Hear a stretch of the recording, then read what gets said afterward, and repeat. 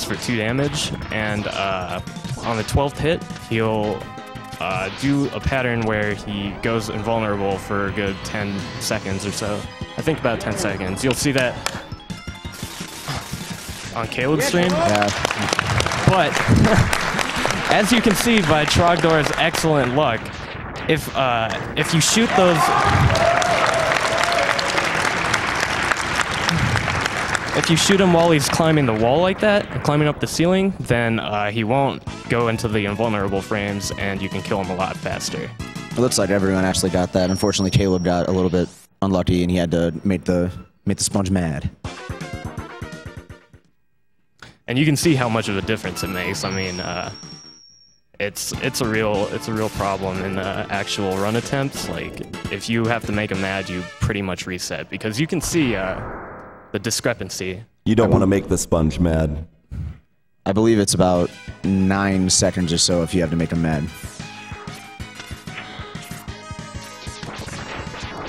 Got $100 from Jarmar. Hey, I just wanted to say good luck to everyone in the X2 race. Also, I'm totally ready for Trogdor, Ivan, and Pi to nail the 3-frame. The best trick. Alright, so we see Ivan pulling slightly ahead here. Now, again, as we mentioned, we're picking up all the upgrades in the game. Now, the arm upgrade, what it allows you to do is get one next level of charge, and it allows you to actually charge all of your special weapons that you earn from enemies in the game. And it actually adds up a lot of movement tech, which you'll see right here. That charge chain can reach really, really far away, and it pulls you close to the wall really, really fast, and it saves a lot of time. Yeah, one of the things in general that makes X2 way more technical than X1 is the burner and the strike chain, because they like really enhance your movement capabilities, as you'll see throughout everybody's runs here.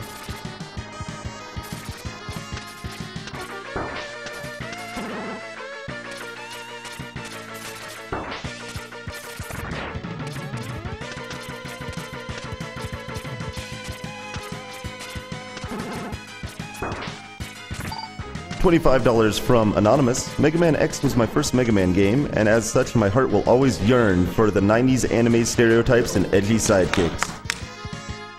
Alright, now, we're going into the fight Gator. Now, Gator has potential to be killed in 1 cycle. However, it's, I believe, a 5-frame window in which you can actually hit Gator before he dives under the ground, under the water.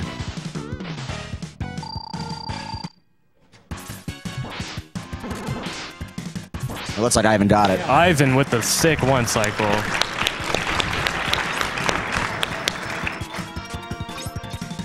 Unfortunately, everybody else had the Gator dive. It is a pretty hard thing to do.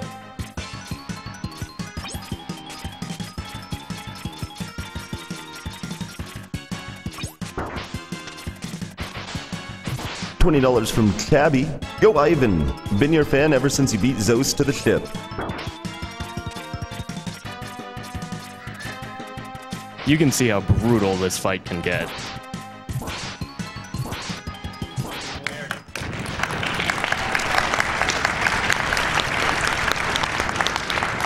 There we go. All right.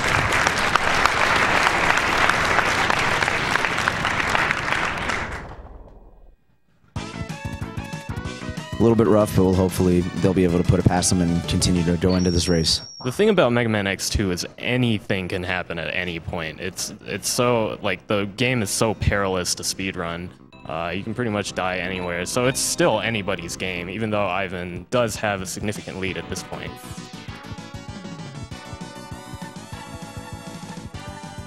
$35 from Czar Dragoon. I've been watching Sgdq every hour I've not been at work or sleeping. I even load the stream up on my phone at the gym.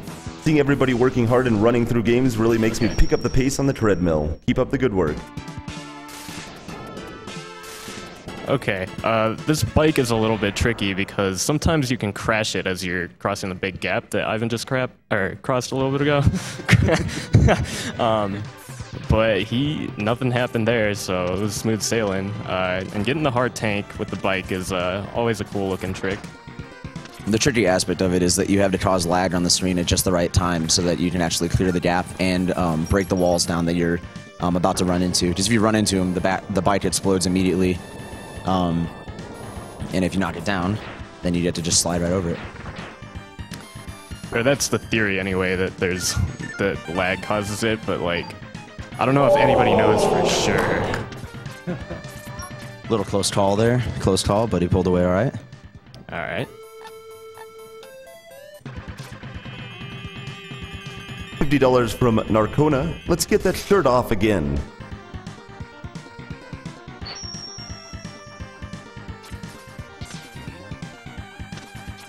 Now the leg upgrade, as you see, allows you to do the air dash. Now, the combination of the air dash and the buster technique allows you to do a neon, which is essentially just a double or a triple jump, which you'll see in the next level here. Ivan just had a pretty good fight against Ostrich. He's shaking his head, though.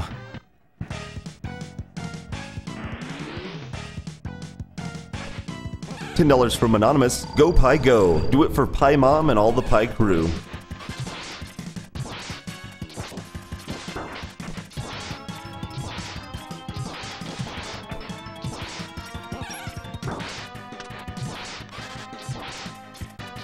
$20 from Phxntxm. Loving the MMX block. Hoping for another exciting race. Yeah, the goal for pretty much any of these bosses is that you want to have them blinking as much as possible, because that means that you're doing damage to them, and while they're blinking, they cannot be damaged again. So you want to time your shot so that you damage it immediately after the blinking phase, the phase stops. All right, so we're about to see a couple of neon jumps here from Ivan. And this trick, you basically charge air Nice. dash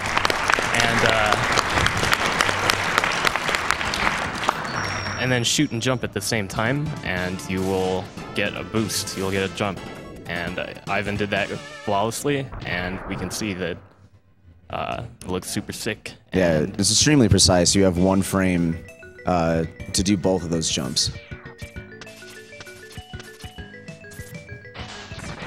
$25 from Choice Bro. Had to donate during the Mega Man block. It is very much my favorite series of all time. These races have been amazing and inspiring. Good luck to the 4 of you.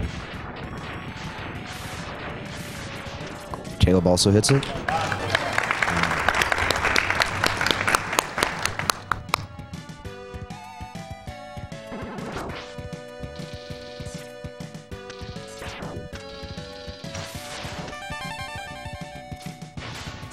$20 from Mecha MacGyver. What am I donating for? Oh right, a good cause. Keep up the great work, everyone.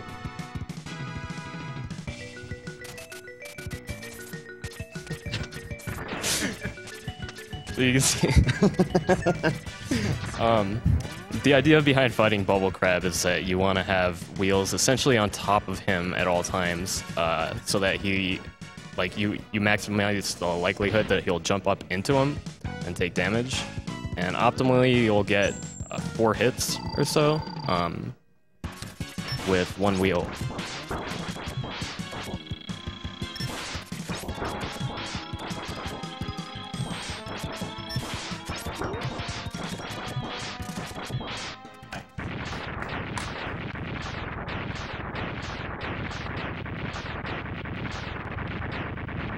We have $100 from Teo26. A pie stream without a subscription message playing. I can't let that happen.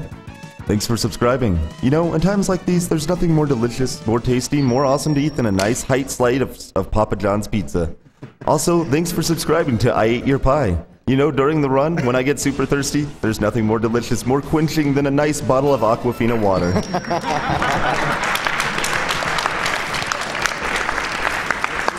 Thank you, Papa John's and Aquafina, for your sponsorship.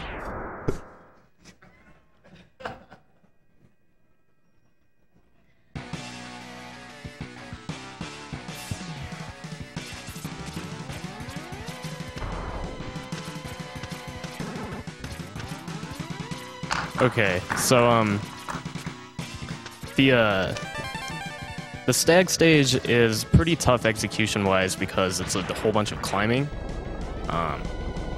which is actually tough with the air dash, as you saw Caleb like kind of have a little hiccup there. Now Ivan fights the boss with just bubbles, and I think Trogdor and Pi do the same thing, but you'll see Caleb fight him by using the Buster a little bit first, and that's slightly faster than just pure bubbles, but it's also a lot harder to pull off. Ivan's still holding a pretty decent lead here.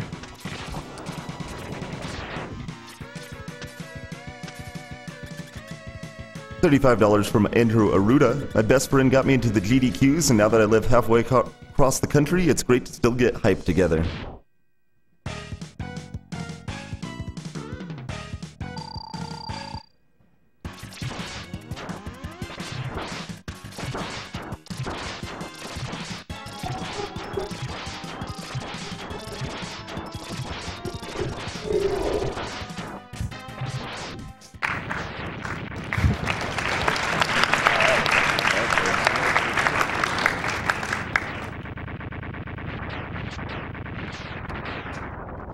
So what Ivan just did there was he got the Heart Tank and Morphmon stage with a Neon Jump, which is basically the whole reason for this route, because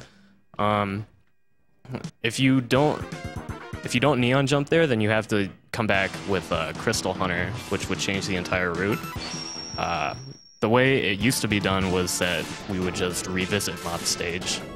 After you beat Snail, because Snail is the one that gives you that ability. You get to shoot a little crystal that can freeze enemies, and you can jump on top of that crystal. And that's what allows you to make that jump. But with the Neons, we don't need to worry about it.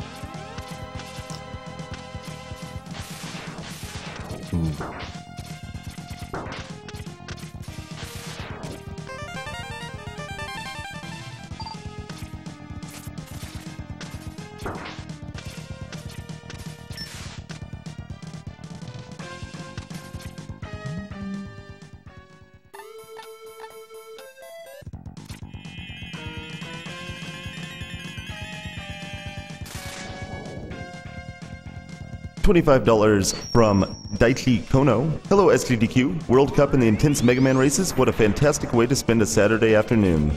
My best friend introduced me to the X Series, and I'm sure he's loving the race as well. Thank you for the non-stop entertainment for a great cause.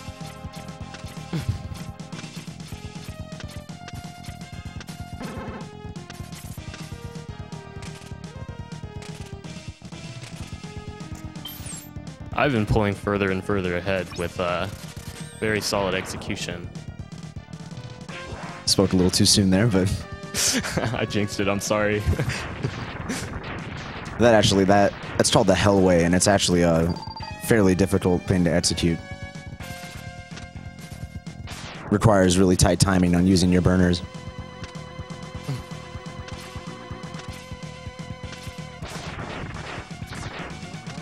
$5 from David M10. Shirtless Caleb means all runners win.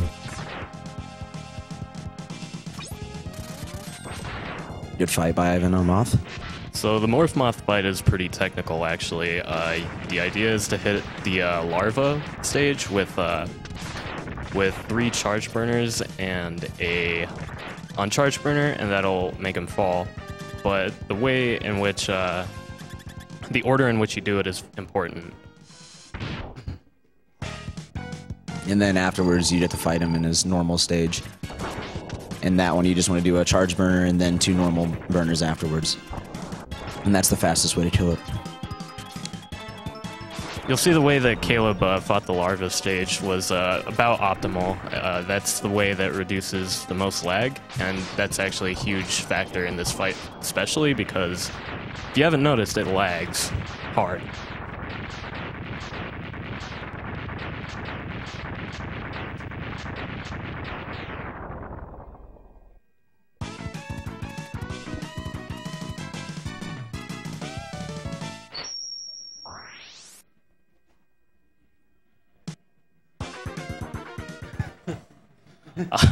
Close call there.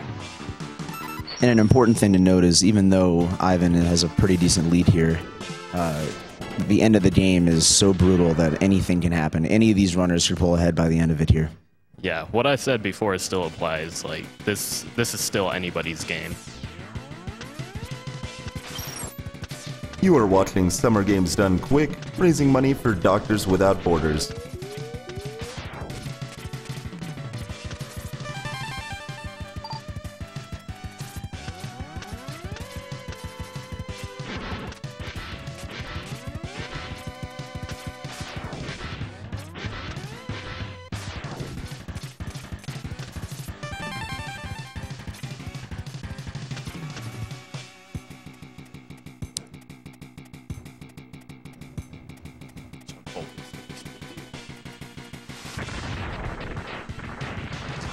Now we come into another fight that is extremely luck dependent. The centipede fight. There are a few different attacks that the enemy can do, and if he gives you the shurikens, which are the little ninja stars, you don't want to shoot him immediately because it'll make him teleport. You'll also notice that Ivan is not fighting him with his weakness, and that's because if you use his weakness and damage him twice, he ends up teleporting immediately after every hit. So the fastest way to fight him is to get him down to just enough so that 2 hits with his weakness and kill him, and then you do it there.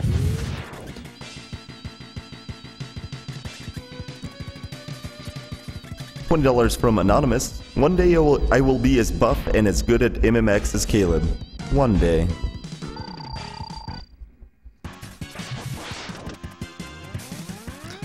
So Caleb gaining slightly here, but getting pretty bad RNG.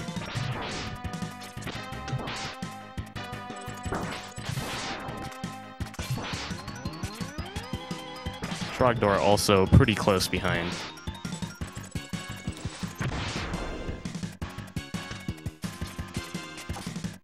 $20 from SN64. Caleb had a very nice fight there. Shoutouts to Pi from your friend Tyrone. Good luck in the race.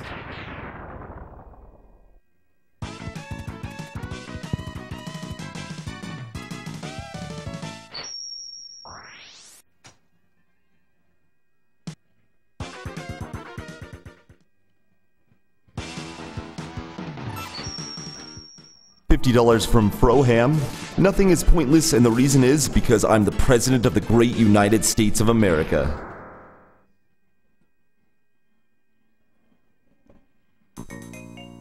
Now, what you saw Ivan do just there was he uses the lag from the burner to actually cause the mini-boss of this level to not even become alive, and you can just go right past it. Saves a little bit of time. So we're gonna see a discrepancy in strategy here. You'll notice that Ivan went down and collected the helmet upgrade first, but Caleb will trigger the crystal ahead of that first, and I believe that triggering the crystal is faster if you do it optimally. But yeah, it really comes down to runner preference, because going down and getting the helmet is usually easier. A reminder that all donations made during this block will be eligible to win a variety of cool prizes. If you make at least a $20 donation, you'll be eligible to win an SNES with box copies of Mega Man X and Mega Man X2.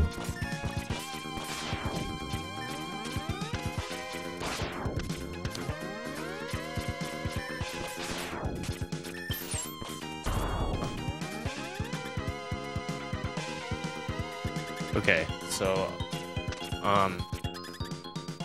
the way to do Crystal Snail, ideally, is you'll want to hit him a few times with Buster Shots, and then set down a Magnet Mine and charge the Magnet Mine, and then finish him off with the charged Magnet Mine. Maybe we'll see Caleb do it here.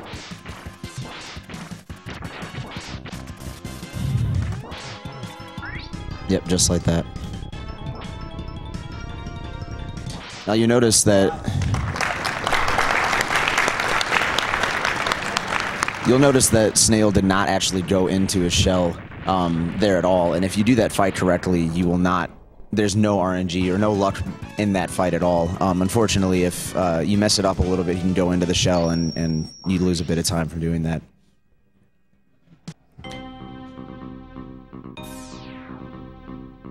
So Ivan's still with the lead going into the Sigma stages, but Caleb is... Trogdor got the kill on Snail as well. Okay.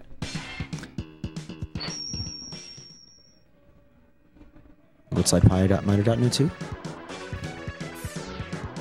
Pi Very gets nice. it as well. Very nice.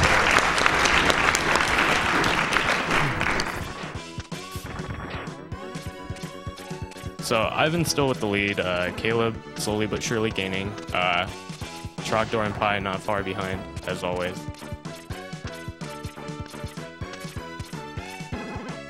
Yeah, this is really where the game starts, is actually going into the Sigma stages. There's a lot of technical movement, some pretty cool skips, the elevator skip, which we'll see coming up in the next stage.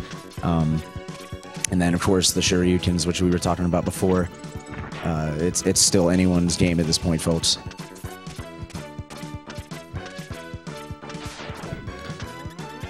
So this violin fight might be the hardest in low percent, when you can't just charge up bubbles, but it's pretty uneventful otherwise. Yeah, fortunately at 80%, all you have to do is you just charge up bubble and stand directly inside of his hitbox, and then that's all you have to do for the fight. There's a little variation in attacks that he can do, which can change up the amount of time that it'll take. Like you saw there, he turned invincible for a second. But overall, it's a pretty straightforward fight.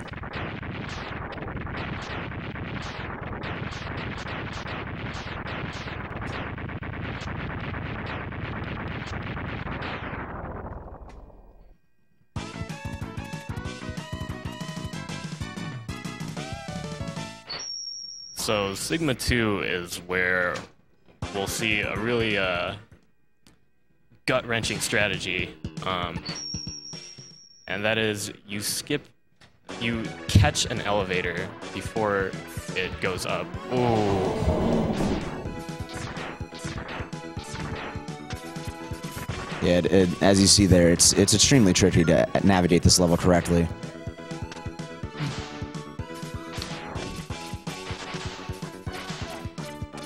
Yep, and Caleb just got it. Caleb gets the elevator skip, solidifying his lead.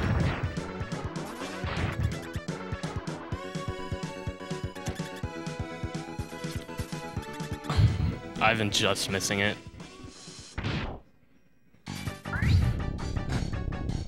And you can see how brutal it is to miss this skip. Yeah, it's a good 20-second loss at least. But still, nice. Trogdor got it as well.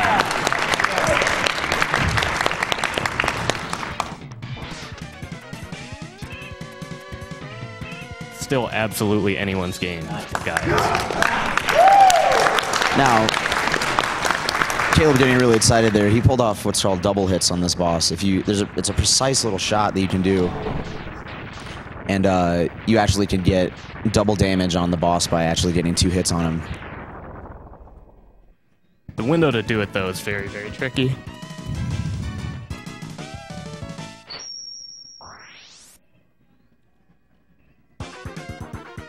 Also, be sure to check out humblebundle.com/Sgdq, where you can get a bunch of awesome games, including Psychonauts, Dust Force, and Guacamelee. Good job, Pi.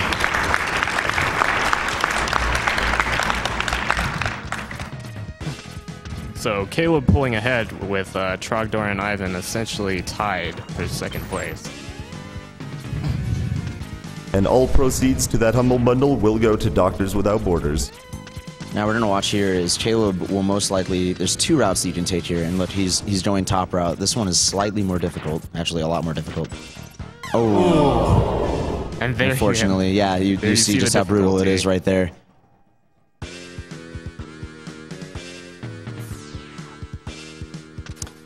So now Caleb's opting to go for the bottom route, which is much safer. And it's only about a second slower.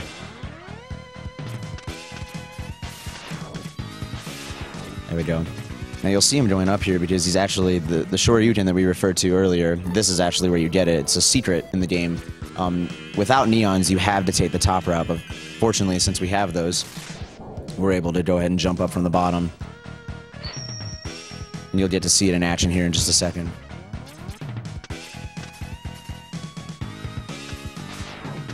Nice Trogdor getting up there as well. Pi finishing Sgdq. $20 from Jeff Luz. I love Sgdq 2014. Shoutouts to the 8-bit crew. Now, Agile, the boss that Caleb just beat there, is basically the guinea pig to teach you how to use the Shoryuken. It's directly above you. The Shoryuken shoots straight up. Trogdor net. Yeah, go ahead. Trogdor getting the sick crystal wall jump over the enemy there. Ooh. That was really close. Agile has... There's a couple times that Agile will go directly right, and you just Shoryuken straight up and fall into the spikes and die. It's not fun when it happens. It's happened to me.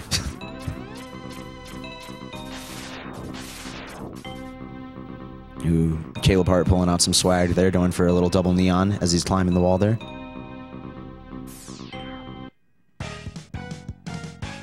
And the Shoryuken rush begins. So the Shoryuken rush is like a huge part of Mega Man X2 speedrunning because you have to hit. Some of them are really hard to hit, and if you miss them, then you lose a ton of time. You'll also notice here that it's basically runner's choice as to which one that you take. You have to do the same movement from the same starting position every time that you go into this place. So it's just all preference on Caleb getting a good hit there. It's all preference on which one you want to go to first.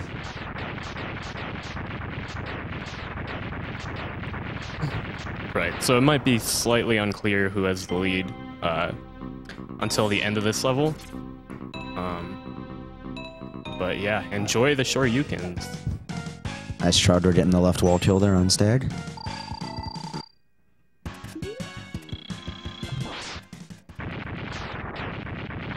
Pi finishing up Agile here. He's just right behind. And again, anything can happen, folks. This is actually where the race gets really exciting. You guys having a good time? There we go. All right, all right.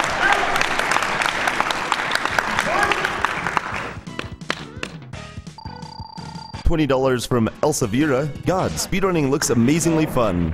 I might get into this. It's for a good cause and the money has definitely been earned. Race hype.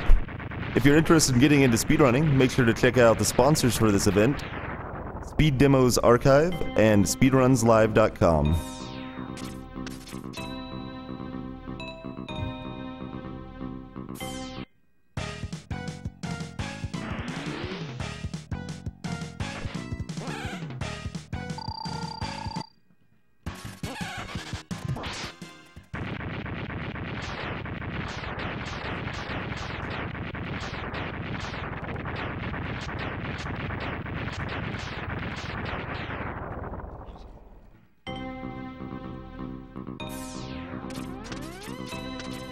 $50 from Serafu.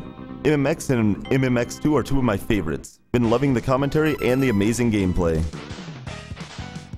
Okay, so Wheelgator is probably one of the toughest bosses to Shoryuken because you can't Shoryuken him with one Shoryuken. You have to optimally, like very, very optimally, you can do one chain and then Shoryuken him, but most runners opt to go for 3. And you can see that even with 3, it's tough to get the timing down. There we go. Yeah, if you don't get the, I believe it's 4. I think that most runners go for 4. At least all the guys in this race will go for 4. If you don't get that 4 chain, Gator can dive under immediately, and you're at its mercy until it comes back up, so you can Shoryuken him again.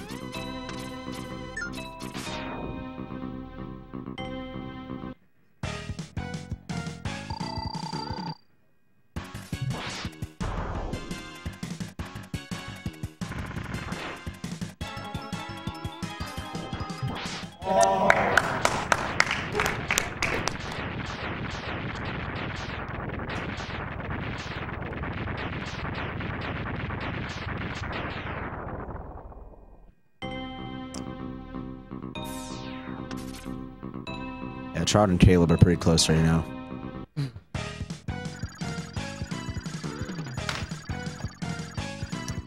And this is the other pretty difficult Shoryuken. I think what Caleb's gonna do here is he's gonna go straight for it. And he got it. He got it.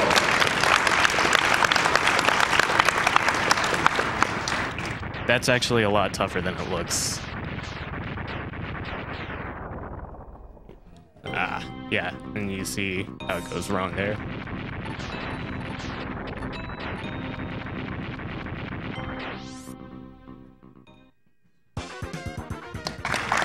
Nice. Good job, Ivan.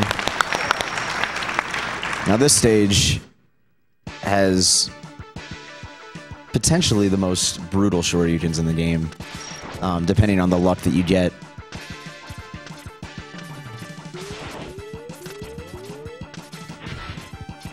All these players are very close, folks.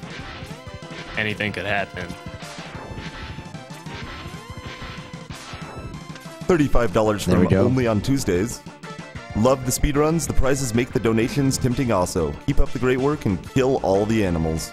And as you saw there, Caleb's Shoryuken is immediately getting into the room there, and that allows you to set up getting 2 Shoryukens on 0. It's actually impossible. Ooh. Oh my goodness. That was an insane recovery. So Caleb making the insane recovery there.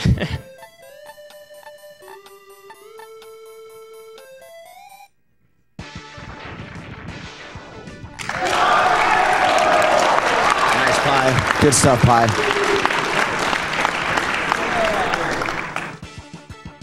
Alright, Trogdor getting the good kill on 0 here.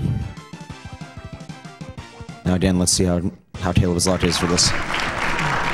I've been making a good recovery on 0 as well.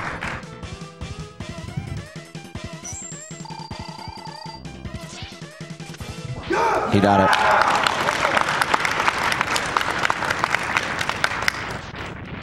Now he's gonna have to go for a tricky Shoryuken here to get a quick kill on the Wireframe Sigma.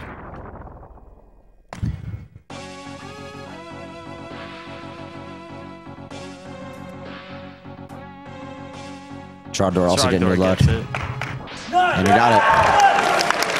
Caleb wins. And Caleb Hart. Caleb Iceless Hart. And there goes the shirt, ladies and gentlemen. It is gone.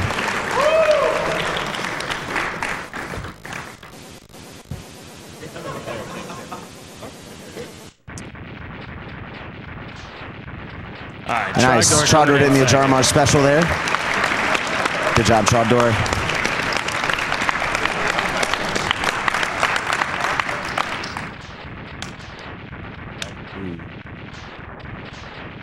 There we go, Pie finishing on 0. There we go, Ivan finishes. Ivan finishing.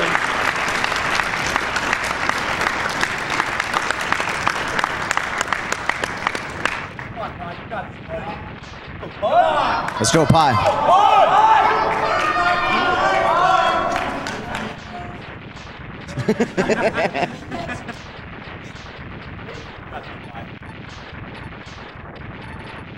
$20 from Anonymous. The Pie family is proud of you, Pie.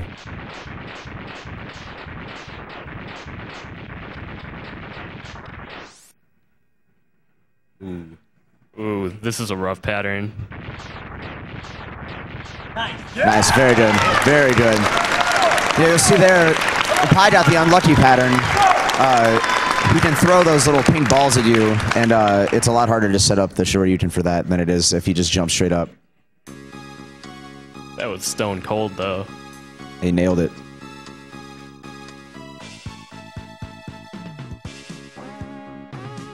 Ooh. It's okay. And it's it. All right, there you go. Ladies and gentlemen, that was the Mega Man X2 race. What a great race. I'm excited. Are you excited? I'm excited. That was great. Congratulations to Caleb Hart and all of our runners here. Let's give them a round of applause, guys. Thank you guys so much for watching. Yeah, I hope you guys are applauding as well from home. And Oh, even the people in the convention center next to us are applauding right now. Oh, yeah. Do you guys hear that? That's how every X2 race ever. Thank you again for watching, guys. Have a good night. Thank you so much. Continue watching.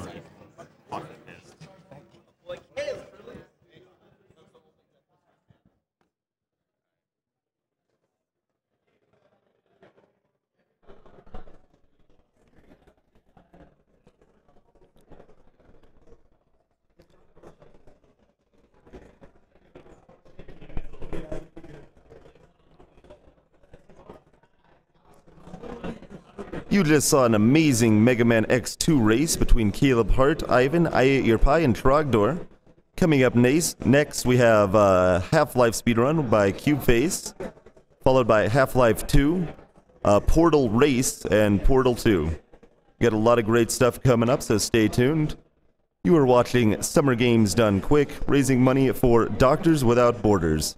Doctors Without Borders is an international medical humanitarian organization created by doctors and journalists in France in 1971. Today, they provide independent, impartial assistance in more than 60 countries to people whose survival is threatened by violence, neglect, or catastrophe, primarily due to armed conflict, epidemics, malnutrition, exclusion from healthcare, or natural disasters. In 1999, they received the Nobel Peace Prize for their efforts.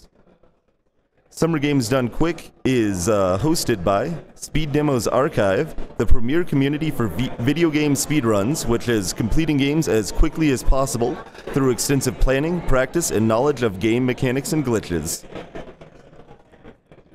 It is also hosted by Speedruns Live, which is the best site to race video games online against others. Players of all skill levels are welcome to join, whether you'd like to be competitive or just race casually with your friends. You can go to their page at speedrunslive.com for more information or just to watch a wide variety of awesome speedrun streams.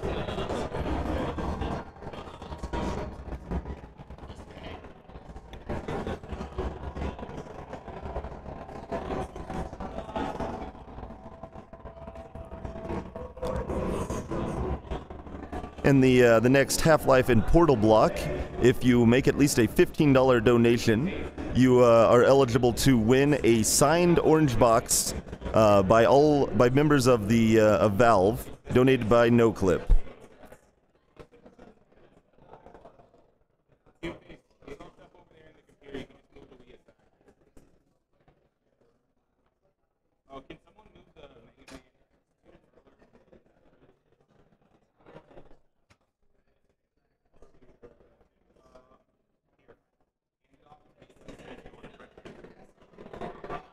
Also, make sure to get in donations if you have a favorite name you'd like to have for characters in Final Fantasy VI coming up later in the marathon.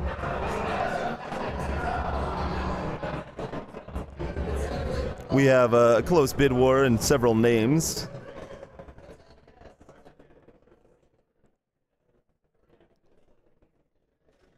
For now, thank you all for watching.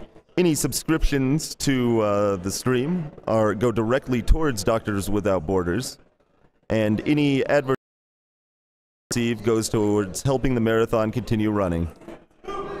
Thank you all for leaving ad block off, and we will return in just a few minutes.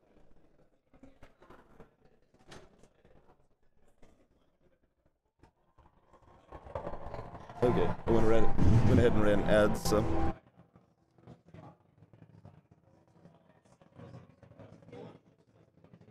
Thank you.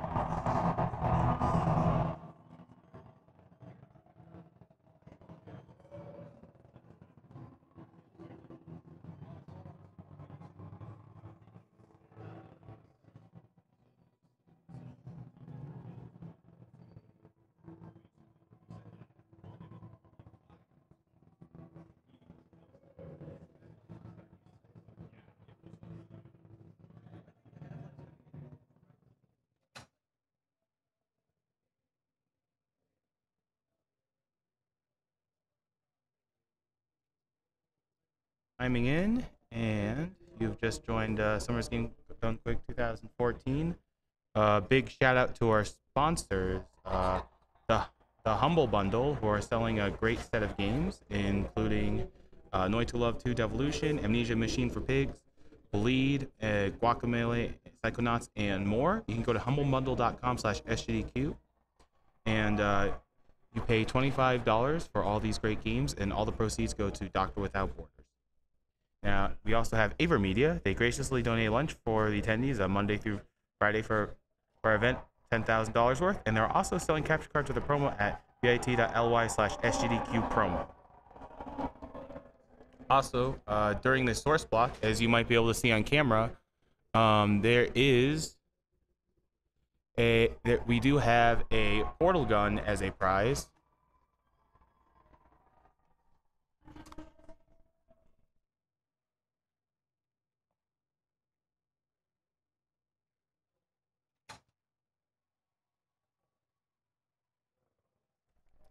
We have a portal gun available as a prize. It is a $15 buy-in for the portal gun. We also have a signed copy of the orange box with Valve employees, including the legendary Gabe Newell, and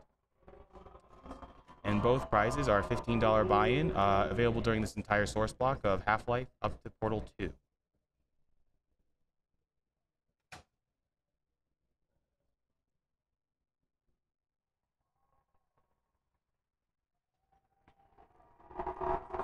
I'd also like to thank the Yeti for their awesome line of t-shirts for Summer Games Done Quick. $3 from the sale of each shirt goes directly to Doctors Without Borders. It's theyeti.com/gamesdonequick, and those $3 would be the profit the Yeti and the artists would normally, the profit that they would make from the shirt.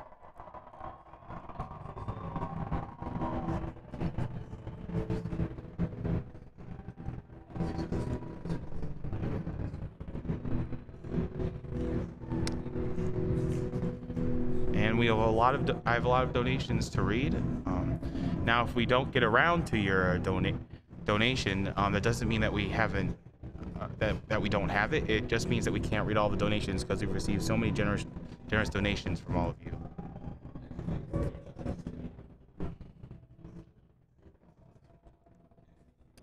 And our current donation total is at $484,356.85. So thank you all for your generous donations. We're almost at the 500,000 mark, and with the Humble Bundle, we're past the 550,000 mark. So thank you everyone who's watching and donating for our success.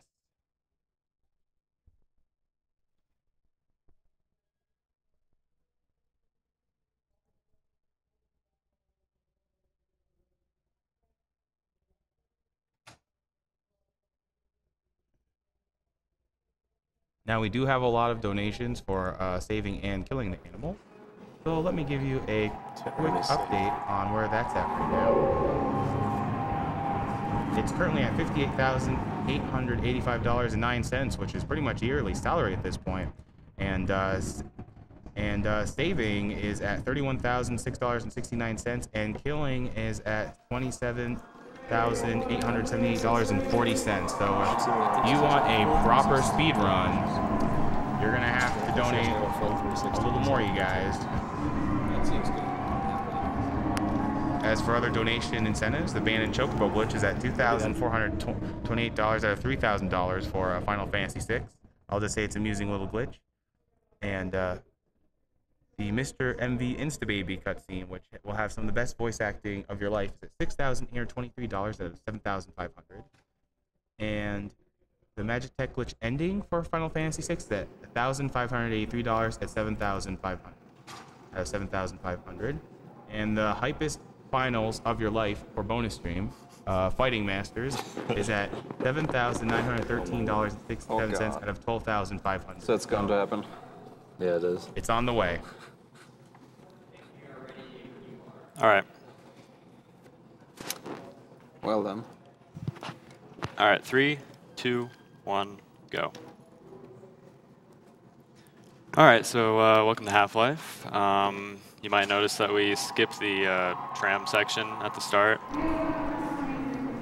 We just go straight to the first map that the game starts on, so just so that we don't have to sit through 5 minutes of cutscene every restart.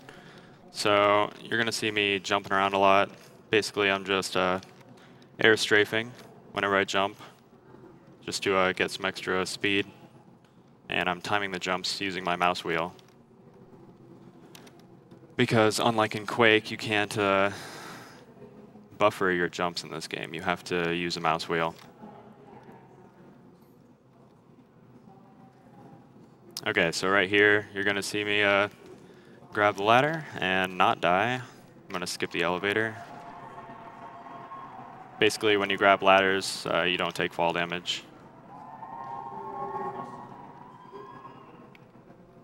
Now I'm going to push this scientist through this door. This is called NPC abuse glitch. It's probably like the most useful glitch in the game.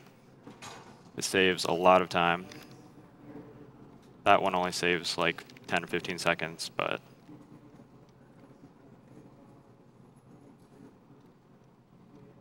it's useful in other spots.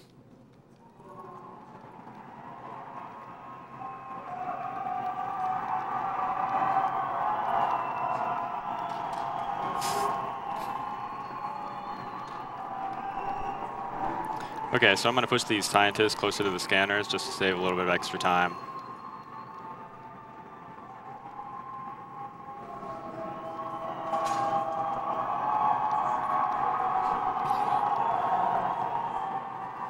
Wow.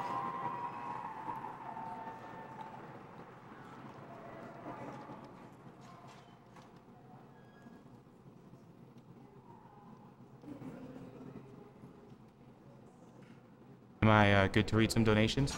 Yeah, there's not going to be anything for the next like 3 minutes or so. Okay, we have $50 from Gowerly. Source engine block for best block. Thanks for another great marathon.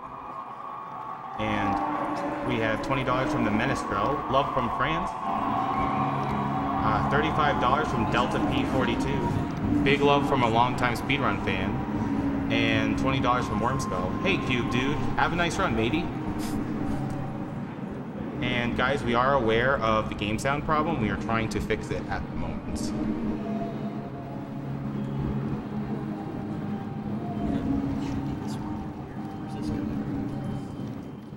That probably goes to my keyboard. So we have $15 from the Crimson Helm. Hey guys and gals, awesome job this week with all the runs so far. This $15 goes to Announcer's Voice. I will put it towards the Mr. MV Insta Baby Cuts. Mr. MV is a very talented voice actor. We have $20 from the Gene Genie. Hi guys, been watching awesome runs all week, but had to donate for the Valve block. Thank you for what you guys are doing. Good luck, Cubeface, on the run.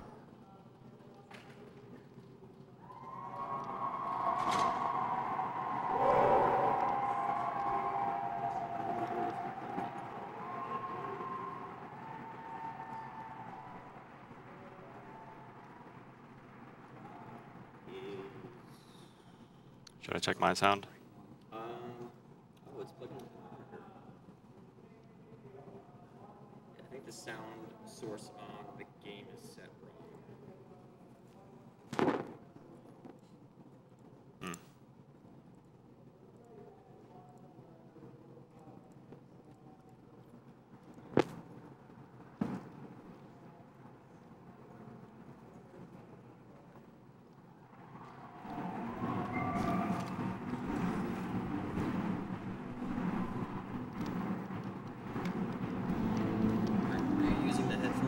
No, I wasn't using headphones.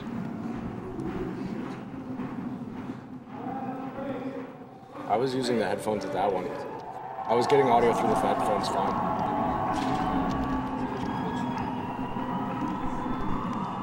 Nice. Okay, so what I did there was I pushed the sample all the way back out, and that's going to be useful for a trick coming up. And I got up on top of this light to avoid a teleportation trigger. Oh, there we go. We got audio.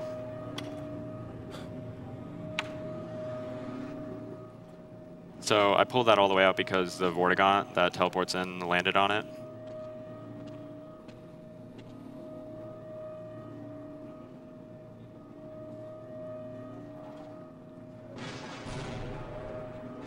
Okay, the teleportation trigger is going to leave. And now I can do this.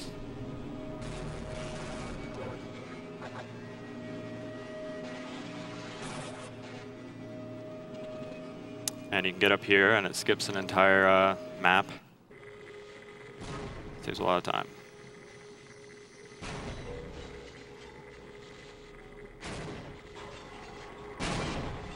So this is really where the run starts.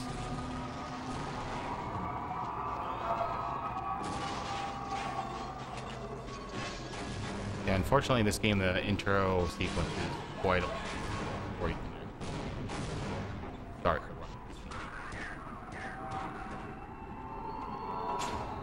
So I usually would try to bunny hop through that window, but I missed that. So we're just bunny hopping through here.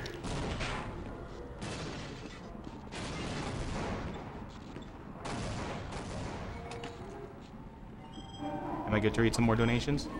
Yeah. We have $15 from Strandista. He says, "Hi guys, I'll gladly pay for a good cause like this, and good luck to the Half-Life speedrun." $50 from Indukar. He says, "Have a money." We have $50, and this person wants to say, "Valve block height." That was the Source Runs, Gocnak, Blue Yeti, Cubeface, Rodrazid, and Zimbabwe. We have $10 from Glassnon CK. He says, "Great event, guys. I love the collection of games this year. Keep up the good work for future events."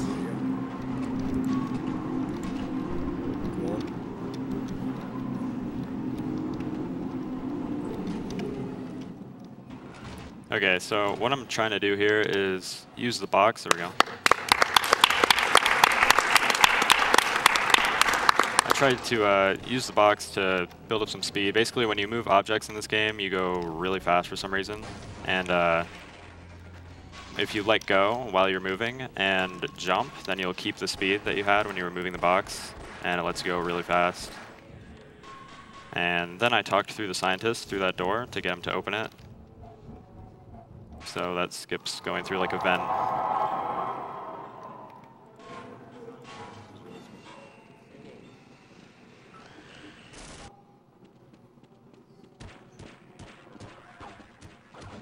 So we're gonna take a secret path right here, grab a shotgun on the way. And here comes another very important enemy abuse glitch. And the thing about, NPC abuse glitch. The thing about NPC abuse glitches is that you can't save and reload in the same map that you're doing them in. It just won't work. So we have to grab Barney and scare him into opening this grenade and into opening this door. Good job. And that trick can be really annoying when you're first learning the game. Even when you're good at the game, it can be annoying. Yeah, it can. Rip that guy. So you can actually talk to this guy in the middle of his speech, and you can push him through this door, which you're not supposed to do.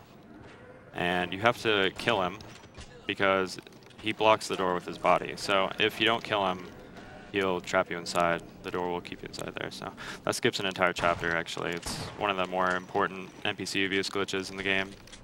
Saves a lot of time.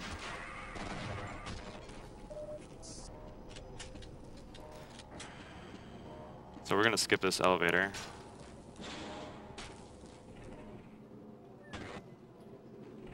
And if you time this correctly, then you'll touch the ladder right there. I was going to jump off this tram and bunny hop, but I'm not going to because I'm not having good luck. I'm playing badly, but it's okay. So now we just take the tram and get the blast pit. So we do have a couple of prizes for this block. We have a Mad Catz Triton headset with a Half-Life and Portal design.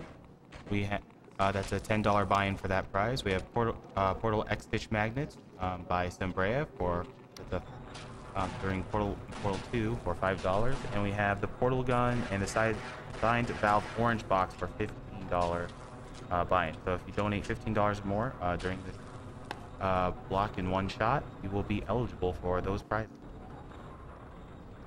Okay, so right at the start of this chapter, there's a pretty difficult bunny hop sequence. I'm actually just going to redo it. It skips the start of this chapter, so pretty important that you get it.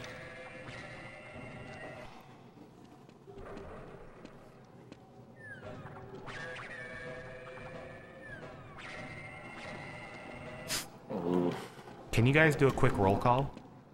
Yeah, I'm Cubeface. I'm Shadow Draft. I'm Cherno. There we go. I'm Zimbabwe. Blood Thunder. Nice.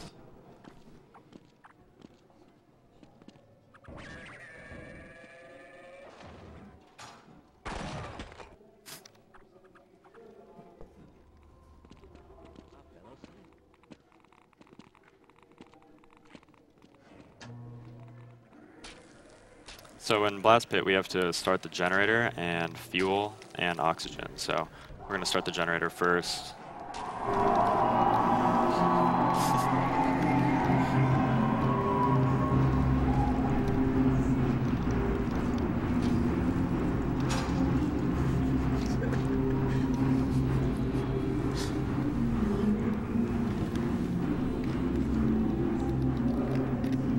Is now a good time to read donations? Oh, yeah. We have $40 from Wild Conjecture. The world needs more first-person crowbar games. $100 from Icewind. I've been waiting for the valve block all week. Good luck to all the runners. We have $25. Second time donating during Sgdq 2014.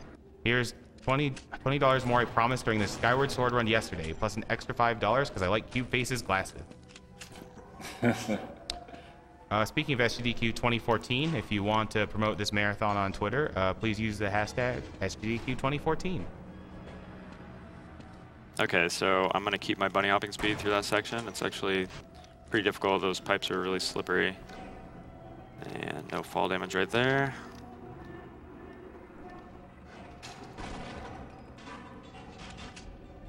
Keep my bunny hop speed through the vent by doing a double crouch, which basically crouches you like faster, so you can get in the spots a little bit faster. Okay, just making sure I hit them. You don't want to forget those, or else you'll have to go all the way back. So.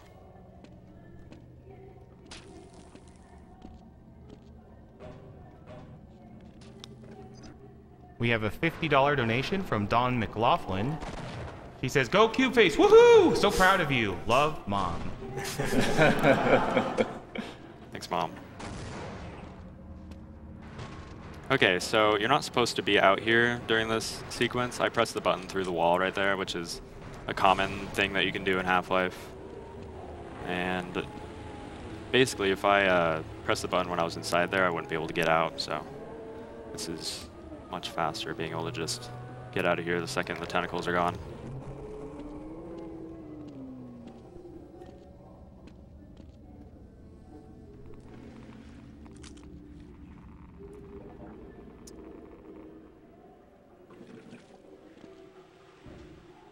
I'm going to try not to take any fall damage in this next spot by landing on the side of this pipe. There we go. And I want to keep my health because this next part of the game is probably the hardest part. Oh. And I threw the grenade at the boxes there to basically get health packs on the next map. These two maps overlay, so if you blow up those boxes, you can get health on this map. Those usually wouldn't be there. And what I did there was I skipped that entire chapter by jumping over the barrier. And usually you would have to have a like a cart thing that you bring over here to break the barrier, but if you skip it and just bunny hop through this section, it goes much faster. So I'm going to do a grenade jump right there to skip the start of this section. And this is why you want to have a lot of health for this chapter, because the grenade jump really takes out a lot of armor.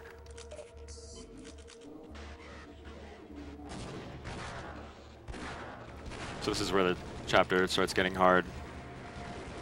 Okay, that was weird. Yeah, I believe with grenade jumps in this game in particular, the amount of boost you get is dependent on how much health you lose to the blast. So having a lot of health is really important for some of them. Thankfully, later in the run, that becomes not so much of a concern at all. All right, I lost a bunch of health in that section, so that was not good. You don't really have any spots to heal up throughout most of this chapter, so. Oh, I'm stuck. That's not good. So if you land right as the loading transition starts, then you'll just get stuck on the floor. It's pretty unlucky.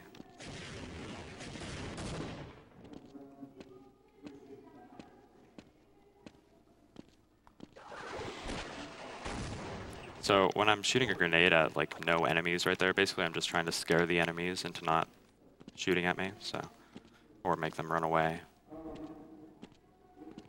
So obviously this is why not taking the car is much faster, because you can just bunny hop really quickly through there. And what you're supposed to do with that elevator is put a satchel charge in the elevator and send it up and blow up the satchel. But you can just throw a grenade through the ceiling right there.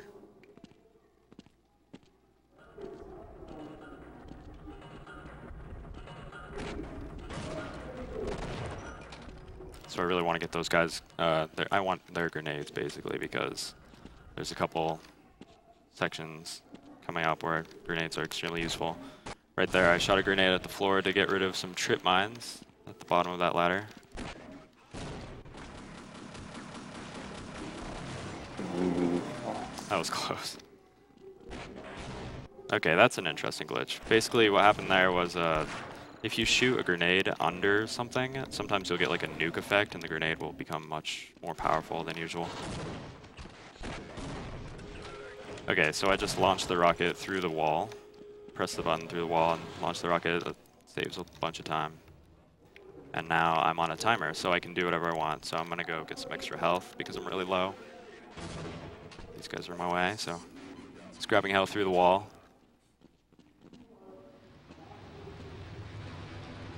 Is now a good time to read donations? Yeah, it's a good time.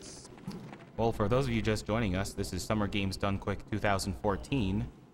We are supporting Doctors Without Borders, an international medical humanitarian organization founded in 1971, and they provide independent, impartial assistance in more than 60 countries to people whose survival is threatened by violence, neglect, armed conflict, epidemics, among other things.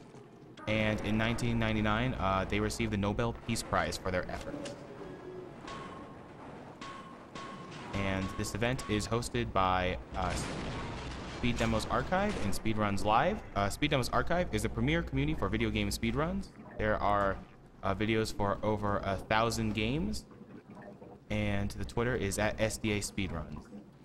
And Speedruns Live is the best site to race video games online against others. Players of all skill levels are welcome to join, whether you'd like to become competitive or just race casually with your friends. You can go to the front page, speedrunslive.com, for more information and to watch a wide variety of speedrun streams.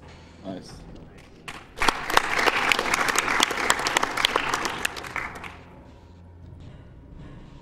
Okay, so this chapter has a couple difficult bunny hop sequences. I got both of them, luckily.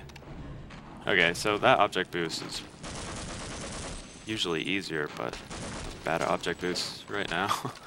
Basically, with object boost, you have to jump 6 frames after you let go. So it's a really fast and precise trick. Really difficult. Okay, so I shot a grenade right there to scare the Vortigaunt into opening the door, because sometimes, I mean, for some reason, Vortigaunts can open doors in this game. Okay, so I'm pretty low on health and armor, so if I was a bit higher, I would be able to do a grenade jump and save a couple seconds, but I'm gonna play it safe.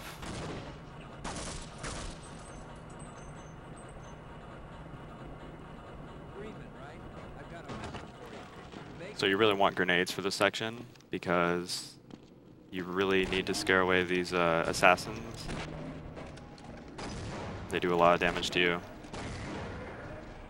Oh wow, I actually didn't open it far enough. You talked a second ago about having to jump 6 frames after you let go. A lot of stuff in this game is dependent on frame rate. Unlike the later Source Engine games, Half-Life on the Gold Source Engine is dependent on frames, not ticks. So altering your frame rate can really change how glitches work. Yeah, so what happened there was you get teleported into a dark room when you're getting beat up right there. And what you can do is you can use that health pack through the wall. So if you just move forward and strafe a little bit, then you'll be able to use it.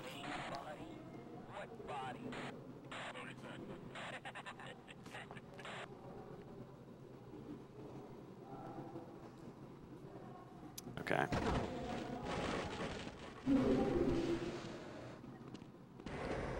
We have $32. This person wants to say $32 for the awesome 32 bits powering this Half-Life run. You are all amazing. Thanks for the event and this unselfish cause.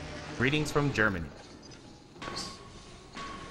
So you can keep your movement speed through that section. For some reason, the pipe, after you get out of the trash compactor thing, is it sends you flying like really quickly. So if you land on the cliff, you can make sure that you keep your speed without losing any health and go really fast through that section. And this whole chapter is kind of like an obstacle course. It's a bunch of stuff that you have to do. Lots of bunny hop sequences.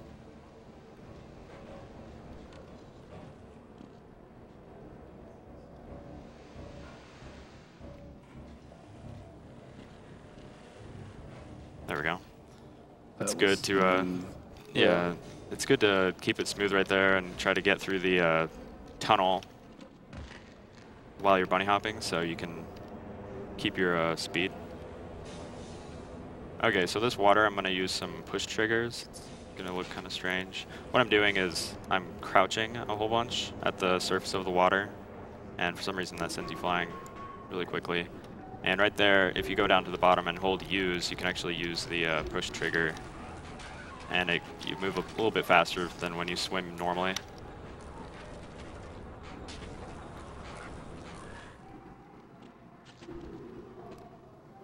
I have an announcement to make. The Humble Bundle has now raised over $75,000 for Doctors Without Borders.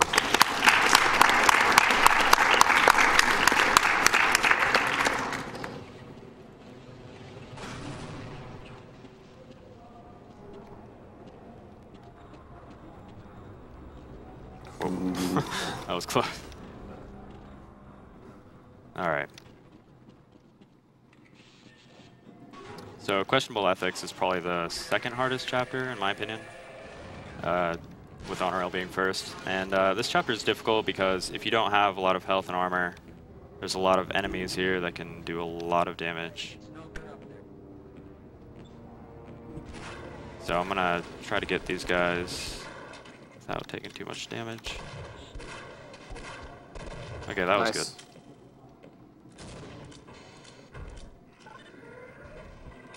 I want to get the crossbow. It's really useful. Okay, so you shoot those guys so that they don't bother you. You got to shoot the server to open this door.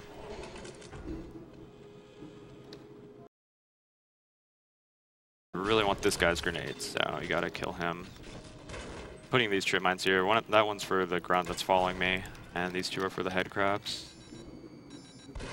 Shoot the glass to set off the trip mine. Now this section of the game is really difficult and kind of RNG based. Okay, I got good RNG right there. The shotgun guy, usually he'll run back into this room and your satchel won't get him, but he ran towards the satchel, which is really good. So he basically just killed himself for me, which is nice. Okay, that was smooth. Sometimes a head crab can survive.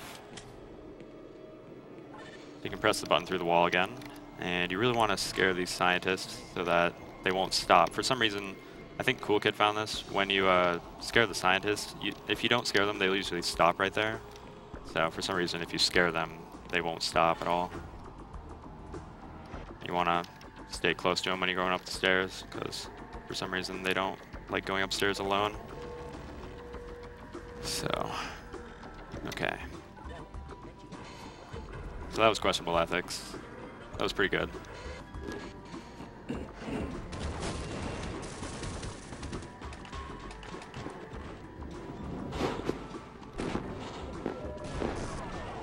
Am I good to read some donations?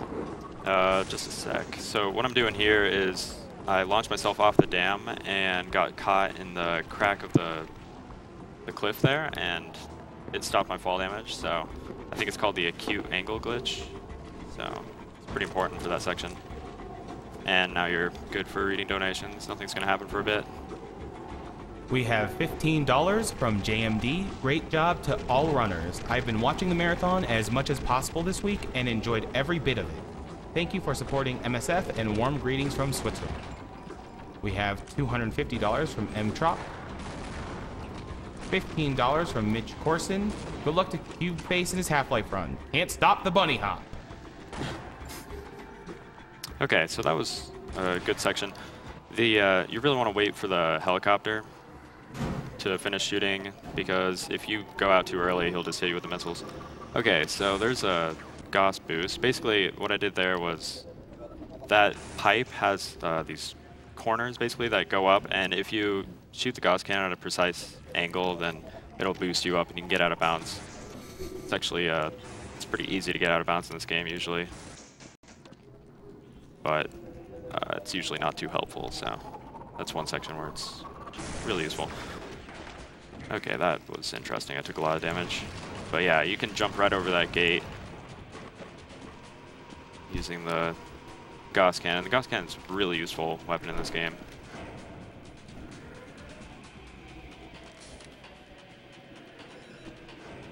So you can skip a lot of this section just by jumping over the fence. I don't know why they didn't expect people to do that, but it skips a bunch.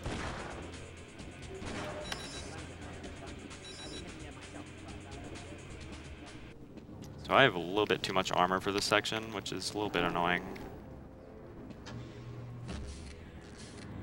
Usually I would do a self-Gauss, which is basically when you shoot a wall, certain walls will bounce the damage back at you, and it'll boost you up a little bit, so.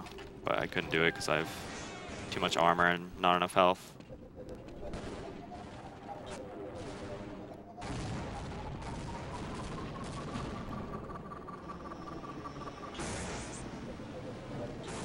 So I'm out of bounds again. You're not supposed to be up here at all.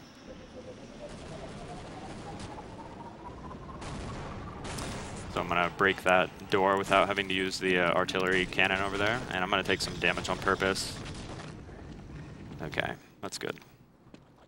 And what I did there was I just took damage to get my armor lower, because if you have too much armor, this grenade jump becomes impossible. You need at least below 25. Okay, so this section is really important to get correctly.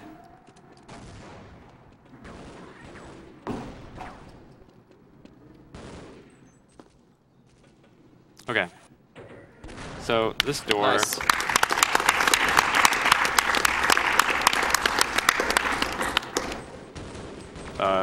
Every door actually in this map is really special because some programmer or map maker decided to give every door a -1 damage value instead of a +1 damage value, which basically makes the door heal you instead of hurt you. So I'm gaining 1 health every frame, so I'm getting 100 health every second.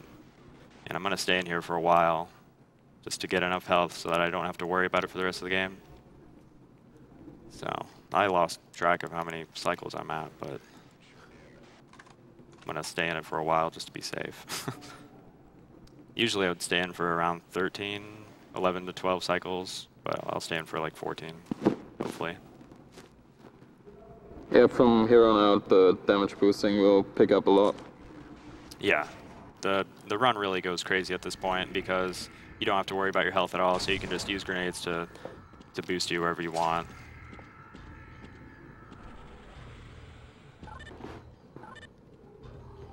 And we have to do this to break the door. There's another way to break the door, but it's pretty much TAS only. Using saves to switch weapons and shoot like instantly, but you can't do that. Or this category, I guess. It's supposed to be single segment, but... Shoutouts to Quadrazid and the rest of the Half-Life 21 crew. Yeah.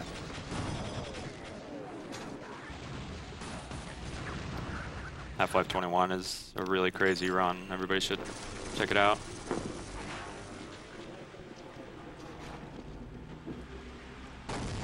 Okay, so we boosted over. Yeah, that's a tricky boost. It's sometimes you just won't get it. The water can be kind of annoying and it'll keep you down sometimes.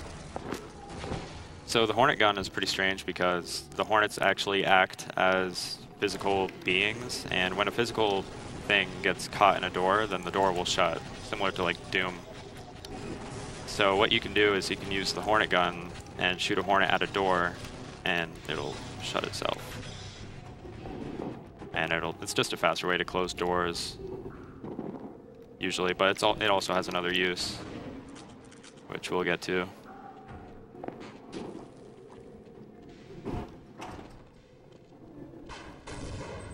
That was good. Alright, I have no magnum ammo, so this is going to be a tough trick. There's another NPC abuse glitch here, which only saves around 15 or 20 seconds, but I don't think I'm going to get it this time. So I have to kill all these alien grunts.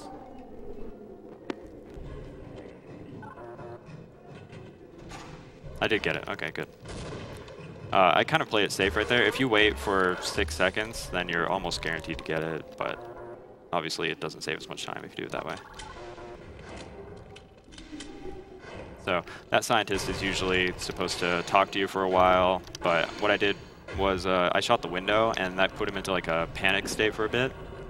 And then I threw a grenade pretty close to him, which scared him into opening the door, which skips his speech, basically.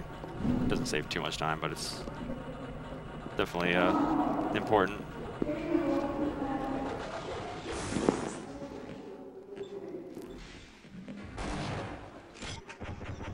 Okay, so Lambda Core has a couple crazy tricks.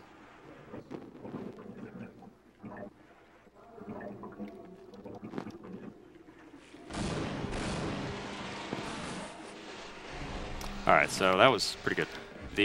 There's a double grenade jump right there, and what I did was I just used a frag grenade and then switched to my AR grenade just to get up that silo like really quickly. And you can use one grenade right here and just strafe around that.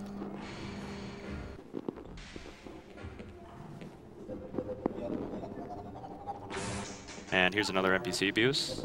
If you shoot this guy through the wall, he'll try to kill you. So he'll open the door. And he gives you time to get some ammo. And he also opens that door. So just by scaring him with the grenade right there, he opens like 3 doors. And that skip actually saves 2 minutes. So that's a really important glitch, and it's really easy. Usually the easy glitches are the most important ones in this game. Okay, so I died, so I had to reload. That's why it was black right there. For some reason, the hitbox of that floor just extends so far. It's really strange. Okay, so now we're in Zen. But yeah, that skip that saves 2 minutes. Basically what I did was I shot a hornet, and it disabled a death trigger for like half a second, which let me pass through it. You're usually supposed to like fight a bunch of aliens off and stuff like that, but you can skip all that, so really important glitch.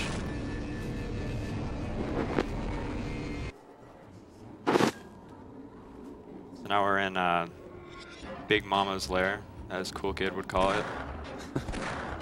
This is the Gocnak.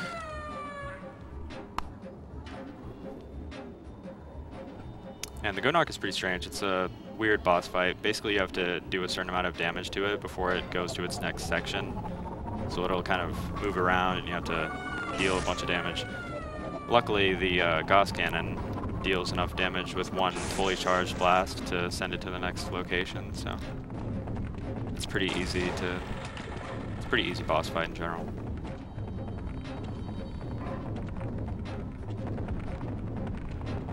So you have to do enough damage for it to open the gate or whatever it is.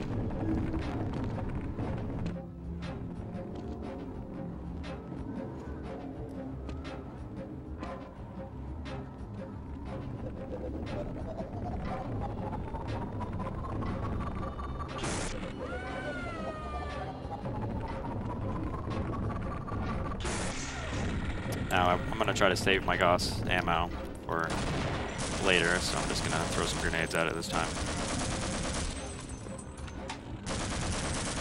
There we go. That was weird.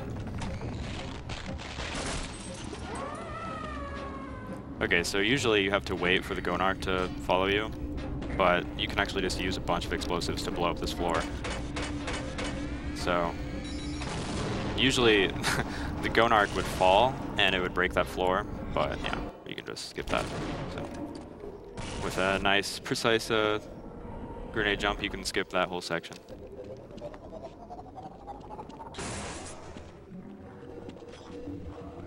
We're going to use the Gocnak to go quickly right here. Alright, that was interesting, but whatever.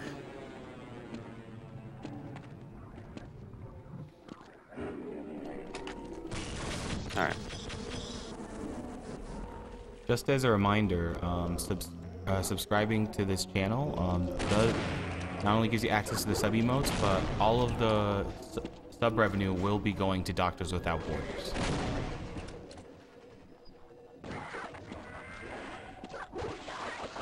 So just using grenade jumps to get through this, get through Zen easily.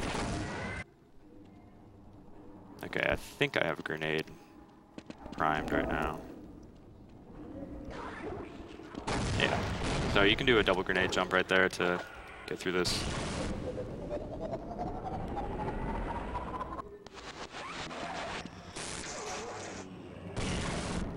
That's good.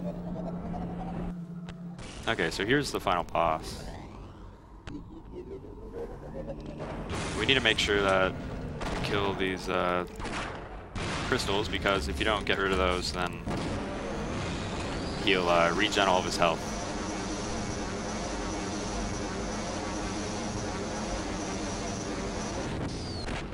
And now you just hide behind this spike and shoot at it. And it's probably dead by now, but you have to wait for it to open its head before you can deal the finishing blow. So get ready on time.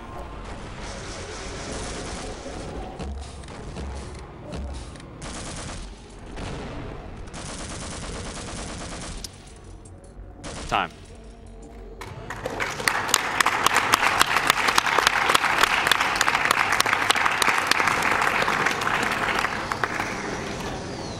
$37, that's good. Whoa. Oh, good ending. That was interesting. Yeah, I guess.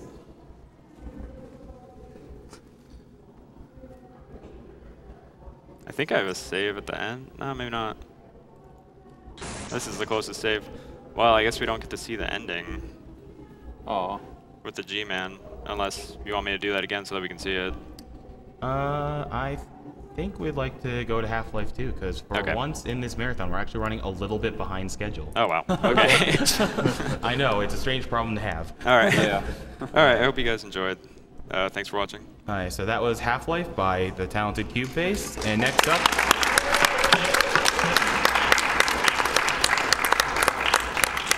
And next up is Half-Life 2 with Gocnak, which will be a treat. Go Gocnak! Yeah. Nice run, Cube. Good job. Yeah, I can fudge off. And while we set up, just stay tuned as we're going into a quick commercial break. Yeah, easy. Yeah, You let's can save go. 3 minutes on my PB. Do it. You better record demos.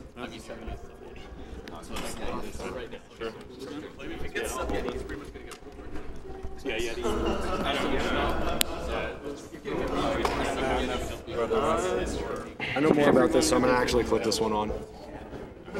Yeah, saves everybody who wants to college.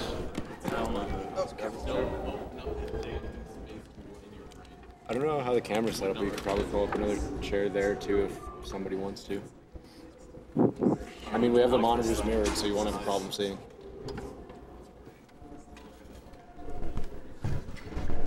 Ferret. Come sit next to the couch. Why not? Ferret, you run this game, don't you? Technically? You run games on the same engine as this game, kind of. Yeah. You got sub 2. He did. Even RTA. No. I remember when sub 2. Sub 2 was like back in the god day. time. Back in the day when sub 2 meant something. Yeah. And then everybody just quit. You found something. Does everyone have lav mics? Oh, we have a fuzzy thing. Oh yeah, we should get one of those, eh? Thanks, man. Yeah, A. Hey, There you go, A. Canadian, eh?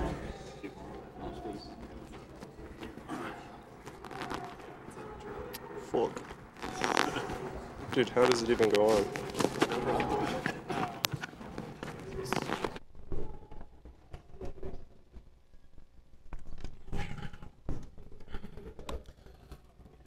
Welcome back, and for those of you just joining us, this is Summer Games Done Quick 2014. All donations are going to Doctors Without Borders, a fine humanitarian medical organization founded by doctors and journalists in 1971. And they provide aid and impartial assistance to over 60 countries whose people whose survival is threatened by violence, neglect, or catastrophe. In 1999, they received the Nobel Peace Prize. Our current donation total is at $443.71. Thank you all for your generous donations, and we're very close to that 500,000 mark. We also have some new donations. $15 from Edrified. Good luck on the remaining runs and congratulations on the incredible marathon. It's truly staggering to see the amount that has been raised in these marathons over the years. The runners and volunteers who dedicate their time to these events deserve a massive round of applause. Keep it up. Shaggy158 says Half-Life hype, Half-Life hype, Half-Life hype. Maybe we get 3 times as hyped. Maybe Valve will release Half-Life 3. Such an awesome franchise. Fantastic event, guys, and fantastic job to everyone involved. Those doctors will have all the borders they could ever dream of soon enough.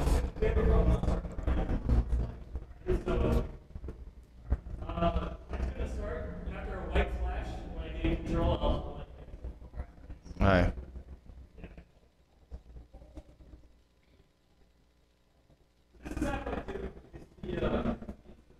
Speed game, isn't that right, Cherno? No. All right. So Cherno's on my side. So this is the sequel to Half-Life. Its movement mechanics are a lot different, though. For one, the game came out in 2004, and back then, the main method of bunny hopping was holding W and jumping. And Valve eventually patched that out with the Orange Box version, which is now currently this version on Steam. And that's the two distinctions. There's old engine, which is forwards bunny hopping, and the newer engine, which we do some kind of weird backwards hopping. It's called ABH, or accelerated backwards hopping. And you're going to see how fast it goes. If any of you have seen Super Mario 64, it's kind of similar to long LBJs, long backwards jumping. But we cannot clip through walls, unfortunately. If we could, this game would just be completely broken. So, start time. So right off the bat, we're in this train. I think like the story picks up after we're, in stasis from G-Man. Those credits, though. Yeah, those are all my donators in the bottom left. Shout outs to them. Shout outs to them. They actually got me here. So yeah, every single one of them. They are very helpful. So this is ABH. Yeah, it's pretty fast. We do two different, there's two variants of it.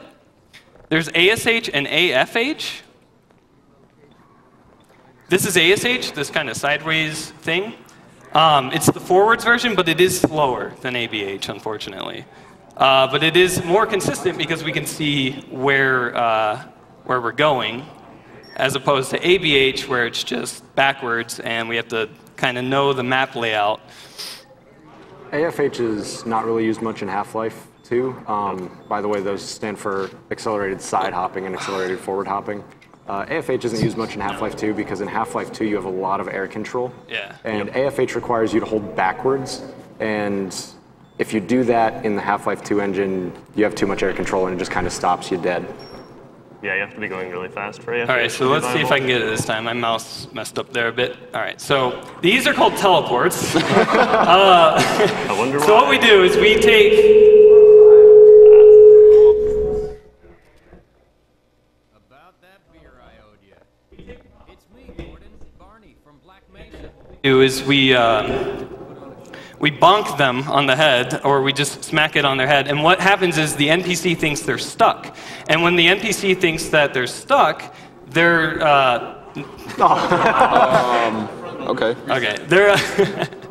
Their main response is to just teleport right to where they need to go. They actually have waypoints on the ground, so we try to just bonk them on the head with any object. It doesn't actually have to be a book. It can be whatever, and they just go to where they need to be.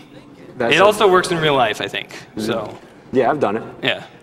Some objects do work significantly better than others, and you'll see him try to get specific objects for teleports later in the game. Yeah, generally flat ones. Yeah.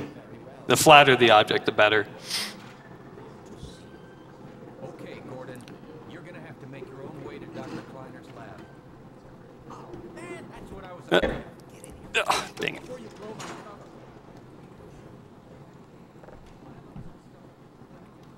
Am I good to read some donations? Yeah, go ahead. We have $100 from Peter Mellon. He says, thanks to everyone involved in making Sgdq a thing. I agree, Peter. And we have $15 from Spectacular 101. Hey all, this is my first Sgdq, and I'm enjoying it so far. Good luck to all the runners. Also, hopefully more donations from me. So I tried to click through that guard right there. Because that guard is like scheduled to go to that spot that he was at a specific time, we can actually get there fast enough to go right through him. But, I mean, I messed that up, so. Yeah, not a big deal. Yeah, it's not. I could just jump over him. I don't actually have to. Yes, sell those things! Yeah, let's market some Half-Life 2. Yeah! So apparently there's like a market convention going on, like to our right, and then to our left there's some fiesta, like whole thing going on. It's absolutely crazy. It's really crazy over here in Denver. So if you see applaud for like any applauding for my mess ups, Nice. that's not from anybody here. Forgot to make the bind. All right, that's all right though. So yeah, I'm gonna grab this box because it's able to be tilted, and we're gonna do something with Alex over here. Oh wow. Swing and a miss. Jerks. You can read the donation. So this is the part of the game where we're introduced to the most annoying character in the entire Half-Life series. What about Barney? Okay, second most annoying character in the entire Half-Life series. Well, in this run, yeah, Barney's not too annoying. Yeah, 'cause It's we more, skip him. yeah. Fast Alex is the more annoying thing because we skip. Yep. Yeah. Oh, perfect rotation here. Okay, well, somewhat. Okay. So I don't know. I think it was Nubist who found this. Shout outs to him. He's European, so he's not here. You can put an object under Alex. You can actually make her bounce. Okay. And dang it! It got from underneath her. You can also move her into position. Yeah. Talk to the borders, yeah. Doctors. I don't know what they're yelling No about. borders. All right. So let's see if we can. Ooh, oh, okay. In case it hasn't been made clear yet, the source engine is broken. Yeah. A lot. A little bit. Teensy smidge. That's normal, dude. So this is a giant cutscene that we cannot skip. Yep. Cutscene, though, I say that kind of sparingly. Cutscenes in these games, and this is kind of how the game is so revolutionary. You're in the cutscene, so you're pretty much just watching NPCs do whatever. So, I mean, we're bonking them, we're getting them to do what they need to do so we can go on with the run. Like, that's what cutscenes are. So we can't necessarily go and like play some other game or go and get a drink or whatever, because you need to be in here because there are certain triggers and whatnot. But you definitely need to, like, you can't like do anything worthwhile except jump around, like mess around with the lab. It's just, I guess this is what turns some people off from running it, because there are quite a bit of these places.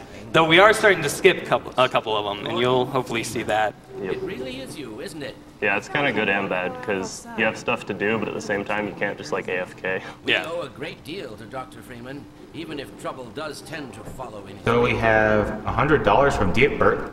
Says, I've been looking forward to the Half-Life and Portal runs all week. Although all this year's Sgdq is great. Shoutouts to the Priester channel. for our resurrected teleport. We have $42 from Pinjasaur. Roses are red, violets are blue. I love Valve as much as the next, but it really sucks that they can't count past 2.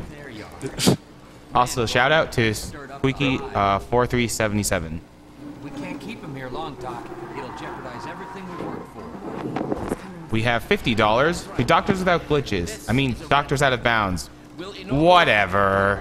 All right, I just saved 3 frames right there. Nice. This might be world record.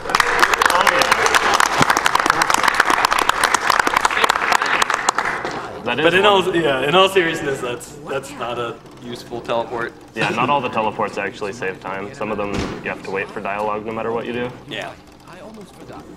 Barney, I'll give you the honor. I've got to get back on my shift, but okay. So now we get the suit, which allows us to sprint, because if walking wasn't enough. Yeah, that's pretty much all this cutscene's useful for. Never fear, Gordon. She's de-beaked and completely harmless.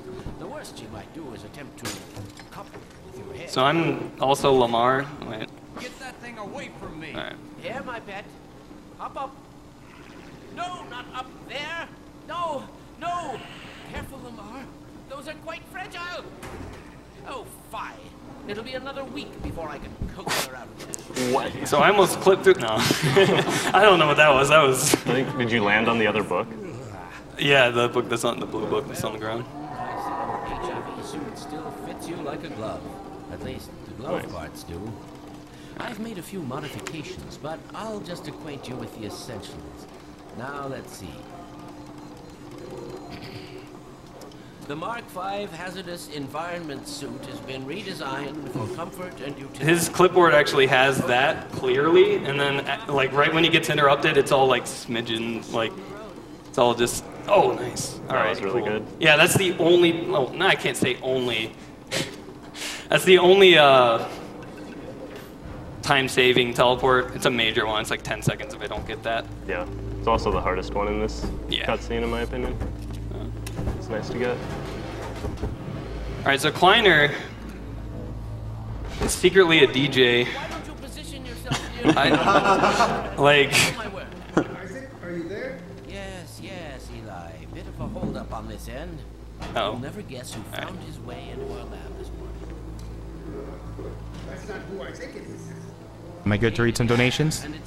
Yeah, go ahead. We have $15 from Young90. First time watching Sgdq. Great event for a great cause. Keep it up, guys. P.S. 4 couch commentators, 1 speedrunner. 4 minus 1 equals 3. Half-Life 3 confirmed! Damn it! I can only imagine chat right now. The jokes. Yeah, I get it a lot in chat too. It's like. Yep. That was my first one. We have $100 from Tim Williams for Gocnak's Half-Life 2 run. I earned physics degree, and trust me, everything Gordon Freeman does is real. So I'm spamming E.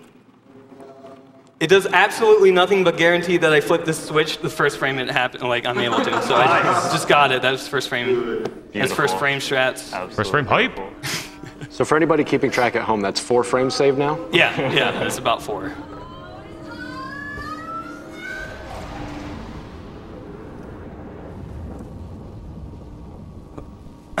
So, Well, did it work? I just want to talk about one of my favorite past Half-Life 2 runs.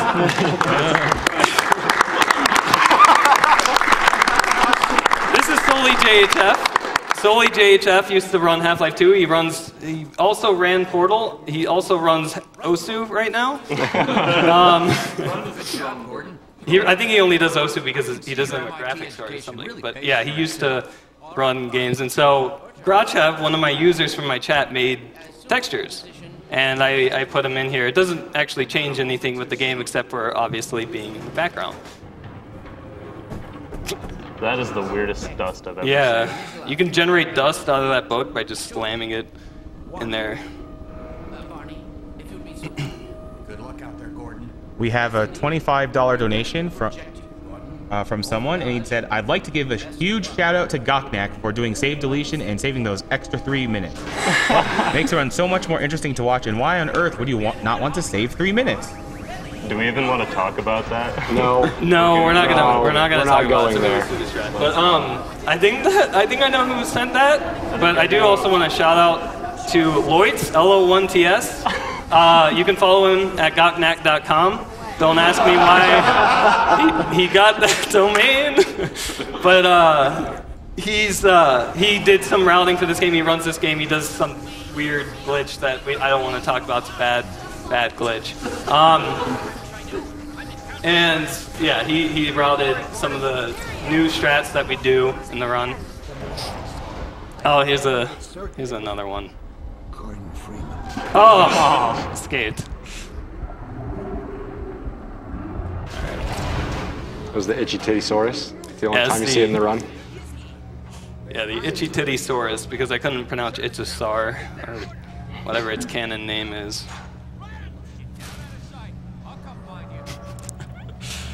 Alright, so we're free. We're out of this cutscene, kind of. So this place right here, we normally get the crowbar. That's slow. So what we do is we take this barrel, and thanks to the Havoc engine, we can jump off of an object, pick it up again, and continue that. Oh. Good rotation. It's a certain rotation for getting that through. So that's called wall climbing, and we use it quite a bit in the run.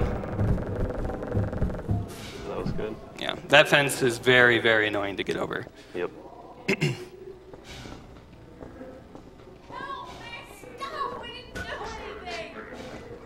Am I good to read some donations? Yes. All right. We have $300 from Seductive Spatula. Good name.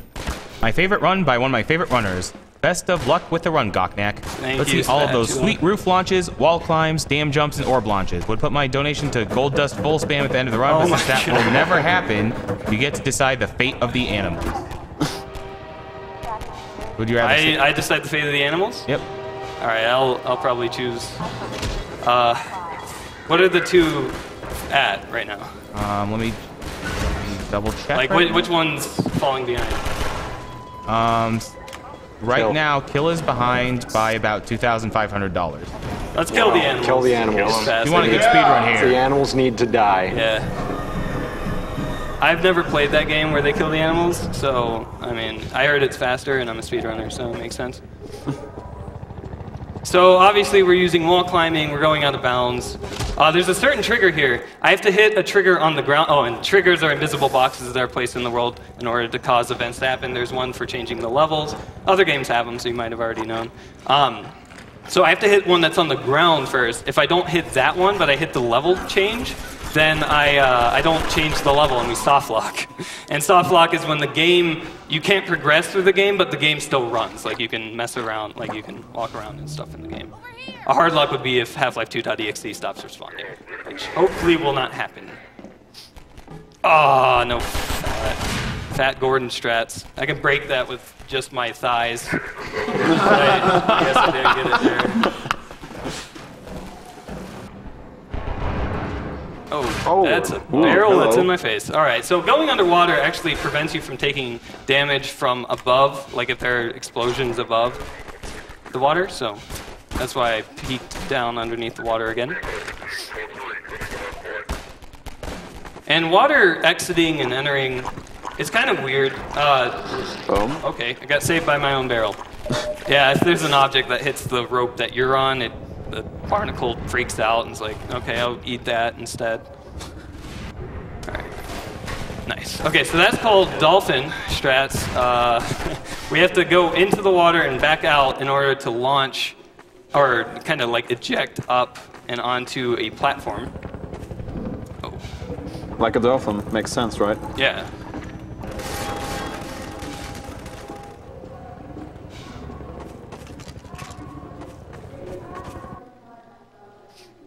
Now we meet Tyrone. Or Leon, or, I mean, it's any NPC in this game.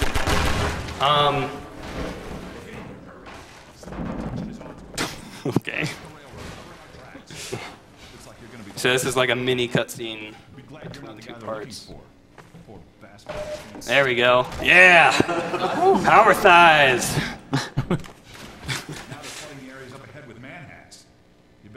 We have a $75 donation from Railcoon. Couldn't make it to Sgdq this year, but hoping to make it next year. Great event, and I'll see you guys at HDQ. Tara needs to be named Cherno, because Cherno is a cutie.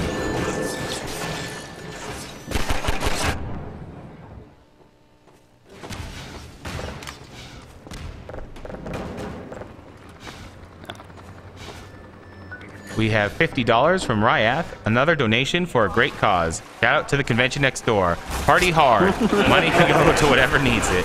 The Fiesta or the marketing one? All of the parties. Oh, man. So I got caught on the guard there, so I didn't get first cycle. Like, literally first cycle. It rotates. But, it's alright, because it makes us regen more suit, so I had more suit throughout the entire underwater section.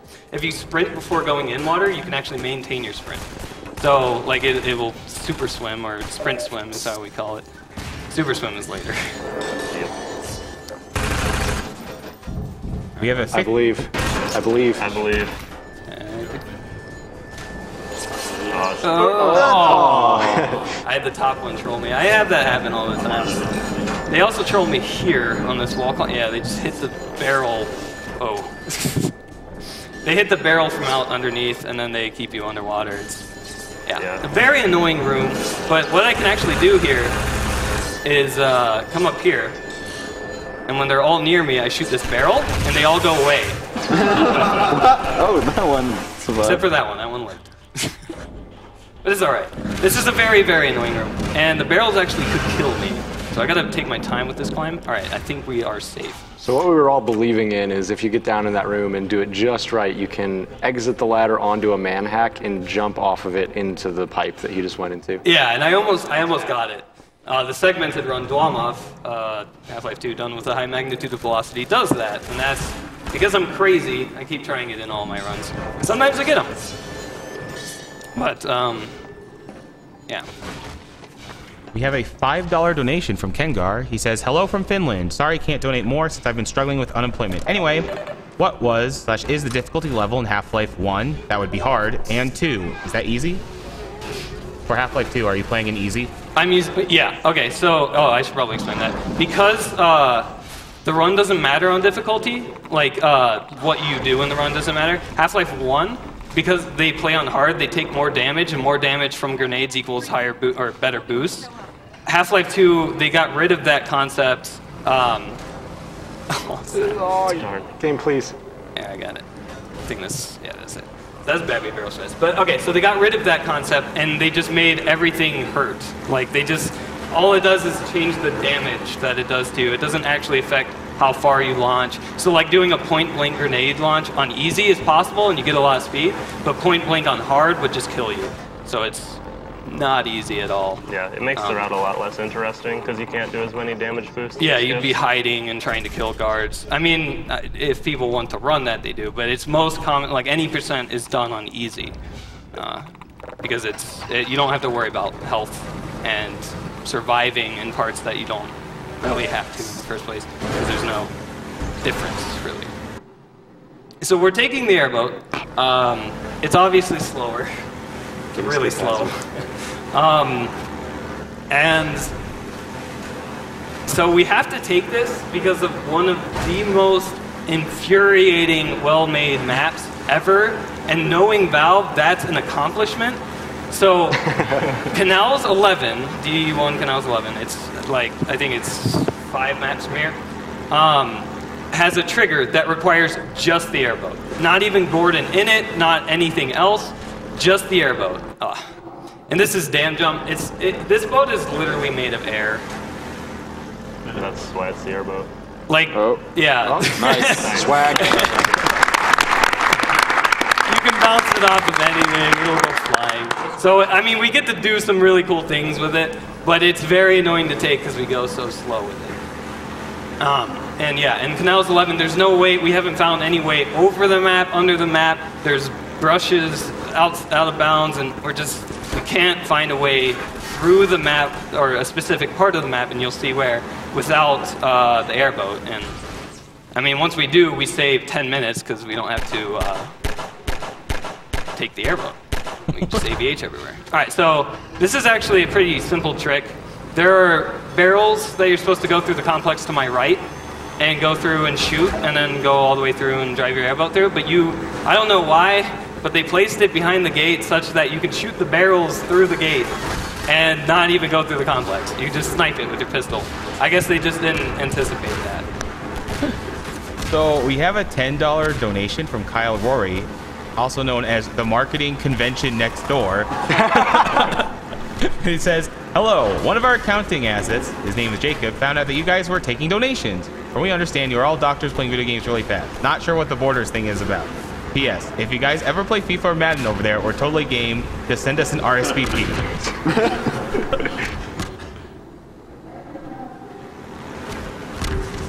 We also have $30 from Robert Fisher, donating once more for this hilarious run. Who knew that the secret to teleportation would be books and boxes? Someone go tell the scientist. Also putting this towards the bonus stream. Fighting Masters has to happen. Agree, the saltiness has to happen. Fighting Masters, hype!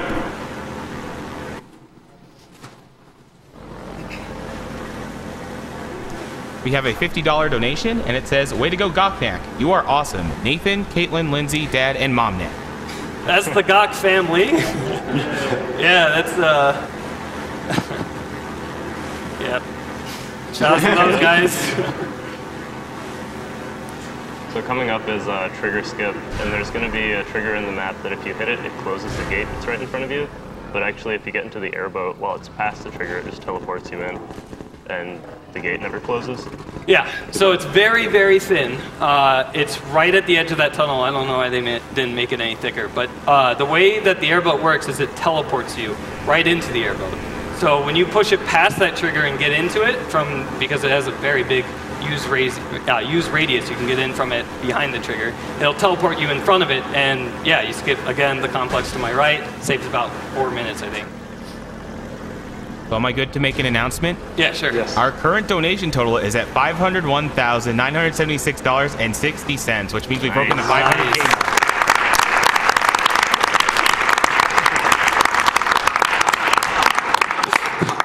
Can't clap. I need my hand on the keyboard for this. There you go. It's awesome, though. Yeah, this helicopter.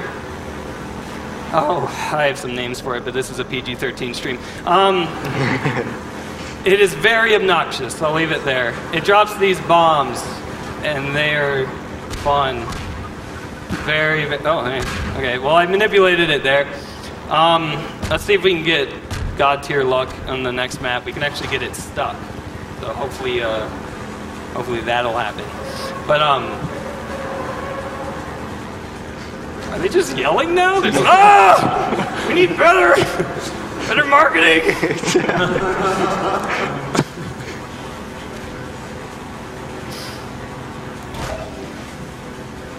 Want to play some more Madden? No. We have $35 from Freak for Games. Been waiting for Gocnak to run the whole marathon. Glad to donate during. Shout out to my chat. What's up, Fleet? We have $20 from Zoshi. Been waiting for the Gocnak block all marathon. Got up 4 hours early to watch it, only to find out it had been delayed by 4 hours. Keep being amazing, guys. And said, tell Gocnak I said, exclamation point, newt. Newt. Gocnak is the face of source runs. Yep. All right, so He's let's see also if we can get Kotaku this. approved. It requires a certain path to take, because this helicopter tries following you. It's creepy like that. No, all right, that's all right. You have to go like a certain path and hit the median. It gets clipped underneath the bridge, but now we just have to deal with these bombs, which, I mean, there are strats for. It makes this level a lot calmer to go through, because you don't have to worry about bombs. Bombs aren't normally a problem, so yeah, I mean, whatever.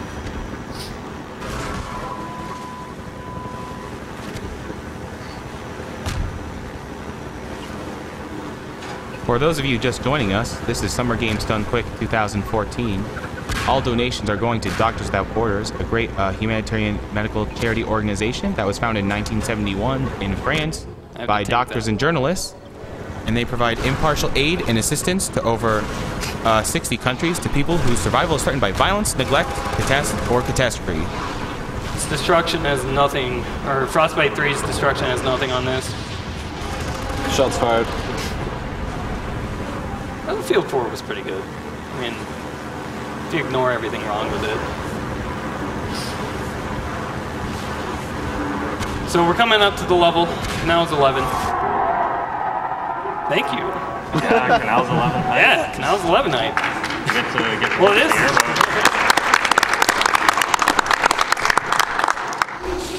All right. So there's a physics puzzle here because Valve's like, we have a physics engine. Please use it. Not abuse it. Hunter Mangun from my chat found out that you don't actually need to do the physics puzzle. If you just hit this, you get on this ramp thing, the ramp that normally would lift up, and then hold right, and it should flick you over. But one minute, let me see if it's the position of the airboat actually is a bit essential for this, because if it's too far back or too far forward, I don't make it. So yeah, like see, my save is too far forward, so if I can't get this, I'll just have to do the physics puzzle, but let's see. There we go. Nice. All right. So that's what should have happened. All right, the trigger is right here. Like I just hit it. It requires just the airboat. I have no way of showing that unless, I mean, maybe after the game or something. But like, yeah, it's really obnoxious. But we do use the airboat, and in a very interesting way. So you're normally supposed to go in a cutscene there to get a gun extension for the boat, but because of the way that the, again, exiting and entering work in this game, it teleports you through a hole in the gate, and that's called gate clip. So yeah, let me reload this. All right, so again, now we're on foot, so now we have the power of ABH with us. Yep. This is kind of the first place in the run where you really get to see ABH used to its limit. And if we didn't need the boat, we could have been doing this in the first part of the game. It's really unfortunate. You have the trigger to trigger the sequence, then that gate, and then the other gate. So even if you were to get in the room, you would have to find a way out of the second gate. It's just the most well-made thing Valve has ever done. Yeah. So I just landed in literally 2 inches of water because that's all you need in order to survive. Nice. All right. So right now I'm holding jump, crouch. Yeah, jump. I hold down jump and crouch, and that's called sharking.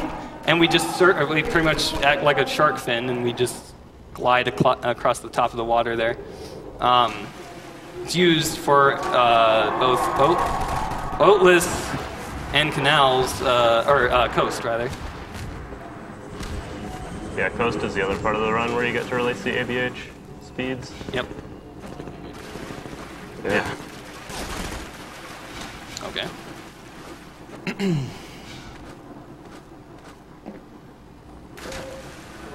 This is a really scary zombie tunnel. I can't. Too spooky. Super spooks. All right. So we have a $10,000 donation from Notch.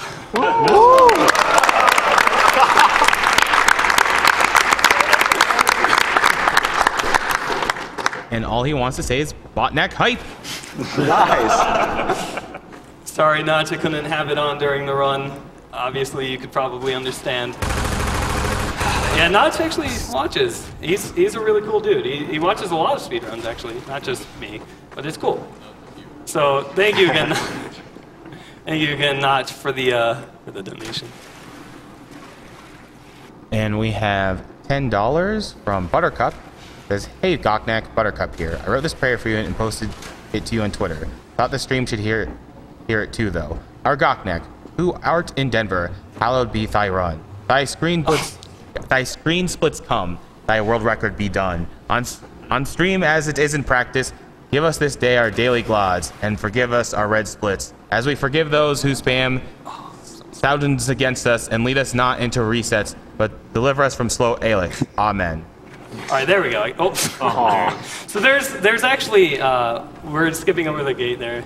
Thanks for that donation that was sent to me before the run as well. All right, so You're supposed to obviously have the airboat gun, and you're supposed to fight a helicopter that drops bombs, but now that we don't have that, we don't have to do that.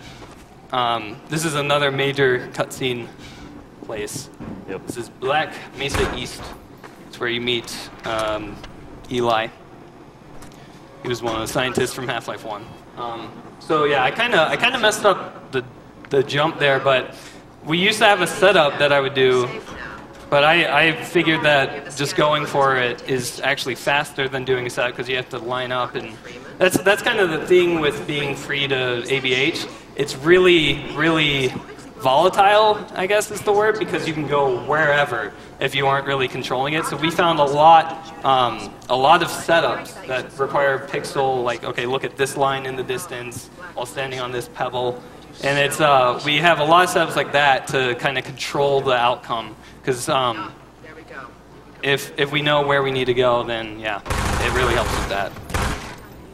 So obviously it's a cutscene, so it's a cutscene without smacking Mossman with our wood. Whoa, dude. Whoa. Don't worry about it. Just a playful tap.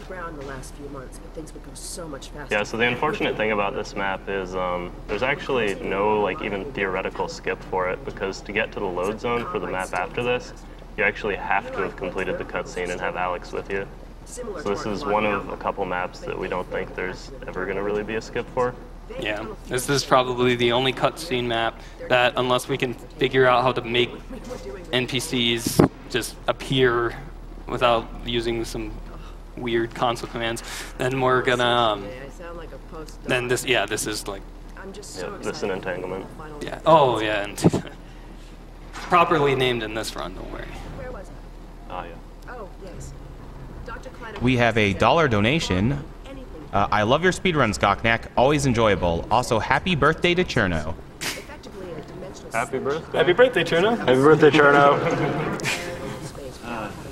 We have we have a $35 donation from Grove. Hashtag marketing hype. Seriously though, congrats to all the speedrunners and keep up the good work. Shouts to Guri and Decky. Love Grove. Gordon Freeman.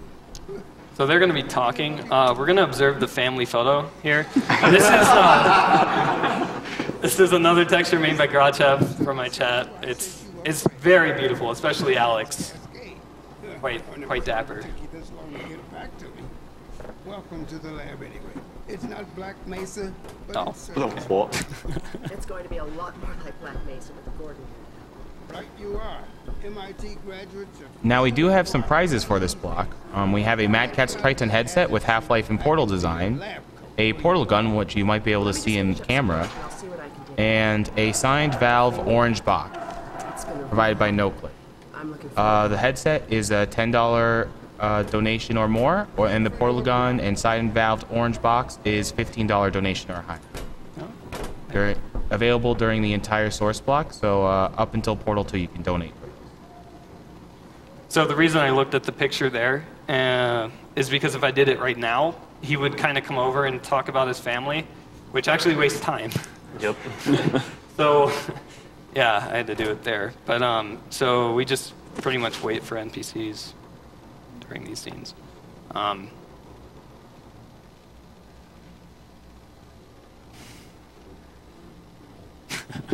Yeah, I guess now is a good time for donations if we have any. Yeah. Okay. Because we got a bit more cutscene to go. Can't believe you made it. Wait. Hashtag dad jokes. Here we go. Oh, yeah. Well, he earned it. I guess you proved you can handle yourself out there. There's nothing Gordon can't handle, with the possible exception of you. Dad, please. Making it awkward ever since you were born. All right, so yeah, those two teleports don't matter actually. Yep. There are some sequences that are on timers, not based on whether an NPC is in a certain area. So that one was like a 10-second timer. If we teleported him there, he would have just stayed there for like 10 seconds and then turned, be like, look at this. So, yeah.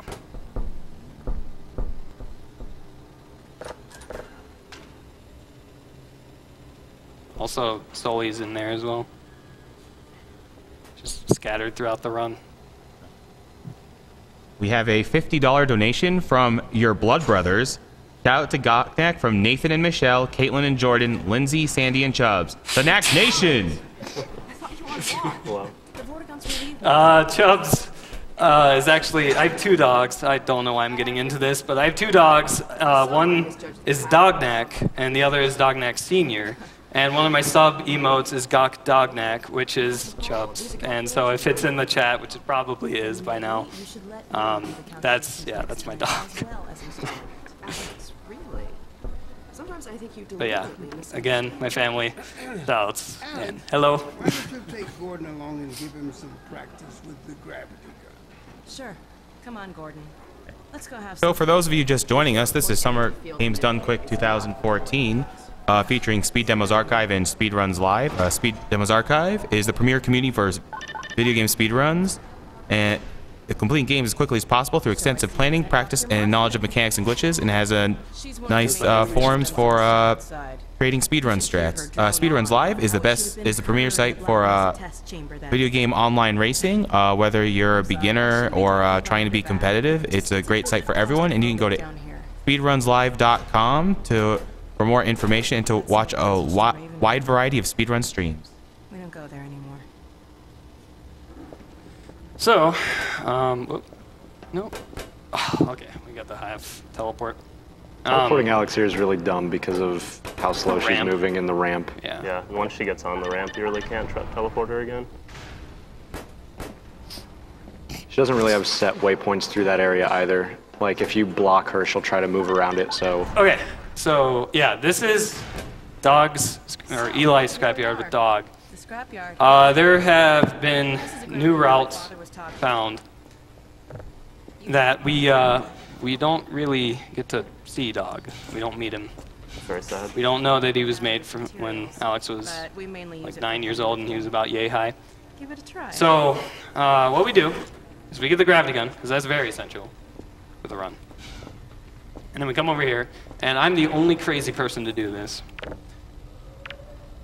That might have been too early. That was a bit too early. It's timing with this nade. So I have to time this nade jump right here.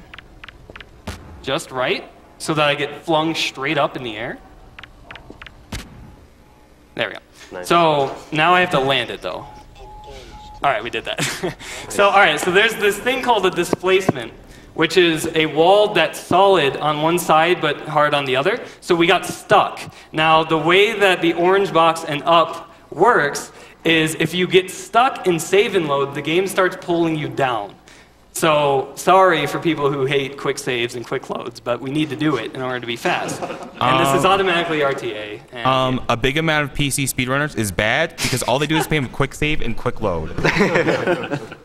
Especially Halo and Jet Set Radio. Exactly. Oh, hey! Shout out to that guy. So yeah, we're saving and loading, and we pretty much skip all of Dog. Like, we get, coincidentally, back in the tunnel right behind where Dog opens the door, and now we go to the spoopy Raven home. Yeah, this is, I still actually haven't played through this. It's really scary. That trick is one of the many in the run that is approved by Kotaku. Okay, all right. I accidentally hit my reload bind because I'm a bad PC gamer. All right. Here, let's not hit that bind again. But yeah, this is ladder boosting. If you hit Control and E on a ladder, you can actually start like jumping up the ladder. You could use a script. We don't see Dog. Rip Dog. So. Yeah. Oh, what are these things? 3 spooky. Oh. All right. All right, we made it. Oh God, there's blood everywhere. I have the portal gun on protect me. All right. Protect me, Cherno. Censor the blood with kittens. All right, so again, we use a grenade and jumping and crouching to get up on top of roofs and skip all. I mean, like, I joke about the spoopiness of Ravenholm, but it's, I mean, like, if you look at the stuff we do in the run, it's not really spoopy. It's pretty tame. Except for the fast zombies, those always get me every time.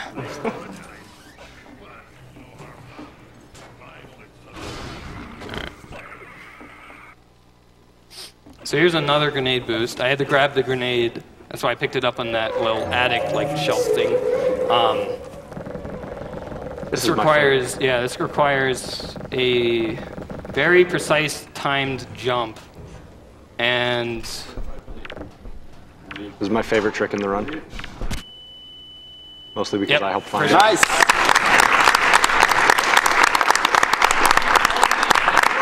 So I think that was OVC's setup. Yeah. Yeah. That was the way OVC did found it. that. Rip him. Speaking of dead Half-Life 2 runners. Yeah. He also ran in Momentum, but yeah, he used to run Half-Life 2. Woo! 2! Come on, we can outdo them. Half-Life 2. We're not out of the spoops yet, though. There's still a really weird mine shaft that's like kind of destructed, and I don't even know how it was constructed. There's head crabs all over the place. It's like a Let's Player's nightmare.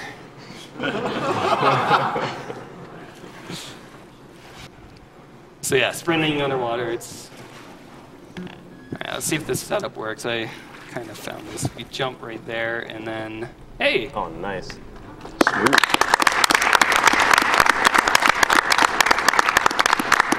Alright. Cool. So yeah, now we're kind of out of the spoops. There's still a fast zombie up there. Yeah, rip. So, hopefully that guy doesn't hit it.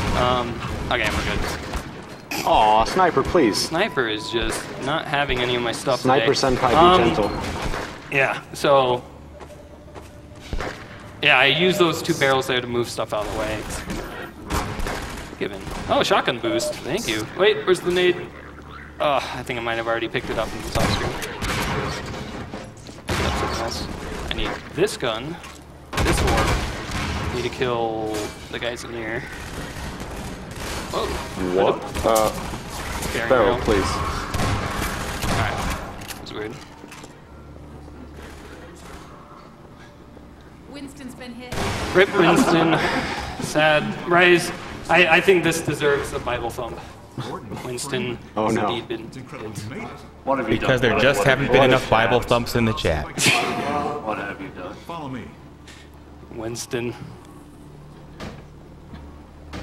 This is a good time for donation. I'm sorry, I stay at Twitch Mods. We have $50, and this person wants to say thanks for all the entertainment this week. This is the least I can do. You guys rock. You rock.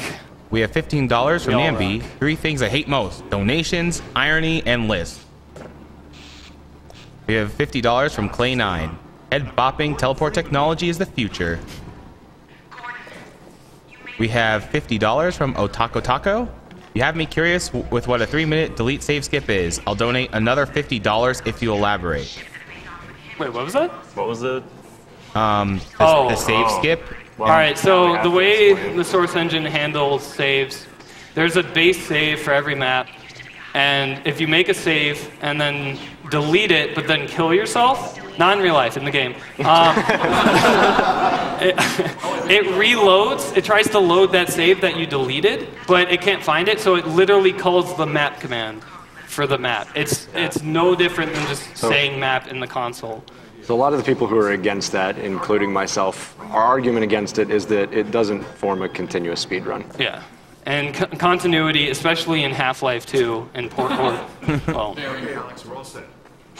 yeah, these are the Avengers. That's what I call them. No we have pain Iron now. Man and the Hulk. Yeah, I No did pain now, explain, only sleep.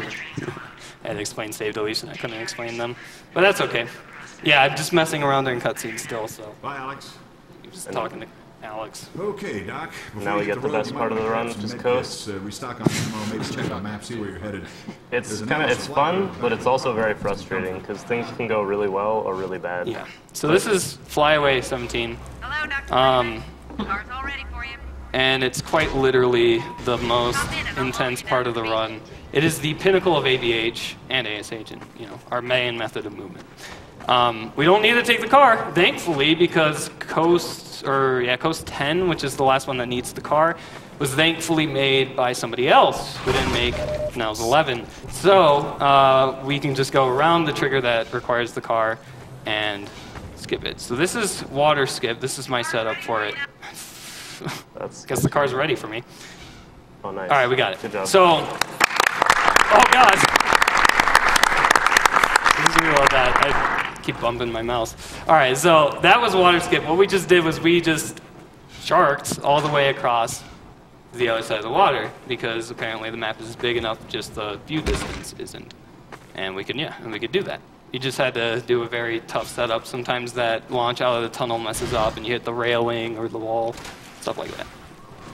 All right. That's a bit too high. Let's see what I can do here. We were supposed to remind you before the run. Did you turn on the open all portals thing? No, he didn't. Yeah, you didn't do that. Thanks. You're welcome, buddy. All right.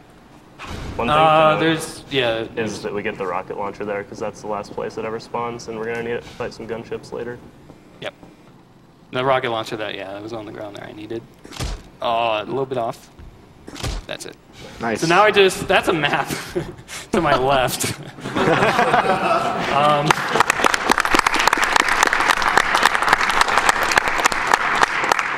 Yeah, again, coast is very, very fast. If you do everything like first try, it seems like it's nothing.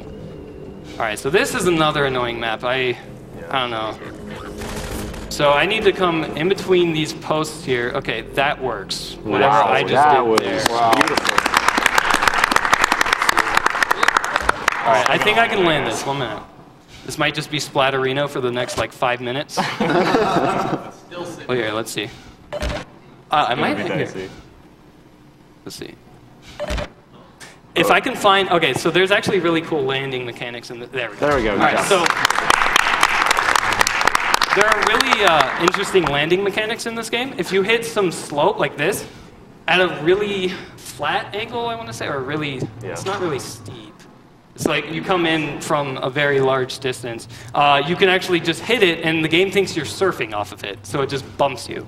Now, I just kind of surfed. I did a normal surf. Shout out to anybody who surfs. Who knows what I'm talking about. Surfing is when you go on a slanted piece. Here, I'll do some right now. So that's surfing right there. You surf on a slanted piece of whatever. It could be a texture, solid clip brush, anything that's tilted at a certain angle that doesn't allow you to walk on it. Oh, God. Oh, rip. Here, yeah, okay. So here, we'll just follow the road here. But yeah, it does, it saves our lives, like, in these runs. We can splat everywhere. But, yeah, that was an unnecessary curve. So again, another pixel setup found by Zim. Shoutouts to me. Yeah, shoutouts to Zim. What this does is this allows me to just fly all the way over here and die. I hate you, Zim. Why did you find this? Yeah, no, it's a very interesting setup because again, setups provide different outcomes, but no, I got it. Nice. No need to guess. I have this. So this is the map that requires the car. Look at what we do without the car. Just come over here and over here. Oh, there's a cliff. Let's come down here, turn around. Next level. No need for the car. Valve must have had an intern make the Canals 11 map. I mean, because it was better than all the others. Well, I could have made it a donation incentive to not kill Laszlo. Whatever. I'm an idiot now, so I stepped on the sand. All right, so this is Coast 11. It's very fun. There's a trick in here. Because we're extremely original, we called it Shadow Temple early. Okay, whatever, I'm just gonna take some damage here. You're supposed to fight this antlion queen and rip out its testicle and use it to lure like other antlions to fight people. But we don't do that because the map, again, was, I think, made by an intern. We can just come over here. And this is, the Shadow Temple right there with Vortigons and stuff. So it's like an official temple, you'd think.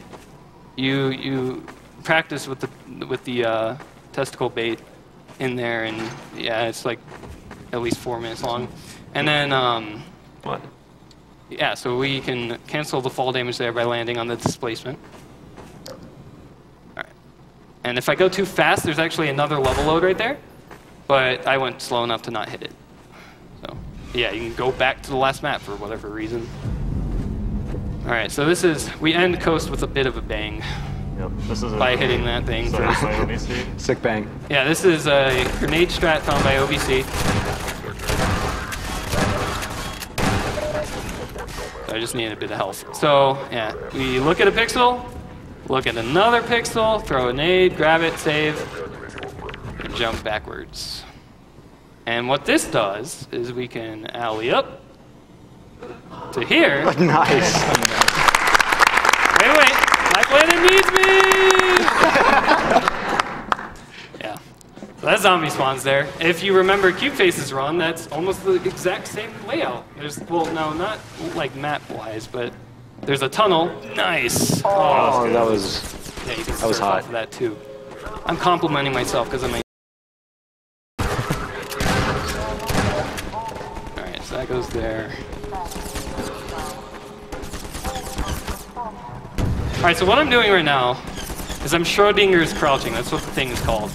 And what you do is you crouch, and before you stand up all the way from letting go of crouch, where's my rocket? Okay, that was weird. Before you stand up all the way, you crouch again, and it cancels the crouch. Oh. And what that does is that separates your camera from your actual body, and you'll see this more a bit in Portal, if you've ever seen Portal runs.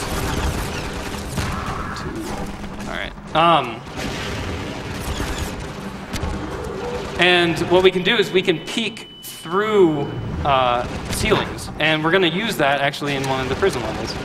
So I wanted to destroy that guy. That guy was really rude. Blew up that barrel. Yeah, Gordon Freeman doesn't care about fire. Oh, thank God I got 2 SMG bullets. Needed that. Yeah. Okay, so this is prison. We got into prison by going too fast. Head crabs, spoops, blood everywhere. It's very fast-paced up until the latter half of prison, which is called entanglement, because you get entangled in the cutscenes and all the story and the plot. I don't know why they named it that. But right now we're in prison, and there are some pretty cool things that we do, like radiator boosting and not crouching. Oh, I could have almost actually double boosted there. Let's see. No, that was not rocket jump. There we go. Okay, I actually made it the first time. I just didn't crouch.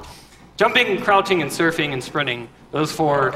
Oh my. If you do a combination of the 2, it's very hard to do another. Like, so if you're surfing and sprinting, it's very hard to crouch and jump. If you're like crouching and jumping, it's very hard to sprint. Like, it's stuff like that. So it's interchangeable with that. So this is the example of Schrodinger's crouch. We're normally supposed to kill the guards in here and go through another part of the level, but because we do Schrodinger's crouch and punt through there, we can actually just get... yeah, I'm going to reload that. We can actually hit that button from underneath it. There we go, that's it. Good job. There we go. And that causes us to be able to continue. That switch opened that gate that those enemies started coming from. Another thing with Havoc is props are very, very interesting when you grab punt them. Oh, almost. I'm the only one who does this, probably because of this. Other people wall climb, but I like the table. The table's better because you just fling all the way up. Nice. That usually happens first try, but whatever. Grab that orb. 75 and 15. So that's the... Hey, he's distracted, I guess. Oh, no, there he is. Usually there's a shotgun guard that's waiting for you to just pound you. Yeah, so we're breaking into a prison in order to go into cutscenes. I don't know. It's like the most run-friendly logic I've seen.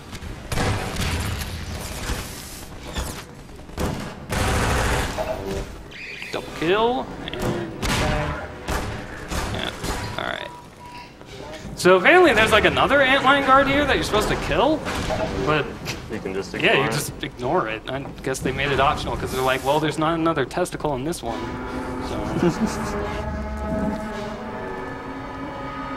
So So this is my favorite part of the run, entanglement, properly named in my run.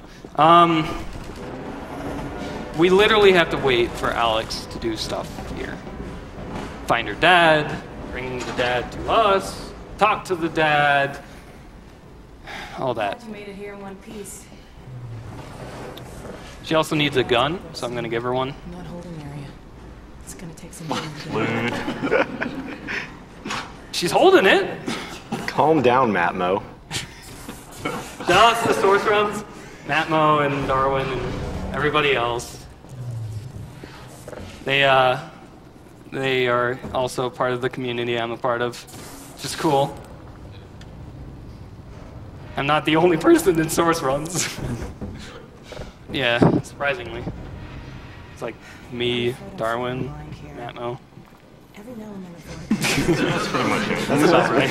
Speaking of that, there is a $15 donation from Darwin. Yeah. Nice. And he says, Darwin here, good luck on the run, Gocnak. Botnak promised me he won't spam during your run this time, so surely you'll get the world record. Here's from the entire Source Runs team. P.S. Rest in peace, Winston. We have $80 from Mr. Saturn. Please add this donation to making Sgdq named Saturn. Good job to everyone so far, and best of luck to those still to come. I'm full on grenades. Oh, so another guard dropped it. That's weird. $15 from Fingers to Hand. Gordon Freeman, truly a doctor without borders. I see what you did there. Dr. Freeman. Have $20. Has anyone tried to nade jump in real life? Doctors Without Borders on standby. Pretty sure they're sick people and not people who are just trying stuff that need the doctors. We have $50 from Otaku Kato. True to my Kotaku word. SRL or Kotaku? Because if Kotaku is sponsoring me right now, I'm going to be legitimately surprised. Yeah. True to my word, here's my other $50. Thanks for all the runs and keep up the good work. Let me just get this open. $1 from Wolves. I have donated like 6 times and none of my messages have been read. I just want to tell the runners that I've been enjoying their speedy Let's Plays and I've had a lot of fun at Sgdq. You are all handsome devils. Be doing a speed run? I love you guys. Now let's go to the fiesta next door. Party. Just waiting for the Marachi band. We have $100 from Anonymous. It says, Dear Sir or Madame, this is from the marketing convention next door. Your convention is exceeding the 25 decibel limit, and we are filing a cease and desist post-haste. The fire department has been notified and is on their way. Here is $100 to encourage compliance with volume limits in your doctor races. I'm surprised they're very calm about it and they send formal emails. You know, like just like 20 minutes ago, they were yelling barbarically. So I guess they toned down. I just want to point out, if they're going to keep donating in order to talk to us, we should continue to pester. Also, Eli has his leg, apparently. Nice. He has his leg back. So for anybody who's interested in finding out more about Source Game speedruns, there is sourceruns.org, which is about to get the Reddit hug of death. So yeah, sourceruns.org. It's our home. With our completely working homepage, both on the forums and at the main URL. I'd also like to give a shout out to haloruns.com just because. Yeah, because Monopoly's here. So. All right, this upcoming part I need to hear. Quick load. I need to hear her dialogue for this upcoming part. Let's get out of here. For some reason, Alex by default walks wherever she needs to go. So you need to do a special case in order to make her run. That's her running to here so that she can walk away. Security station and try to patch into your suit radio. Wait till you hear from me. All right, so it's a very specific timing. Wait till you hear from me. Got it. Nice. So that's her crab walking backwards away. Yeah, so that's all I needed it for. And what that does, that saves about 30 seconds if you do it first try, because yes, her walking takes 30 seconds. It's terrible. It is, if we used to have a strat where we just threw a nade and hoped. Like that was what we did. Like we just threw a nade, ran in there, like, oh, please, But then, like, we found out that we could open the door, and then we found that we could hit the trigger, specifically, like, right after she says suit radio, and that causes her to run. Now, there's different setups. I think, Yeti, you have a setup where you go in after she says suit. Yeah. Like, that almost gets it. But yeah, I'm different, edgy. So I do cool new things. Angsty strats. The good thing about that is that actually, I think, was kind of the last place there was any major RNG in the run, and now we've found a consistent way to have her go fast. So the run is no longer RNG. What about Barney? Pretty much anyway. Barney used to be the other finish. Is Barney fixed now? All right, there it is. Oh, took a bit. Dude, sick. Okay, so coming up, if you've seen any Half-Life 2 runs before this, or Studios run, or I mean any other old Half-Life 2 runs, this map has a specific part where you're supposed to wait for Alex, and it's like, I think 2 minutes or so. And there are turrets now, so I think this is the first turret clip that we do. So the way that this is going to work, and shout out to Lloyd's because he did find this, LO1TS. He found out that using the turrets in the upcoming part, you can simulate getting stuck. And simulating getting stuck on a prop, again, tricks the game into pulling you down. So, yeah, it's quite a bit away. So normally, you're supposed to get here, and Alex is like, all right, there's some turrets. Yeah, set them up. But we're going to kill these guards so they don't pester us. And then we're going to come over here. We're going to take this turret after we fill up on health and the SMG nade. In all directions. And like, you know, it's all intense and stuff. And then you bring this turret over here. So right now, the turret isn't solid. I can walk through it. But when I set it up, it gains its collision. I got it first try. All right. Nice. So I made the turret regain its collision, so now I could save and load and go through the ground. Now, hope to God she actually spawns. We do have the right map. Yeah. For this, right? Okay, yeah. we do. Would have had a heart attack. All right. So this part, she could actually die here. Let's see if we get that. Like, sometimes happens. Oh, I think she's already here. Okay, all right. Yeah, she tries to like, I'm here, and like, she needs to be there. So, running here causes her to run because she's like, oh crap, I need to catch up. So yeah, making her going into that corner and contemplating life is all you need to do in order to make her run. So now I'm just barricading here, so we're completely protected from the evil combines. And then by that I mean the one guy that comes over here and just starts spraying SMG that doesn't ever hit. So does this mean no more drawing? Does this mean no more drawing? Yeah, no more drawing. So no finger the drawing. Sorry. That was my favorite part of the run.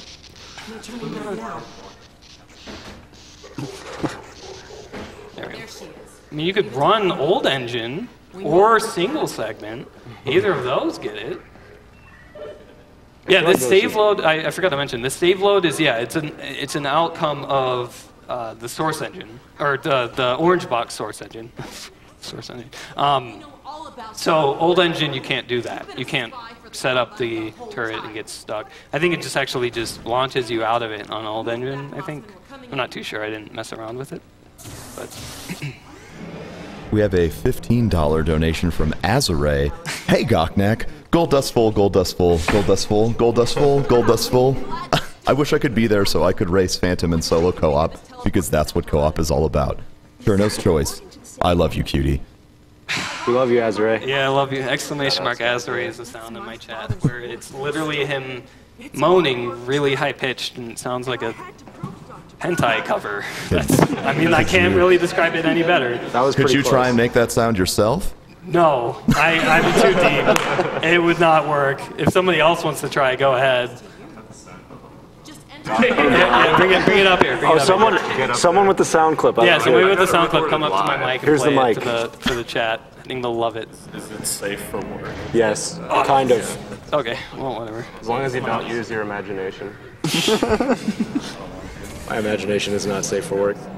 We also have a $10 donation from Francis Rockwell. Thank you for the entertainment all this week. Half-Life 2 speedruns are always amazing to watch, but not as amazing as it must be for the Combine to watch Gordon fly through the air at Mach 10.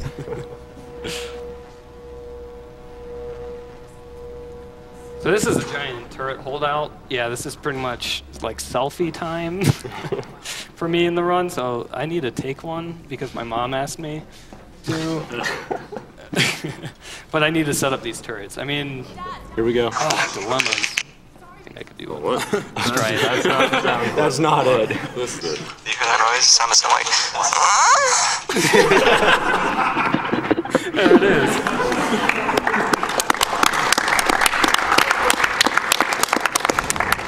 I hope Jack could hear that. Yeah, I hope chat heard that. So yeah, I'm gonna set these up and I'll just... Am I good to read some more donations? Yeah, go ahead. Oh, yeah. We have $10 from Kinsui Show. She says, "Hi Sgdq, greetings from Canada. Just to let everyone know that it's Yue's birthday today. Make sure everyone wishes him a happy birthday. Someone needs to give him a hug for all the hard work he's done this week. Also, as a present, Yue gets to choose where this goes. I hope he's smart and puts it to something in Final Fantasy VI. Wink, wink." Happy birthday, Yue. Happy birthday, Happy Yue. birthday,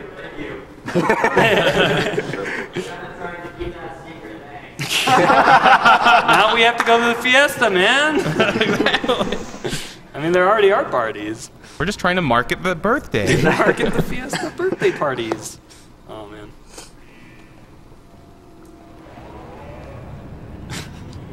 And we have a donation from Michelle for $15. Good run, Gocnak. Proud to be a part of Knack Nation from Michelle and Nathan.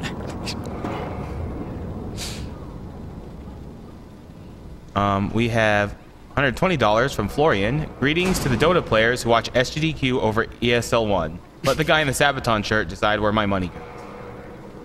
In the what? What shirt? In the what shirt? Sabaton? Oh. Oh, yeah.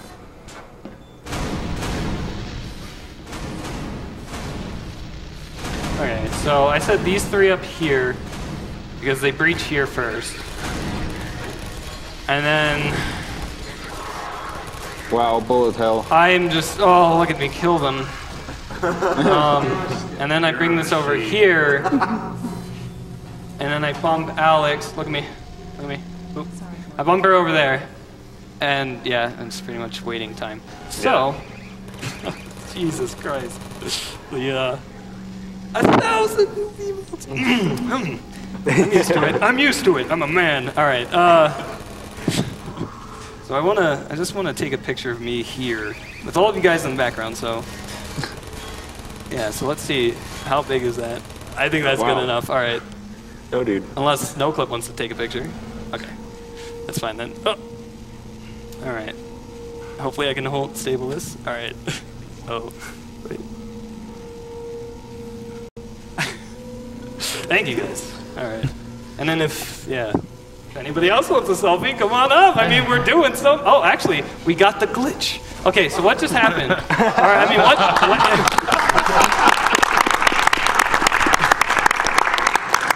So pretty much. Did we do that? No, it happens. The game's like, whoa, whoa, whoa. Why is Alex and the two turrets here? The guards have no idea where you guys are, so the guards never come. So like. Moment.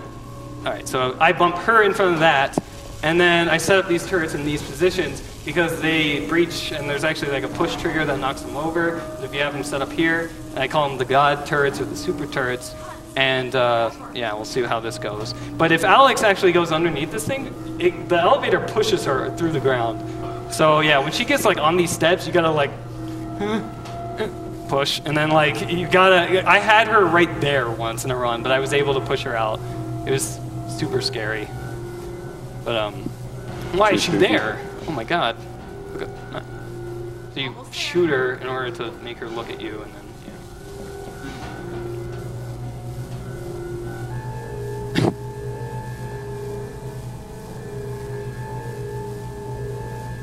So for those of you who want to promote the marathon, or just show your selfies, you can use the hashtag Sgdq2014. And we have a couple new donations. We have $30 from Daniel Bates. I love all Source games. Gocnak is love. Gocnak is life. I've been so hyped all day, and I can't wait until Let's Play World Record. Donating to great cause and Gocnak being awesome. Like every time, world record. Yeah. So she said to get in. Gordon is a very simple man, so. But he now has breasts.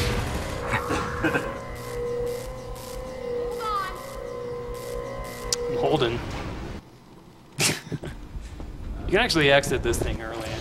Again, another cutscene, so if there's more donations, go ahead. Okay.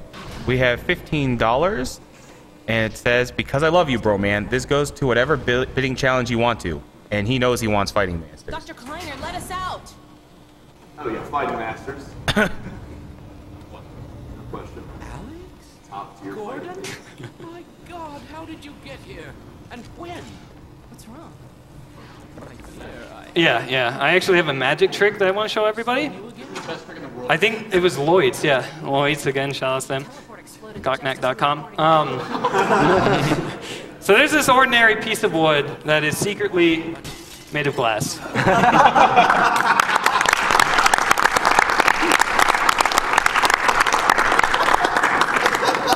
Yeah, it's really weird. I think that's not the only place that happens. There are other places where the wood, where you can break it. There's like planks on the wall or something that you can break and they turn into glass. I think it's a missed texture or something. I think glass is just the default material. The default, yeah, it might actually be the default thing. But whatever. Oh, and here's Sully again. I didn't really point him out. That was my reaction to seeing my emails. Another of your friends arrived several days ago. Dog, you made it. Have fun cleaning out that inbox. So there, you see? Yeah, especially on Yahoo Mail, it's I wish I shared your optimism, fun. Doctor. We have $15. First time watching Sgdq, and I'm amazed by all the little and big hacks you guys figured out. Keep smacking those NPCs on the head for having the audacity to interrupt your run. We have $50 from Dezo. This Half-Life 2 run has been the surprise of the day. Great run and great commentary. I want to get Dr. Kleiner somewhere safer. Then I'll meet $25 from some guy from Australia. $25 from running my favorite game of all time. Some kind of pixel setup with this that she could just teleport right to you. I haven't found it yet. Okay, Gordon, you heard him. Yeah, sometimes I stand on the left and she does it. Who's that robot thing? I don't know. Might be Bizarre, it's Barney. kinda- Is that Barney? Came out of nowhere. Has to be Barney. Yeah, it just like rolled out of that room right there. Is that a mini boss? I think it's a ninja. Came out of nowhere, dude. I don't know, but we're just going to spectate it throwing stuff around for the next like 2 minutes because, you know, can't actually do anything on this map. Yeah, this is another decently well-made map where we can't skip past There's it. actually, yeah, there's a clip brush that's like, I forget where exactly it is. I think it might actually be that line right there. It's an invisible wall that literally spans the entire map. Yep. And like, I don't know if like a playtester was like, Valve, I can get on top of the map or something, and they didn't go to their other maps and fix it. Maybe Canals 11, but yeah. Hey, shout out to health. You usually get ammo there. So yeah, dog just gets like messed around, tossed around, or whatever that thing is. It looks like a dog, monkey thing. Speaking of playtesters, Gabe Newell, we found these tricks. Hook us up. We'll help you. Yeah, if Valve has any opening for any future games that has a voiceless main protagonist, just hit us up. All right, let's see if we can teleport him. Yeah! Nice. This is the only teleport that we can do on Doc. This is Frame save. yes! That's like 6 now, I think? Yeah, I think we're up to 6 frames. 6 frames saved. This is world record.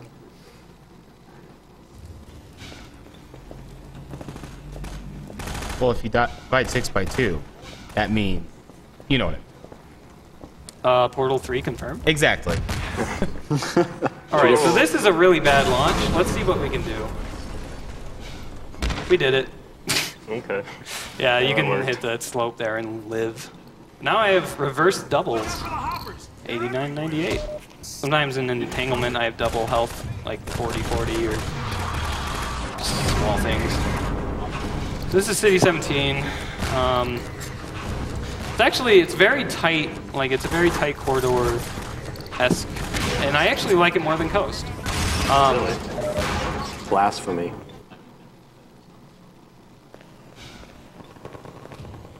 But we're going to be doing some like explosive tricks that will blow you away. Okay, well that was terrible. No. All right, so we're gonna use this right here, and we save on it because we're. Oh, that was so smooth. Yeah, that was right. Again, that's the reason why we run on easy. We can do stuff like that. That on hard, we wouldn't have even survived the SMG nade, let alone the barrel, which gives the thrust. We literally turned into Rocket Man, which is a strat later on in the run as well. All right. Ooh, 3 squads. Good RNG. Sometimes I can get a full squad, sometimes I can get 2 people, 1 person, or no squad. It actually is random.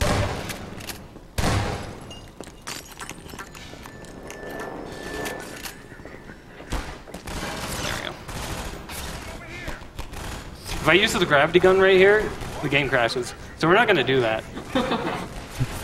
Bad ending? Yeah, I guess. But we can use it here. Much those guys, but we're also going to freak out the NPCs that come in. Yeah, this is an auto-scroller. You can read donations.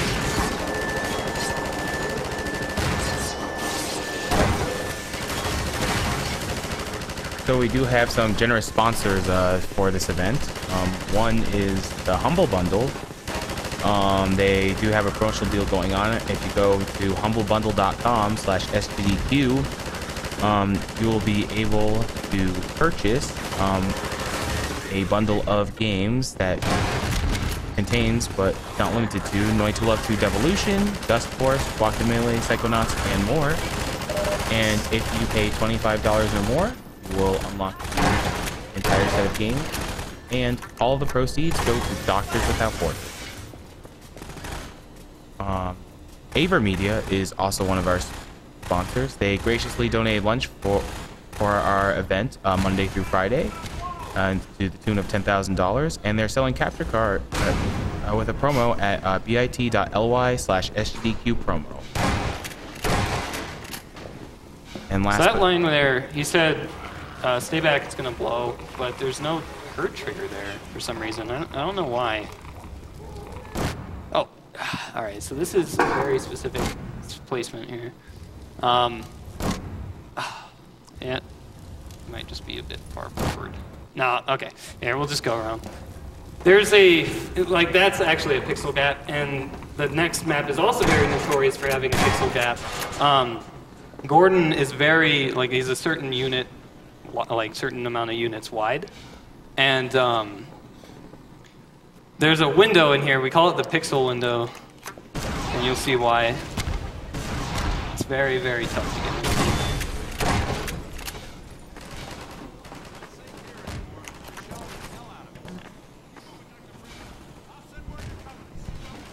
I'm up ahead. All right, so, so it's that window up there to my top left. So using a bin is actually a bit more consistent because if you can't get in from wall climbing, got it. Okay, so yeah, you can see it was a very tight squeeze. Sometimes I can have runs where I spend maybe 20 minutes. No, that's exaggeration, but it feels like 20 minutes on just that trick, or just that window alone. Lose collision, please. All right. So this is, again, another place where we can do the regaining collision trick. Oh, there's just going to be some guards I need to take care of first. If you can get it pretty quickly, then they aren't a problem, but... Oh.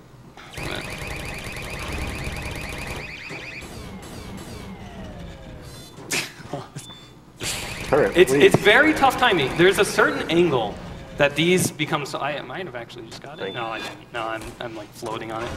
There's a very tight angle on these. Hopefully it doesn't kill Alex. All right, that's it. That has to be it. Yeah, I got it. Okay. So what I just did there, after a couple of failed attempts, what I just did there was I just skipped a cutscene that required you to stay with Alex. And there's some triggers after the cutscene that tells Alex to not follow you. So yeah, we just jumped over a gate that she's supposed to open, but the best gem of it all is that she's here. Because we didn't tell her to go away, or we didn't hit that trigger at least, she follows us through the next however maps. Oh, I need this piece of wood. Okay, yeah, let's take the tire. Unfortunately, having Alex with us doesn't actually help us do anything. It's just cool.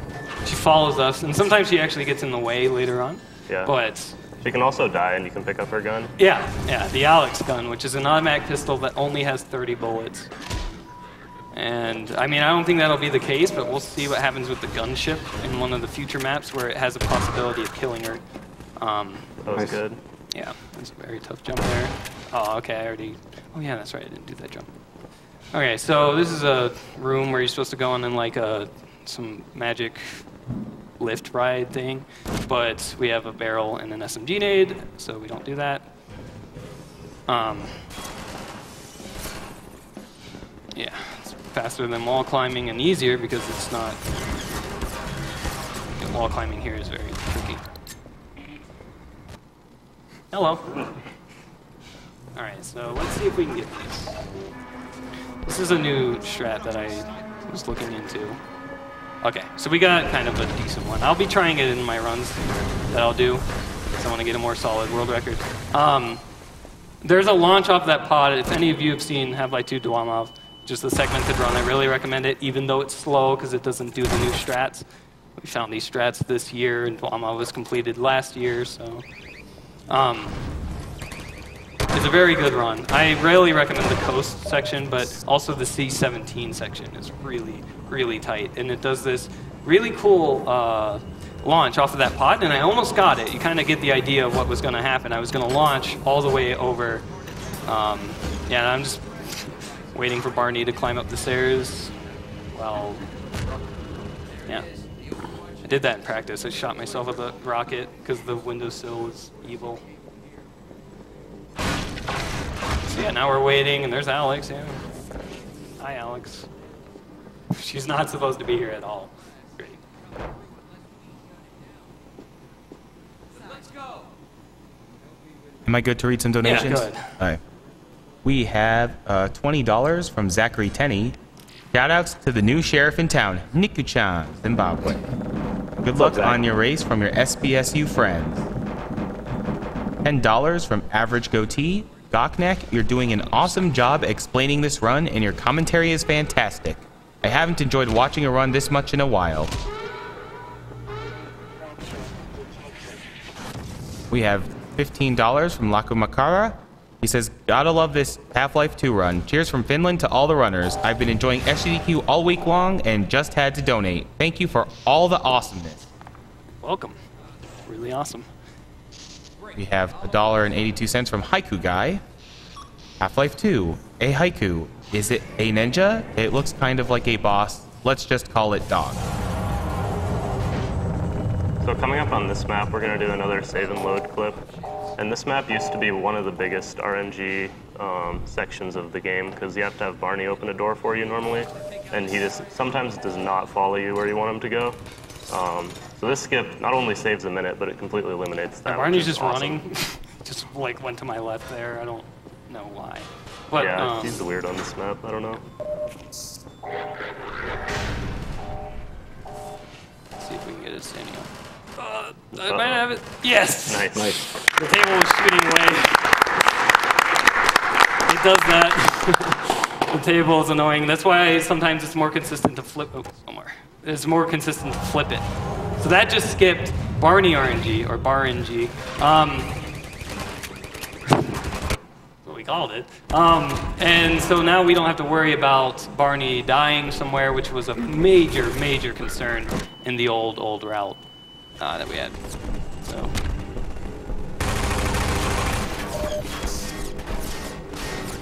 And this is an invisible bridge. It's already extended. The extending animation that you would do if you hit the button just extends the model, I guess, but the clip brush is already there. So, oh, hello. Just went inside a guy.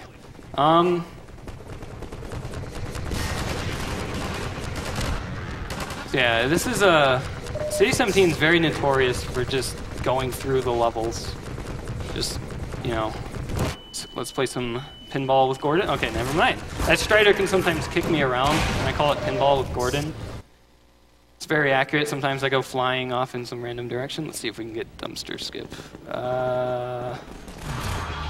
Yeah.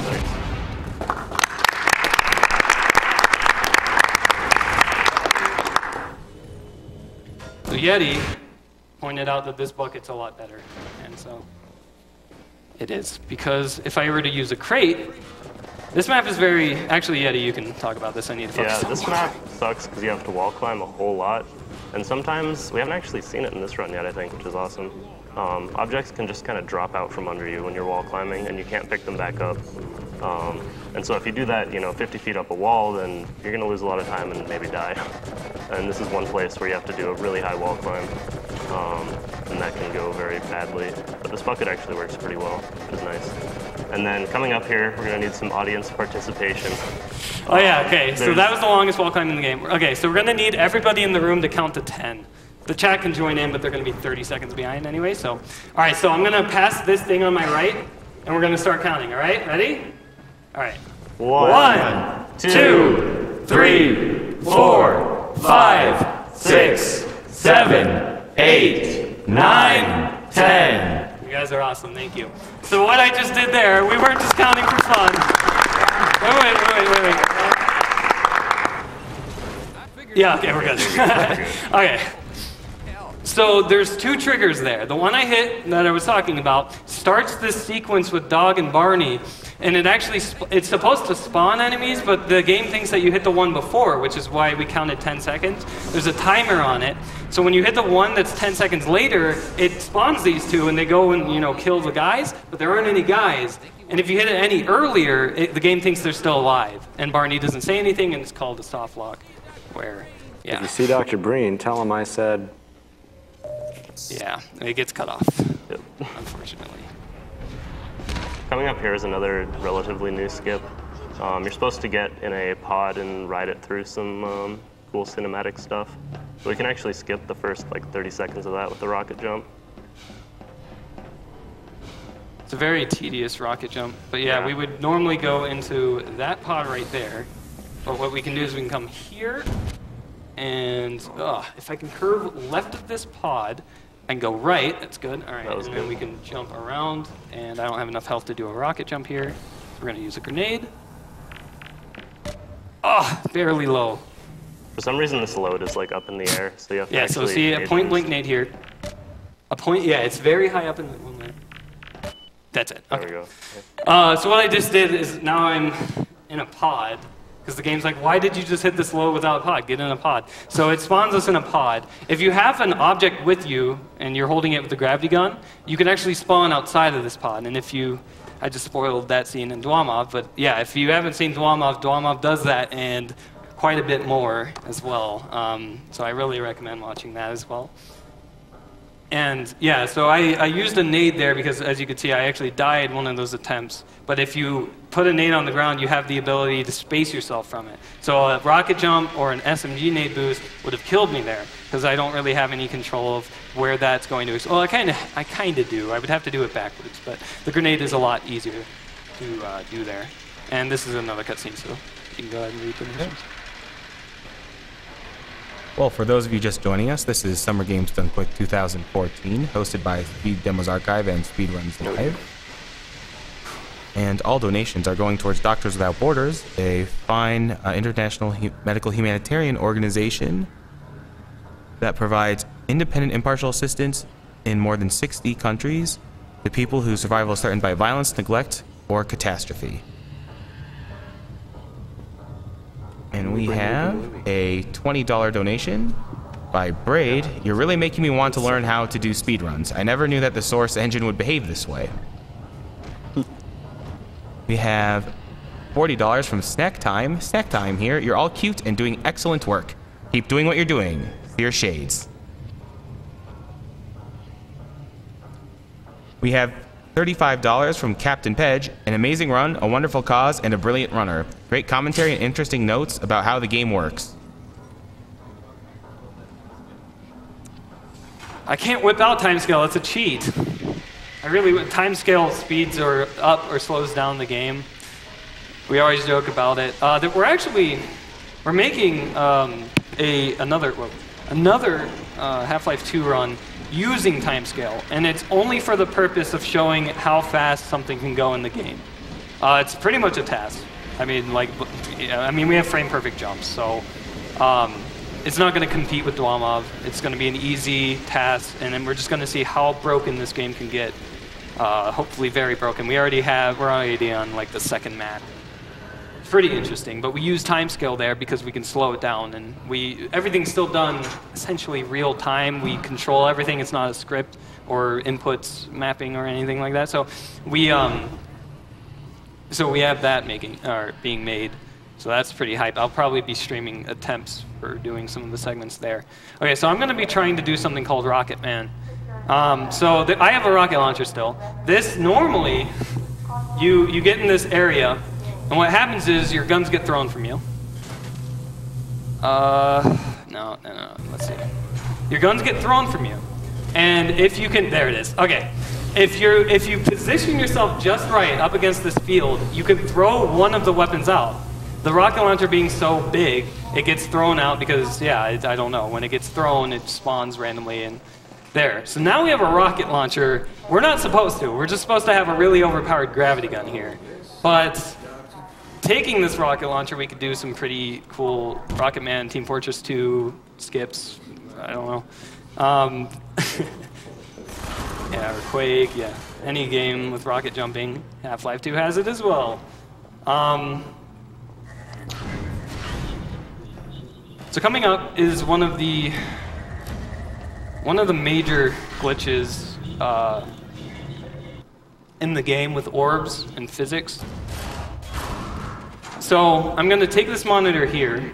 First try, I believe. And I set it up on the ground, like so, and then I jump on top of it. Yeah, that was it. No, I meant it. Yeah!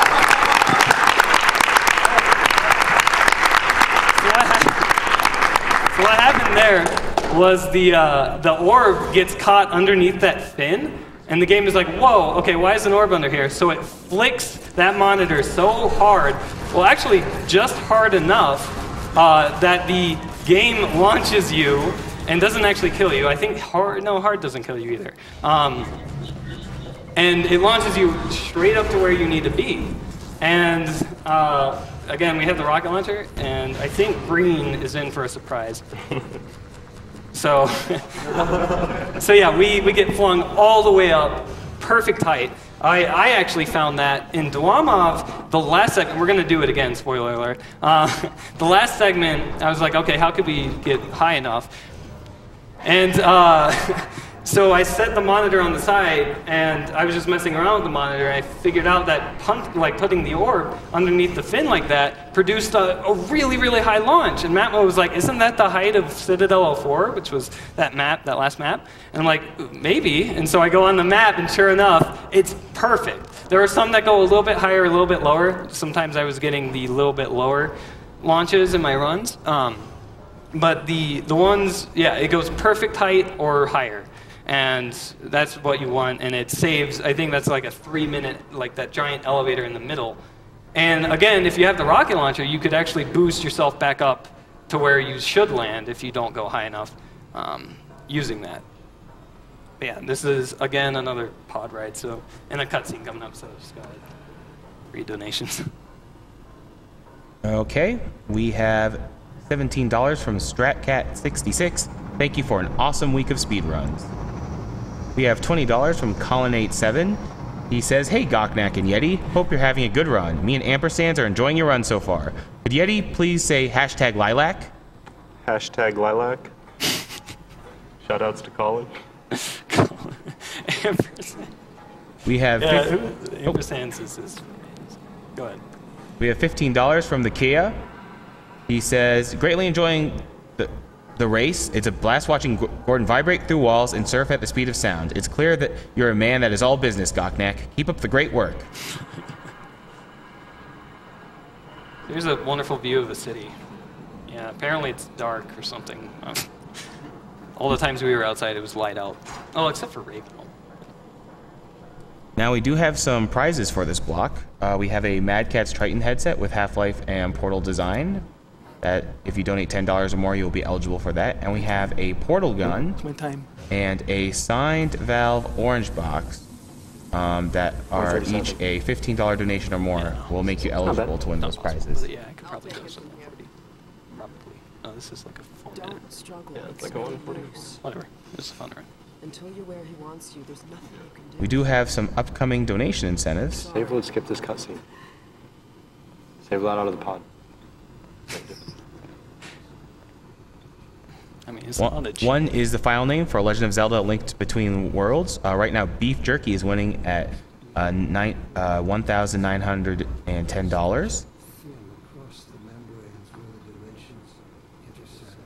Save or Kill the Animals is currently at $31,794.69 for save, and $29,999. I can't write. $29,999.43 for Kill the Animals. So if you want a speedrun, you're gonna have to donate a little more for killing the animals. Also, we have the Abandoned Chocobo glitch, which is at $2,652 out of $3,000. So that's pretty close to being met for Final Fantasy VI. And you can check our tracker. It'll be linked in the chat to check out the Final Fantasy VI names. Having both of you in my keeping ensures I can dictate the terms of any bargain I care to make with the Combine. Yeah, unfortunately, this is Yes, Judith, what this is one of the cutscenes. You literally actually can't do anything. The NPCs do everything here. Like there's no, I could stare at the ceiling, I guess, but that's. You are more than qualified to finish his research yourself. Zoom in and stare at Eli, I guess. He makes some good facial animations, I think. So, let's see. Yet Eli refuses to speak the words that would save them all. Yeah, it's about saving the world and whatnot, and I'm, yeah, hopping around at the speed of sound. The Bandicoot scoots.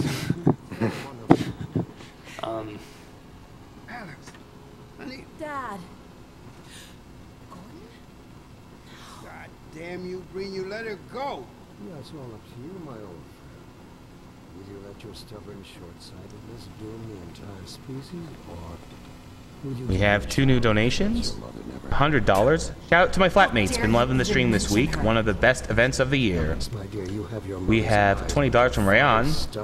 Says, my girlfriend has no clue about games, but this doesn't stop her from watching this event with me. All of you guys do a fantastic job. Put this donation towards getting this event to Europe. Well, if you're interested in a European marathon, ESA, European Speedster Assembly. ESA hype? Yep. Will be on at the end of July. I can't remember the exact dates, but you can check out Team Ludendi for more information.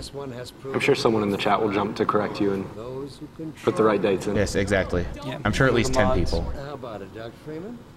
Did you realize your contract was open to the highest bidder? Gordon would never make any kind of deal with you. I understand if you don't wish to discuss this in front of your friends. I'll send them on their way, and then we can talk openly. Don't struggle, honey. Dad. And just a quick update, our donation total is at $507,490.12. Nice.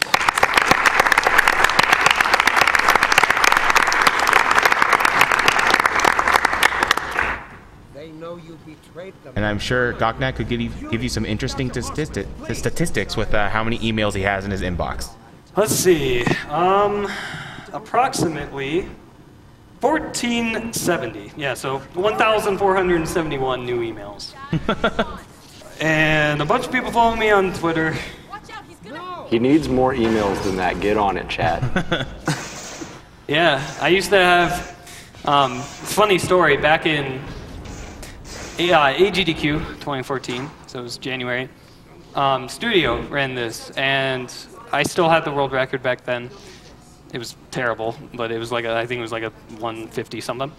But he shouted me out, and I think I was linked in the chat. I gained over 100 emails in less than a minute, and it was at 3 a.m. on a school night. And so and to top it all off, my phone had notification sounds for email, and it was that dinging noise. So I'm just sleeping, and then all of a sudden I just hear.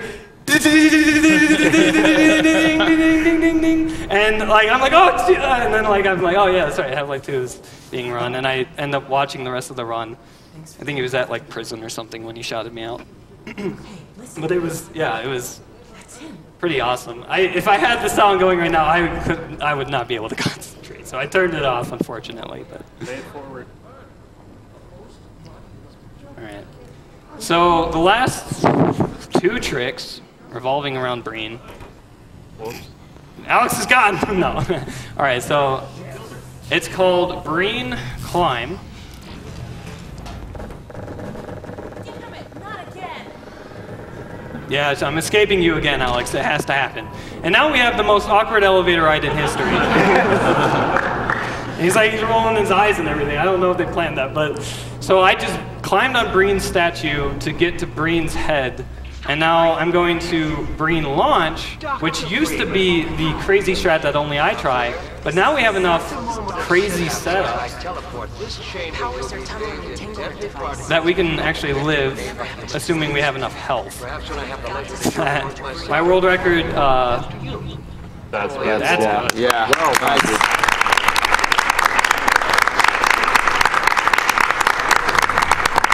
Well, no, we still have to kill Breen.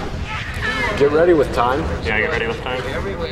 Yeah, time's coming. Well, no, it's still after I destroy it to time these orbs. The orb spawning right here is actually RNG. I think. Oh, that's one more. And then to top it all off, and when we teleport and the thing blows up, Citadel blows up, that's time. So, get ready on it.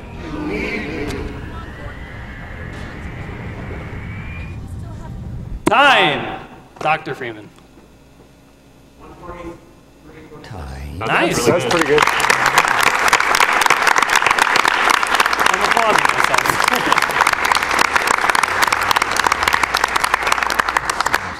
So,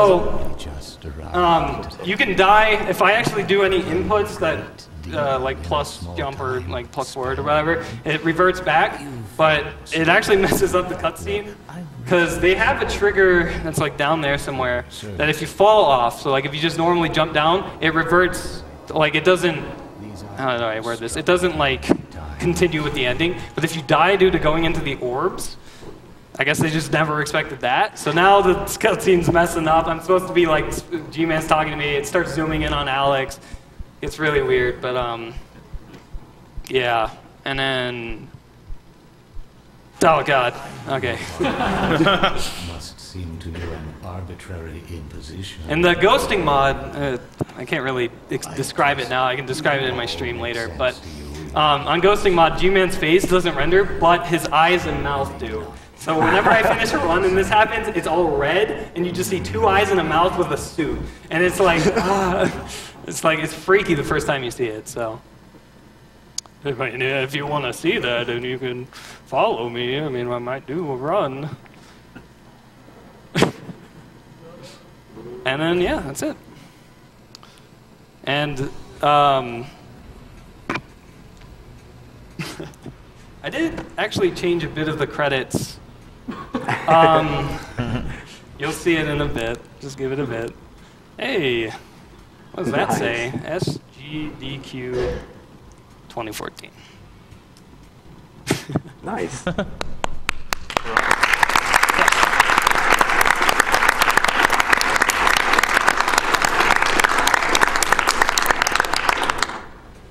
It's just to take on the Portal ASCII art. It was like a Portal has it. What about me? So yeah, shout outs and credits and stuff. So. Yeah, that's it. That's Half-Life 2. I run this game a lot. I'm still gonna be running it because obviously I have a really crappy tier world record. I can save 3 minutes off of it, so I'm gonna be still running it. Looking for the God run. Yeah. So if you guys like this, obviously I'll take it again from you one day. You will. I'm 20 seconds off of his run, so. By the way, you had 72,000 people watching your run. Nice. Wow. Nice.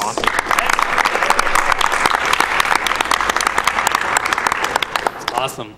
Awesome. Yeah, that's like 10 times the amount that I got for the front page feature that Scout did for the speedrunning block. That's cool. That is awesome. You guys, or no, that's 100. Let's do this. No, that's 10 times. 10. I can math. Don't worry about it. So yeah, just shouting out all my subs and whatnot. So yeah, Half-Life 2, everybody. Yes. So that was Half-Life 2 with Gocnak, and next up is a Portal race with Norferzlo and Zimbabwe. Norferzlo. Listen.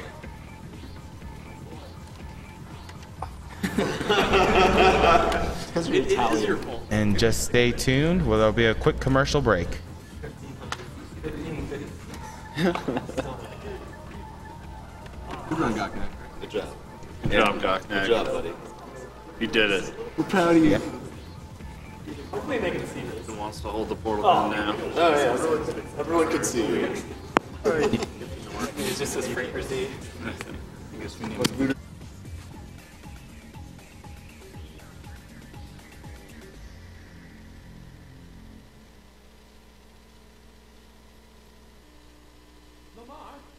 Lamar! Blast that little... Where did she get to?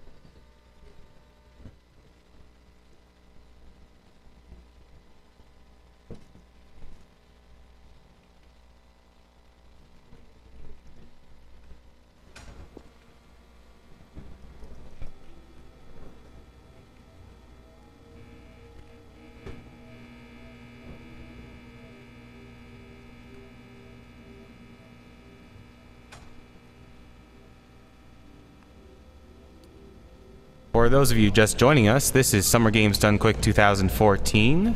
All donations are going to Doctors Without Borders, an international medical humanitarian organization that provides independent impartial assistance to more than 60 countries to people whose survival is threatened by violence, neglect, or catastrophe. In 1999, they won a Nobel Peace Prize. And this fine event is hosted by Speed Demos Archive, the premier community for video game speedruns. And their Twitter is at SDA Speedruns. It is also features members of Speedruns Live, the best site to race video games online against others. Players of all skill levels are welcome to join, whether you'd like to become competitive or just race casually with friends. You can go to their front page, speedrunslive.com, for more information and watch a wide variety of speedrun streams.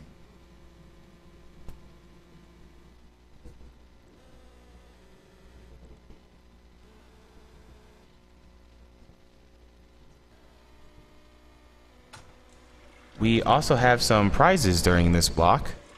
We have a portal gun, a signed Valve orange box, and Portal cross-stitch magnets, and Mad Cat's Triton headset with Half-Life and Portal design.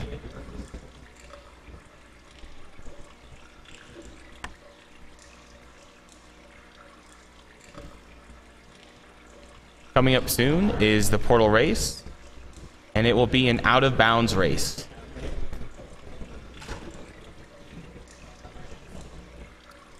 We have a $35 donation from L. McBob. Sitting in my underpants on a Saturday night watching people play video games does not get better than this. Great cause, and you guys and girls are awesome. We have $20 from Goopo. Says thanks to all the runners for all these nice speed runs. Big thanks to all the staff of this great Sgdq. I wish everyone had a nice week with this great show with a really great objective, and I wish to thank Mr. MV for the French restream and all his great work and shows for the French community. Take care, dudes. I'm about to butcher some French here. Lucidité et compassion MV. Ben W12 just wanted to say with his $40, awesome run. Thanks. And we have $20 from Nalto. Greetings from Norway. Having an awesome time watching the speedruns. Keep up the good work.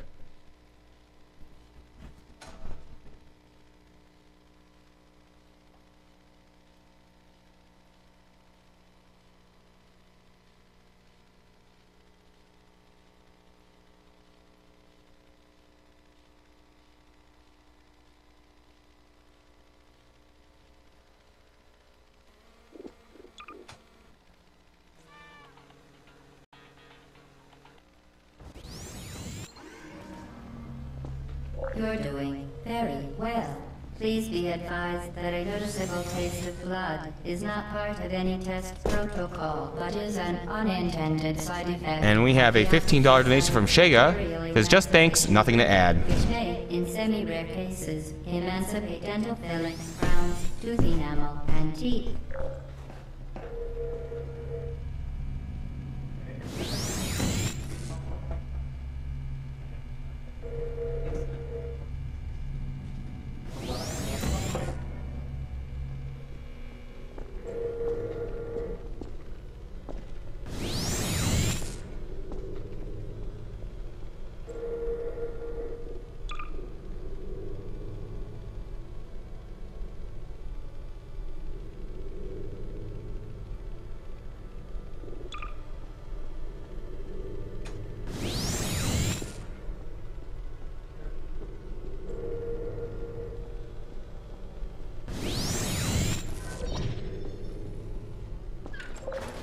Very good. You are now in possession of the abbot. I'm bad. Yeah. Zim, what are these strats? Your own portals. These intradimensional gates. Whoa. Well done. Remember, Wait, what? You should probably set up. Yeah, guys, get ready. Yeah, you ready, Zim? I'm good enough. Just let us know. Yeah, we have a bind. 3, 2, 1, go. Timer starts when crosshair appears. So this is Portal. So, start time. Yeah. Time. Start time. This first room, you really don't have anything to do, so you kind of just clip. You can clip everything out of the room except yourself. If you could clip yourself out of the room, it would save like anywhere from 20 to 50 seconds, depending how fast. But no one knows how yet. Aperture Science Computer Aided Enrichment Center. We hope your brief detention in the relaxation vault has been. So you guys are running out of bounds. Yep. Which is they can go through walls and. It's the completely intended strats. Yeah. All through the maps, you know. All This run intended. is 100% glitchless and Kotaku approved. Oh my god. So just like in Half-Life 2, we use ABH, which is accelerated backwards hopping. So the game thinks you're going too fast, but since you're going backwards, it just speeds you up anyway by trying to slow you down. 2, 1.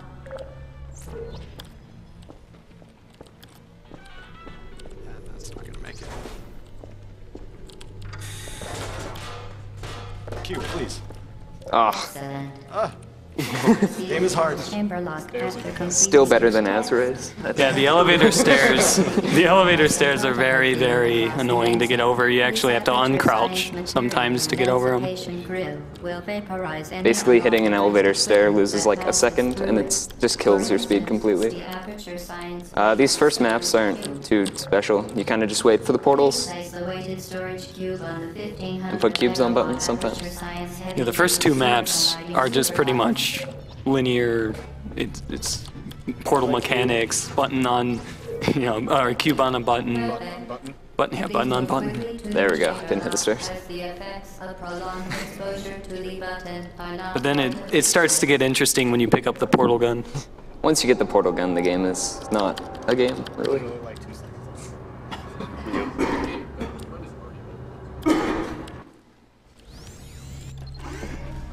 You're doing very well.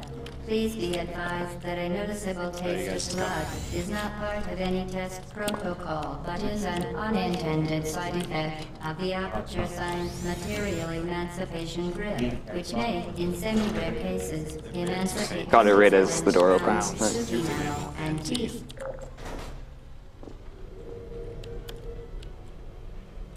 So bouncing off that wall there actually stops us right as we hit the portal gun, which stops us from flying across the room. Oh, nice. My hand is shit. You can create your own portal. Yeah, who's explaining that? Game, please! The view model FOV. So that's save glitch. If you save and load in a certain spot, the game kind of separates your camera and body. And you can walk through walls or fall through floors. It just messes with all your hit detection. This is another version of it where I jump out of the map and fire a portal under the next, hitting a trigger, putting me in bounds.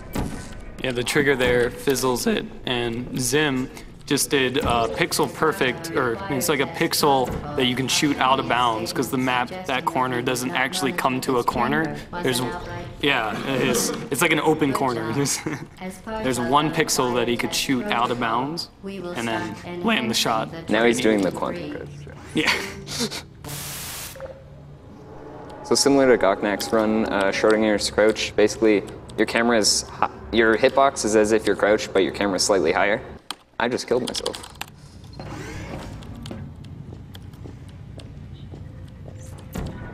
While safety is one of many enrichment centers. So that allows us to see out of bounds and fire portals. I've never seen that Chamber 6 route before.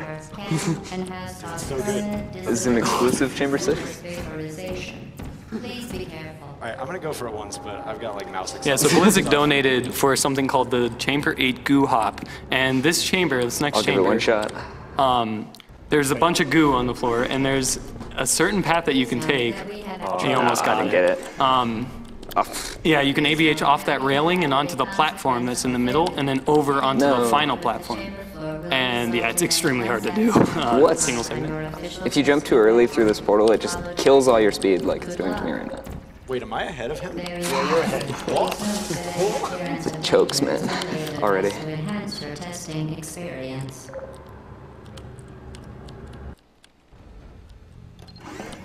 That was not optimal at all. This next test is impossible. Make no attempt to solve it. So with that portal placement that Zim just did under that door, it doesn't fizzle the portal. Sometimes it does, but you can actually wedge it just right to be underneath the door, not fizzled, and you can just pretty much do it. Yeah. Yeah. So what's going to happen here in Chamber 10 is I'm going to do an old route. Norf is going to do a new route and the old route. And I am bad. Game is hard. So there's a guy named Maggot with 3 Gs and a 0 who found a bunch of strats for this game recently, including this one. He currently has world record by 4 seconds off me.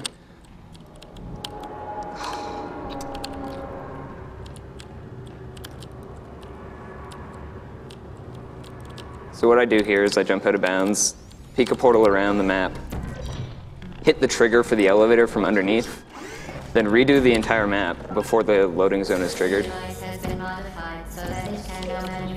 Yeah, and yeah, it's messing around because he's there by the time the level load is there, and you don't actually need to be in the elevator for the level to change. You just need to be in the elevator shaft. Yeah, you just need to be there. Oh, that's bad. And you'll see Zim doing it in future levels. There we go. So depending where you shoot in that chamber, you can get right under the elevator, or you have to PQR in, which is portal quick reentry. Gocnak, can you explain that? Okay, so PQR is when you have a. If you're not in the elevator when the trigger is hit, it takes you to the menu, and that would have been really bad. That can cause. And now I'm going to fail everything because my setup is. So if you have, an example of PQR, if you have a blue portal underneath a blue box, and you have an orange portal on top of an orange box. If you shoot the blue portal while you're going into the orange one, it'll bump you back in bounds, but if you shoot the orange one while you're going in the orange one somewhere else, you'll go into the orange box. So pretty much PQR is pretty much what we call PDR, which is portal destruction reentry, which is used if you're on top of the map and gravity will just pull you in. So chamber 14. Shout out to first try PQRs. Oh my. Yeah. They're extremely hard to do underneath the elevator. I would know. I ground segments for Portal to the Proer, and I had to do one of these. They're really tough. So Megat also found this strat, which basically used the loading zone of the map to save glitch yourself, which allows you to just walk out, shoot another portal under the next elevator, and do the same strat for the next chamber if it's faster. And the save glitch there works because you had a portal on the other map, and it gets destroyed, so the game's like, okay, well, what is it? Oh, actually, yeah.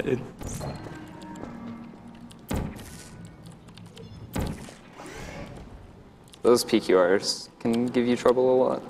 First try every time, man. Easy peasy. Exactly. They should be first try. But. This is the part of the run you can't tell who's ahead because we're both under elevators. Same thing. But yeah, this is Portal Out of Bounds. You don't see any of the actual map. That was Chamber 17. Except for the ending elevators. Chamber 17 inbounds is a really annoying map. It's quite hard to do. So I have to wait for this dialogue. Like, there's no way to skip it, and believe me, we've tried. Also, I believe the electrical safety seminar is right over there. Got it. In the marketing party? Yes. Okay. Tell Alright, please, Clipping Glitch Senpai, notice me. Yes! Nice shot. Oh, no! So basically, if you fall out of bounds, if you're not near a portal, you can't actually move. So you kind of get self-locked quite a bit in this game.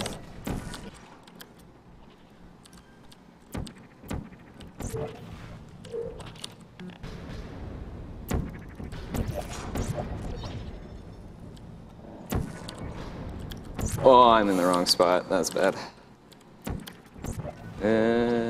Nope. Oh, yeah, Loopy Town. Okay, so yeah, that was one of the outcomes for doing that setup.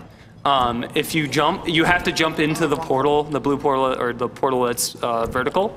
If you don't jump, you lose your gun. Or you get trapped. Or you get stuck in the ceiling, which is inbounds, which we don't want to be in there. So now Zim on the left used a turret. He's on the right. Okay, he's on the right. Sorry about that. He's on my left. So he used a turret there to hit GLaDOS. Now GLaDOS is programmed to drop a core every time she gets hit. Now, because you can, you're only supposed to use the rocket turret. That's how it takes that long normally. But using a turret, like a normal turret, you can have it shoot at GLaDOS and knock off her cores earlier with every hit that it does. So every core drops pretty much, except the one from the sequence, like that. Okay, time. Time. Please. I don't want to talk Time. about it. Oh, time? Yep. 10:37. Good race.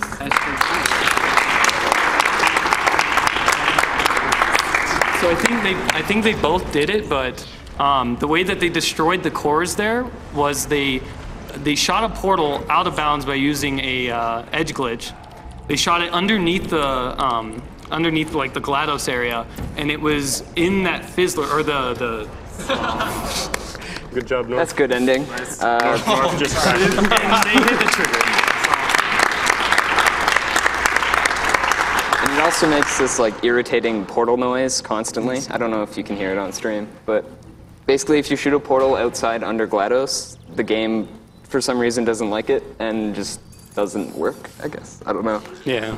There's also a can of beans out there for no reason that you can shoot a portal. It's a box. Yeah. Sorry. Kind of. Kind of. Not Septem. Maybe next time. Next time for The texture of the can's like in the middle of the box. It's amazing. The box is just kind of stretched out.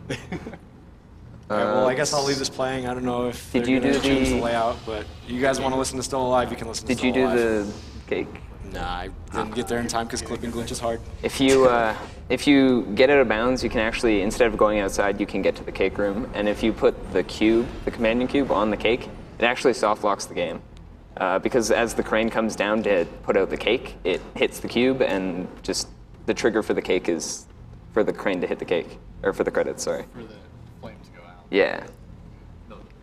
The flame goes out. It's like you hear it if you put it on, but the game, the credits don't roll anyway. Oh yeah, that too. Portal number. That's what that's So that's Portal. That was Kind of. Kind of. There's It was like It was Elevator Simulator? it was like the first two levels of Portal, and then After you get the dual portal gun, you can actually do every elevator or every level under the elevator. It's just not always faster or as interesting, I guess. Alright, well, we'll leave you guys with this. Thanks for watching. Yeah. Shoutouts to Blizzik. He is world record holder for inbounds. Someone should link him in chat. Also, Maggot with 3 Gs and a 0 has out of bounds record. Yeah. Alright, well that was Portal with Zimbabwe and North.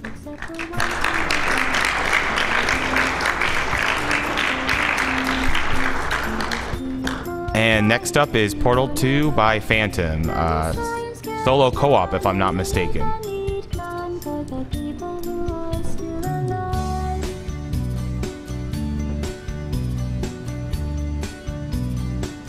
And just stay tuned. We'll be right back with a quick commercial break. I'm being so sincere right now. Even though you broke my heart and killed me, and tore me to pieces, and threw every piece into a fire. As they burned, it hurt because I was so happy for you.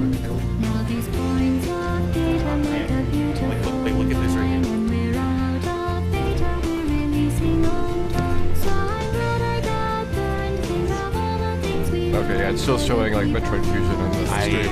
I don't know. Oh, you want to know something? go ahead and leave me.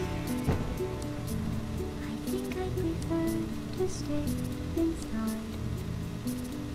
Maybe you'll find someone else to help you. Maybe Black Mesa. That was a joke.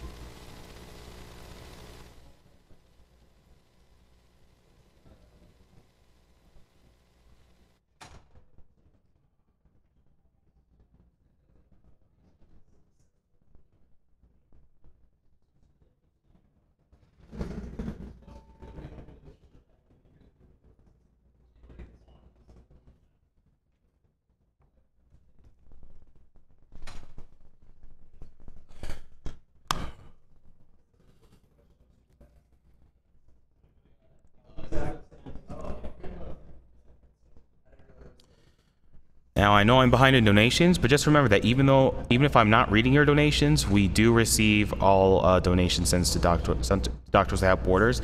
There are just so many generous donations that I cannot possibly read them all.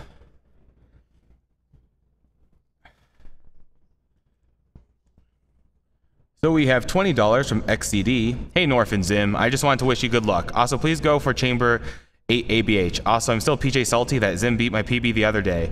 Money goes towards Yeti's choice.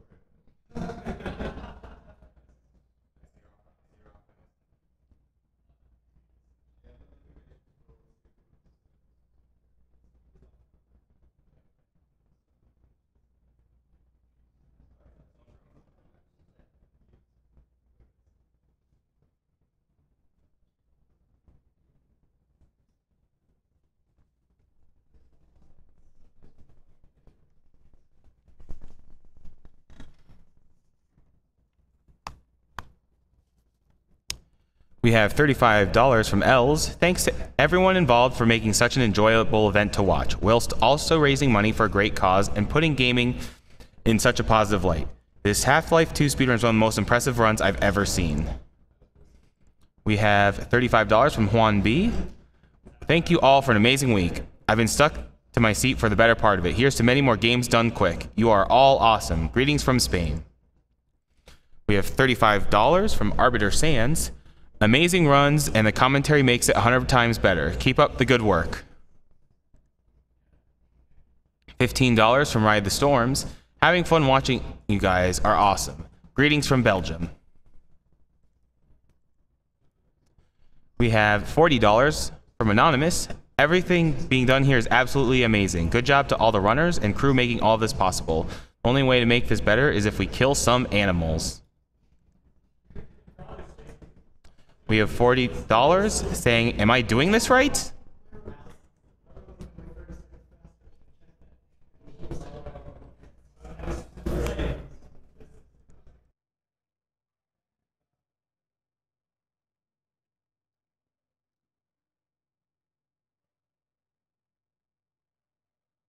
Okay. Huge shout out to XCD and Blizzard. You guys are the best. XCD is an out of bounds runner for this game as well. And Blizzard is just an all around cool guy. World record holder for inbounds. Yeah, Wait, he doesn't run Portal 2. Yeah, no one for Portal 2. Wrong game, Zim. I think that's still a little off. We have $20 from Urbanized Gamer. Hey Cherno, finally got some money to throw around, and I thought I'd put it to a good cause. Also, those headphones and portal gun look sick. Cherno can get to choose if this goes to killing or saving the animal.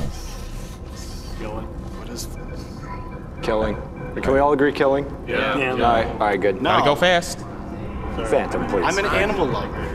We have $50 from LGB. Nice runs and awesome work for a really good cause. Greetings from Spain. $10 from Joey Zero. Shout out to my man Blood Thunder. Wanted to do this during your Bioshock run, but well, make him decide what this goes to.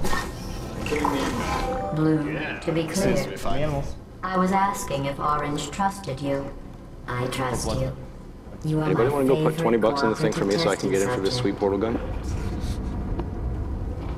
I wasn't able to make a portal Feels gun like in time. somebody's going to ninja my spot. We have $50 from Mr. Metin. He says Half-Life is best life. Yeah, let's go into it. I'll be right back. And $35 from Eddie Shaw saying source runs are always the greatest. Thanks guys for the entertainment. Now if you're just joining us, this is Summer Games Done Quick 2014. All donations are going to Doctors Without Borders, an international medical humanitarian organization providing independent, impartial assistance to over 60 countries to people whose survival is threatened by violence, neglect, or catastrophe. Ready? We are ready whenever you are. 3, 2, 1, start. Hello, and This is Portal 2 co-op campaign, basically. Kinda. I'm doing both players with a button to switch between players. And I hit the wrong button. Nice. Good start. I use 2 to switch, because I have buttons on my mouse. But whatever works to switch. A lot of people use tab, the other people that run this game. In the beginning, you just follow her directions, and then you can start moving. And the biggest thing in this category that gets annoying is the moving, because if you start holding a button, switch, then it never detects that that button was let up, and it'll kind of mess up on that player's when you go back to theirs. That was an accident, but whatever, that's fine. Blue now has a portal. Each device can create 2 self-contained portals. Please test your Alright, what just happened there was I hit a pixel. That happens a lot in this game. It'll happen probably like 20 more times. It's fine. I just had to move a little bit.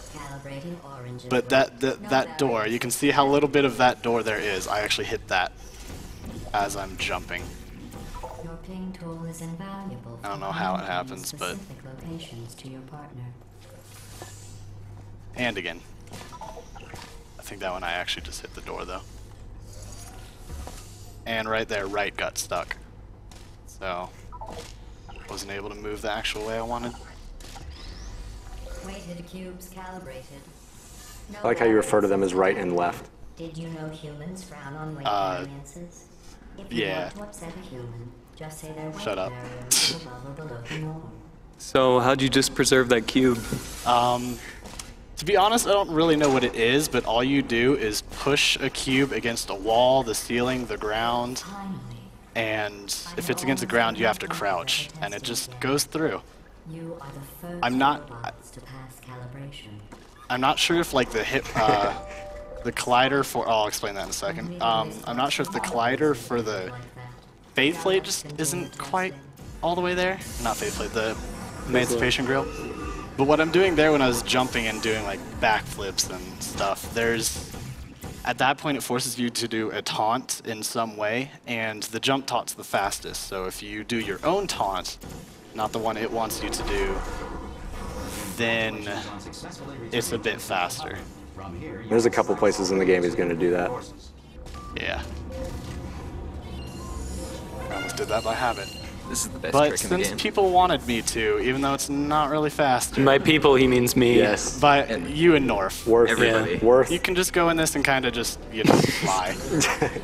No reason whatsoever. There's a push trigger in the top one, and you use that to kind of fly out the bottom one, but it also works without a push trigger, so we don't really know what it is. Yeah, it's something with flipping. Yeah, slants and flipping. These first 3 levels are fully intended, so there's no glitches except for the bunny hopping, which you might know from other games than Quake, Half-Life, CSS. Bunny hopping in Portal 2 is a lot lighter, so It is kinda a like you're on lot the moon. different. Keep in mind that You pretty much fly in Portal 2. There's like very little gravity compared to other bunny hopping games. One important thing about bunny hopping too is you really have to be careful, because if you go too fast, you lose your air control and you can just careen off a cliff. And that'll happen, I guarantee it. The winner is the one who scores the fewest possible. One of these times. I just thought you might find that interesting. Most winners do. Orange receives 5 science collaboration points.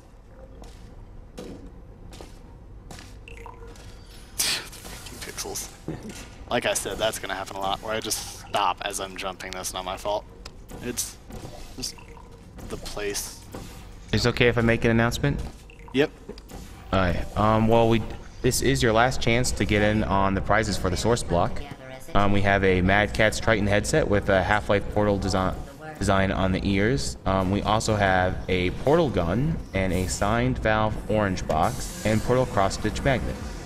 To get on the portal cross-stitch magnets, you donate $5 or more. If you want to get in on the headset, that's $10 or more. Or for the portal gun, the signed to Valve orange box, that'd be $15 or more. So if you donated $15 or more, then you'd be eligible for all 4 of those prizes. At all times. Naturally, this will pose an interesting challenge for one of you, given the other's performance so far.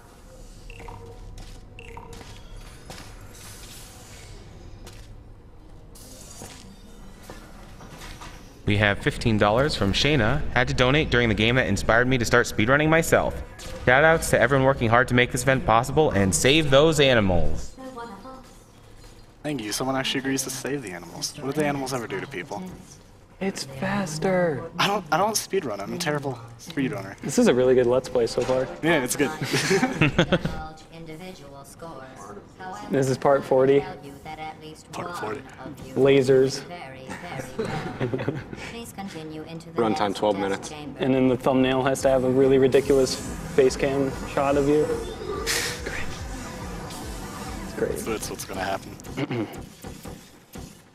Shout out to PewDiePie, who has all the world records. Oh my god. So what I did right there is just I missed it. I can barely. skip that little bit right there. That was actually I don't understand how that missed, to be honest. Stop shooting, please. If you shoot on like the frame that you change, it just keeps shooting. And that happens a lot. Suddenly become an eating contest. Oops. While it may appear that I am only tracking For a lot of these, I can kind of go however slow I want after I finish it, because it's dialogue based. Yeah, the dialogue is very, very annoying with that. There are some levels actually though where, because of the dialogue at the end and how it changes if you do certain things during the level, a death won't actually end up wasting time because it'll change the dialogue to a faster dialogue that ends up being exactly the same. Yeah. Alright, this one is the first kind of not intended. You can just jump over that gap. Nice. And then there's, if you've actually played this before, there's one of those right there. So I can actually just jump on it while it's in the water, if I made it, but you know. Yeah, it's a very small platform. It's, yeah. But it's just underneath the water. The kill trigger is a bit lower than it. So yeah, you can just like just walk jump on it it like that. There's still a hurt trigger though. I love that I got the hard jump in the beginning to miss the easy one. Usually with a goal of not failing horribly. What happens? And this level's the only one, or there's one of these in every course. At the end of every course, you can almost do it by yourself. You can do them all by yourself except for one level, because all you have to do is put a disc in a player instead of getting to the disassemblers at the end. And right there, what I did is just hit both switches because I'm forever alone and I don't have a partner. Oh. Congratulations. Well, he's also just really standing there. What is fast. he doing? It's not helping me at all. A lot of the timing-based, like, button hits can be done by yourself just because they made it easy enough that you don't need a second person. Because I think they were trying to compensate for lag between people. And Xbox 360 controllers. Yeah. Right there is proof of very good level design. Bridge kind of open.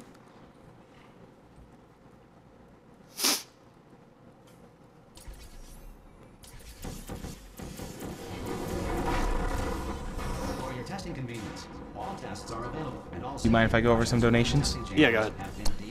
We have $140. Donation goes to Cherno's choice of incentive since he's being so kind as to sell out Cam in the background there. Cherno, you can come on, lay across us. Do the show. $15, saying this donation is a lie. Wink. Beautifully majestic. And we do have some sponsors for this event. One of them is the Yeti, who have a t-shirt sale for this event. $3 from the sale of each shirt goes directly to Doctors Without Borders. It is theyeti.com/gamesdonequick, and they are also holding a contest, theyeti.com/contest/sgdq. Now the sale is only going on until midnight tonight, Central Standard Time, so there's not a lot of time left if you'd like one of the SGDQ t-shirts. So how are you getting those little boosts there? Those are re-portals. What it basically does is if you shoot the portal that you're going into as you go out the other one, it pushes you. So if you use that with a strafe or just pretty much walking, it gives you extra speed. This one's a long dialogue, so I missed it. You can actually get that ball through the fizzler. This one's one of the longer ones, so I can just mess around. But if you noticed it, when I missed the first one, I just kind of flew out and started falling. I shot the ground like 6 times and no portals placed. That's like one of the most annoying things in this game is portals that just don't want to place somewhere. It seems like all of Valve's games are like this, but they're really, really well made for casual play, but when you're trying to do like speedruns or anything like that, they're just broken. There's so many annoying little things you have to know. That was close, actually. Well done. Interesting note. I only created this test to watch test subjects fail, and you didn't. You must be very, very proud. Oh yeah, and the glass right here is kind of non-existent. It's always a fun little thing to do at the end.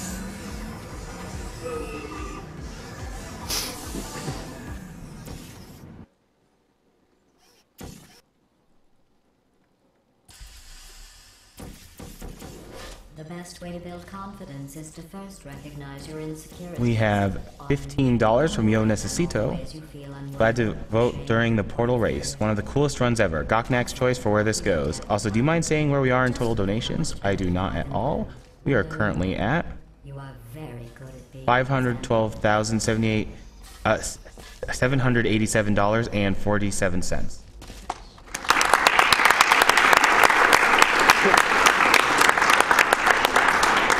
When you include the Humble Bundle, we're creeping up to 600,000.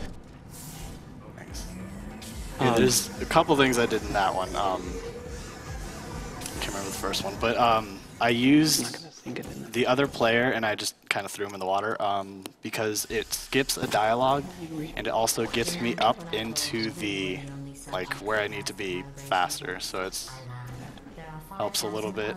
That's one of the things I wanted to mention there, but that's another thing. I'm standing right in the middle of the portal, but, you know, it doesn't go through, because why would it?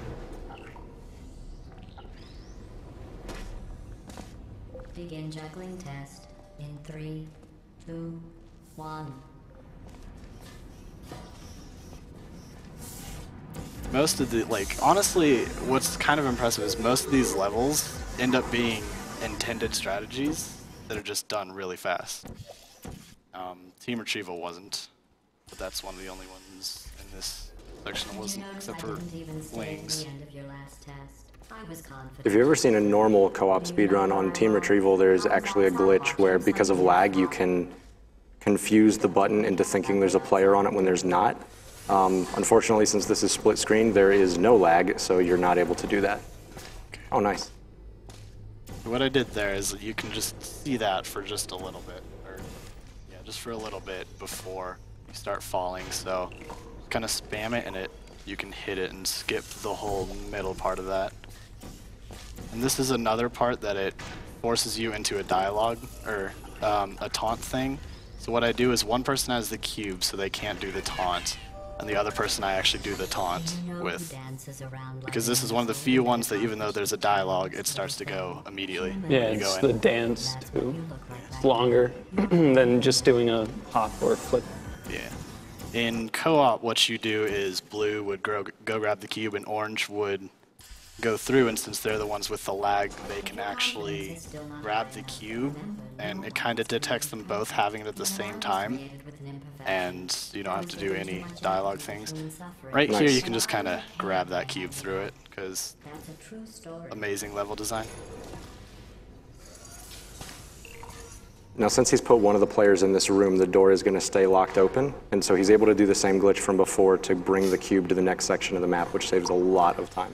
And the cube's in a bad orientation right now, because what I could do if it was flat instead of kind of angled like this, I could jump and hold it against the roof, but it's hard to do it without a setup when it's angled like that. Congratulations on completing So I just do it like I showed earlier, bring it on the ground. Without the looming consequence of death.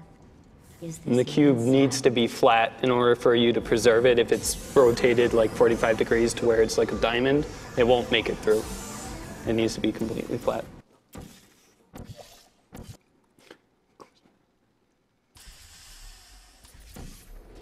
Test times show you are going too slowly. Maybe you are getting human emotions. Do you need real encouragement?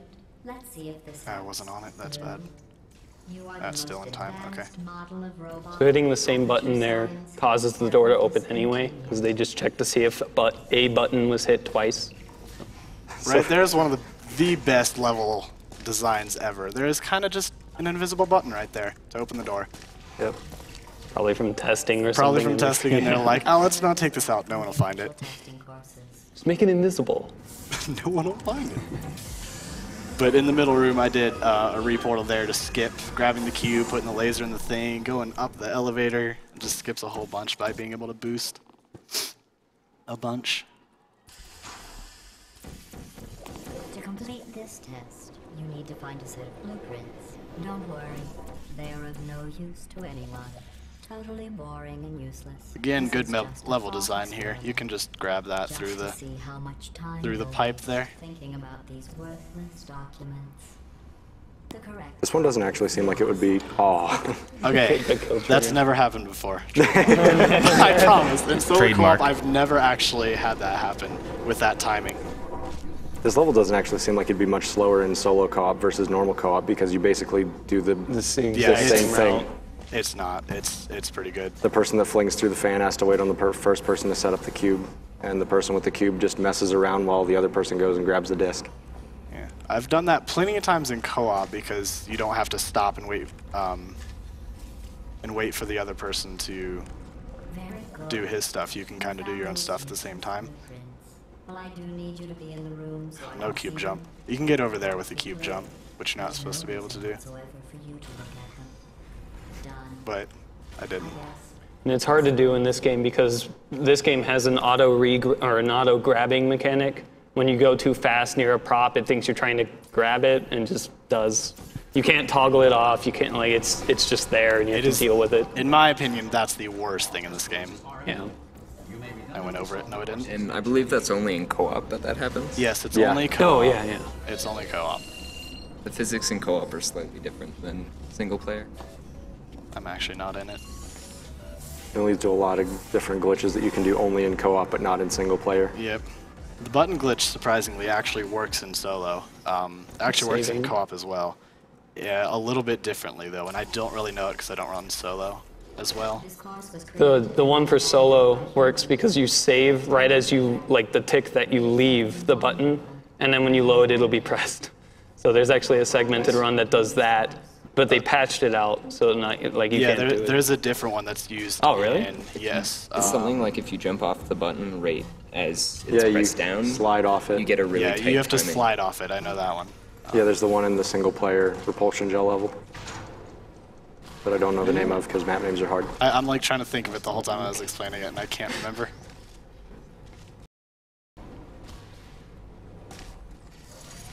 Have you worked out the one good trait humans have yet? Let me give you a clue. Again, there's not too much to explain in a lot of these levels because it's done intended, but just fast. Only thing that wasn't intended there was I skipped a whole bridge part by doing a 2-hop, which is a jump and strafe, and you get a little extra speed. And I caught myself with a bridge. If you shoot the bridge, which I'm going to do here actually, if you shoot the bridge that it would touch the other person or the person's body, it just kind of slices you up. So you can just go higher up, which is what I did there to skip the whole. That's actually a bad position. To skip a bunch of stuff. Do you do the oob strat? Huh? Do you do the oob strat? Yeah. The one oob strat? The one oob strat in this game. That has the potential of soft locking in the game. But it's easy. Yeah, it's easy. Yeah, You walk if hold, I you soft have to, lock it, try to get I'm it. gonna be Kluger very misses it sad. all the time.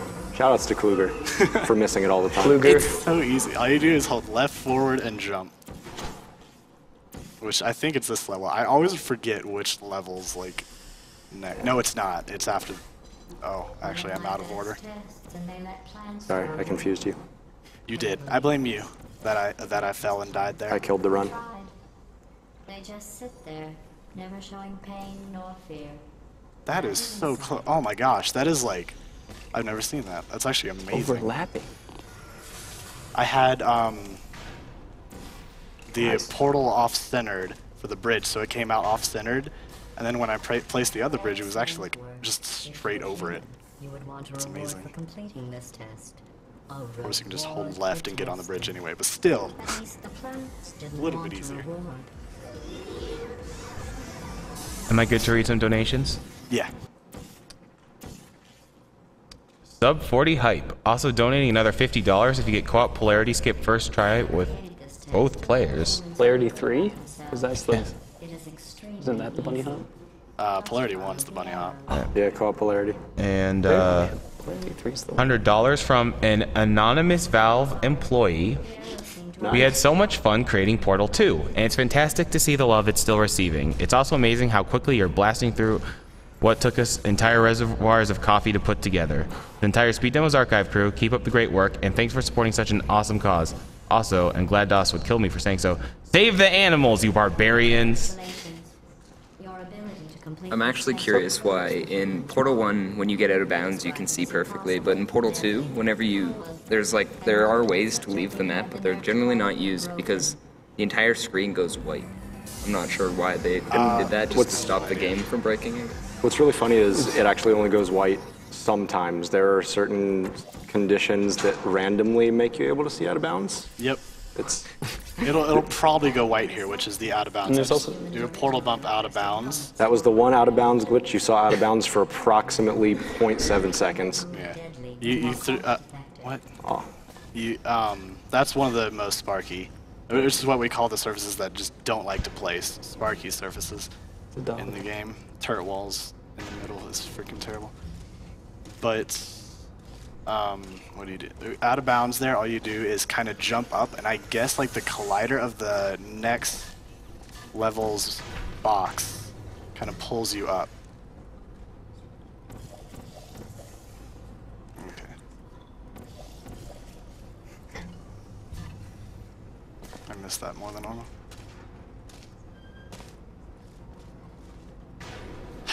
Base plates again in this game, just like it's the middle of it that boosts you. Yeah. You can stand on like the whole first half of it, and it's like, nah, you're not going up. I understand. That would be like asking me not to tell. It feels like some of the faith plates have weird triggers too, where if you come at it from the side, it'll try to like suck you towards the middle, so it'll give you weird velocity changes. Yeah. That can screw you up sometimes. Yeah, that is. I think it does do that. I kind of just always come at it from one angle. This is a bridge building exercise. This level right there for challenge mode strategy is where you place it, and you can literally place it in the middle, like the shooting. Like you could place it like 6 or 7 pixels to the right of the middle on the bottom, and it won't place. I was showing it earlier while I was practicing. Alright, this one's a little risky. What I do is I hop on it and then switch it so they can't shoot me anymore after I press the button. It's only faster in solo co-op because you can't have your partner shoot the bridge there. Where's the ball? That's actually bad. Which one am I? Please stop shooting me. That's wrong. Thank you. So, as an update for Save or Kill the Animals, the total is currently at $64,211.12. And save is at $32,595.69, while kill is at $31,615.43. So it's still pretty much neck and neck, you guys. Now, let me give you a reminder that the cutoff will be at the Mother Brain fight in Super Metroid.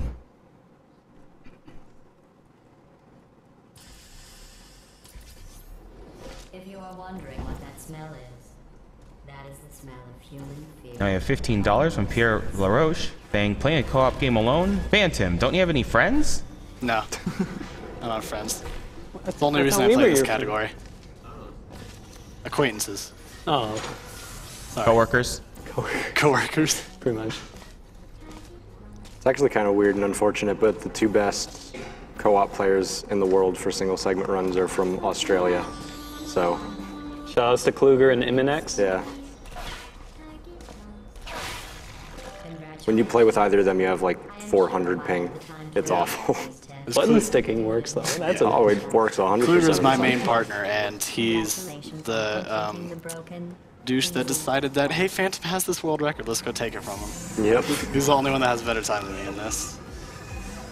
But he's cool. But we always have like 270 ping normally when we play.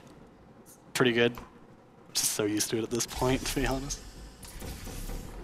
Also get a shout outs to Azure, who'd made a donation mentioning it earlier. He's the one who invented this category. So definitely shout outs to him. By accident. But why don't you put it back in the player for safety? We have $35 from Nishak. He says, I fully appreciate what the community does twice a year, and I cannot stress enough how this exemplifies our humanity towards another. In that vein of thought, my donation goes towards saving the animals, because what would a marathon about saving lives be without saving the lives of the little? We need to eat. I don't know how to time that without What he's lag. trying to do here is called ball slicing. Basically, if you cut the ball in half with the light bridge, it just drops like that, and it skips having to have a second player to do the entire puzzle. Yeah, in co-op we found a lot better way to do it, but I tested doing that with both players just because the ball slicing is one of the worst glitches. No! Oh! So that was the losing air control that I was talking about. That's, I think, only the third time I've had that happen. But that one has happened before, I promise.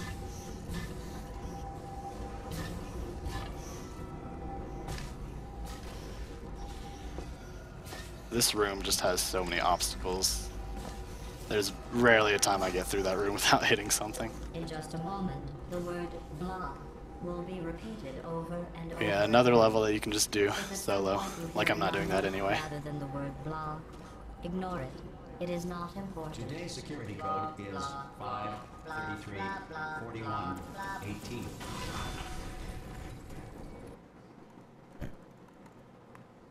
We have $15 from Sebastian7, and he says, the cake is alive, but this donation is not.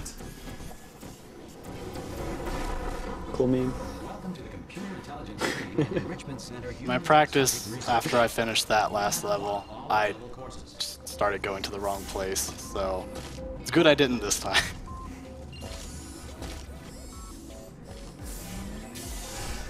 Oh, I wasn't recording demos, I can't time my run after. Sorry. Bad face. What if it's world record? It's not at this point. Never give up hope. You can still make the vault door jump. I'm not going for it. That's probably a good call. Yeah, I've been missing it a lot. Oh wow, that was actually really quick. Nice. I'm not sure I like that. So, in this level, in co-op, like, okay, in co-op, the fastest way to do this, I still didn't actually lose any time, is to funnel fly, which I'll show in one of the next levels. I never remember the order of the levels, so it's in one of them. But in this one, it would be a lot harder to be as fast, because you'd have to control both while you're in the air. If you do it this way, you can control one and the other will still be flying in the funnel with you the whole time you go. It's not as bad. Orange, you have been a shining light in an otherwise ungodly morass of incompetence. Yeah, funnel flying is a really amazing glitch that actually was discovered the very first day this game came out.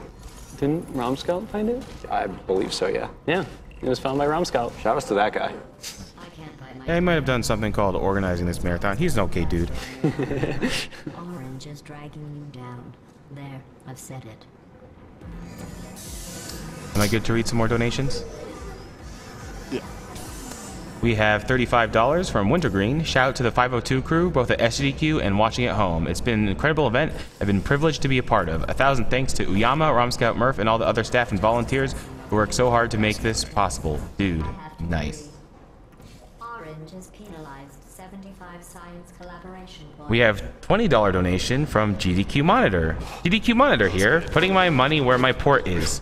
Let's make sure I get into Final Fantasy VI for GoGo as monitor.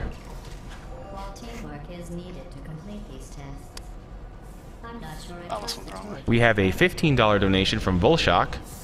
He says, I really wanted to name lock Abda in recognition of his awesome Chrono Trigger run at the last AGDQ. It looks like others have deeper pockets than I do. So instead, this goes to the reader's choice, as long as they put it towards an FF6 character name. Well, then I will put it towards GoGo being monitor. Alright, here's the first funnel fly, and you'll see what happens. It's fine. Sorry, I missed the beginning. You can just, when you get 0 velocity in a funnel against something, well, you'd have to have 0 velocity in the funnel. We all agree.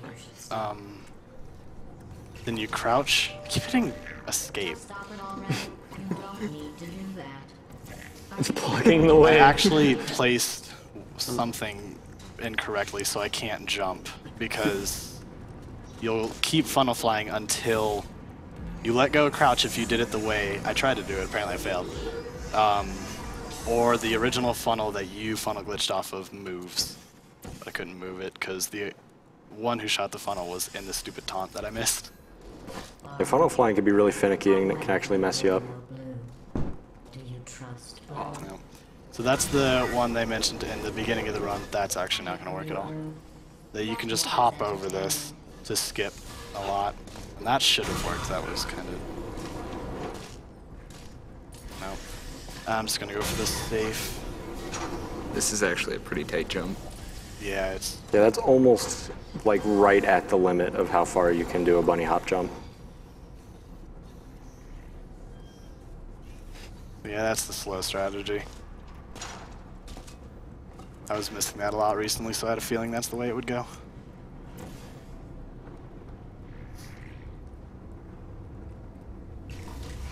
Blue, to be clear, I was asking if Orange trusted you. I trust you. We have a $50 donation. I've been watching the previous Sgdq and Agdq runs online, and I think they're awesome. Looking forward to watching these runs. Donation to Runner's Choice, please. You have a donation, Phantom.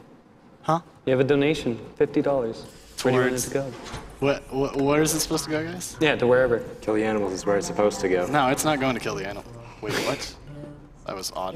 It's not going to kill the animals. I say save the animals. The game in there? Peter loves you. And we have $15 from CD Man. He says, I've always loved Valve games, so keep up the good work. First on the couch to play and win a game of rock, paper, scissors decides whether this goes to save or kill the animals. Is it going to be like a tournament? Yeah, let's do a tournament. Let's do it. A tournament.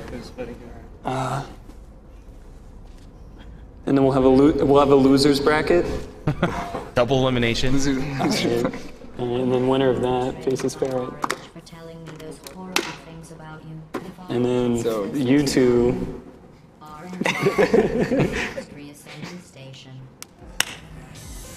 All right, and then I guess. Aren't like all of you saying kill the animals anyway? So. And then you fight him. Careful with the and then I guess you two should fight. Yeah, grand finals. Dude. You have to win. This is the most complicated way to do rock, paper, scissors. Save the animals. No! Yes!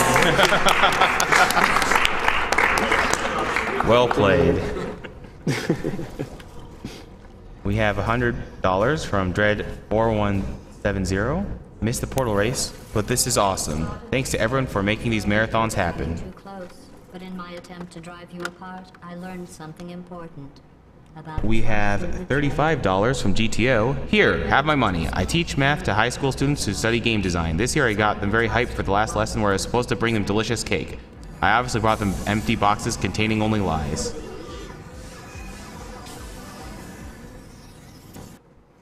Alright, in this level it's got the same kind of glitch that was in Portal, which is like the only glitch that was also in Portal. It all changed after. But I'm gonna do a pixel glitch, which is the same thing Zim did on 4 over here, to shoot through this onto there. That was like third try, that wasn't too bad. Yeah, that shot control you a lot. That part gets annoying. Landing in that portal. Wasn't too bad though. Take that.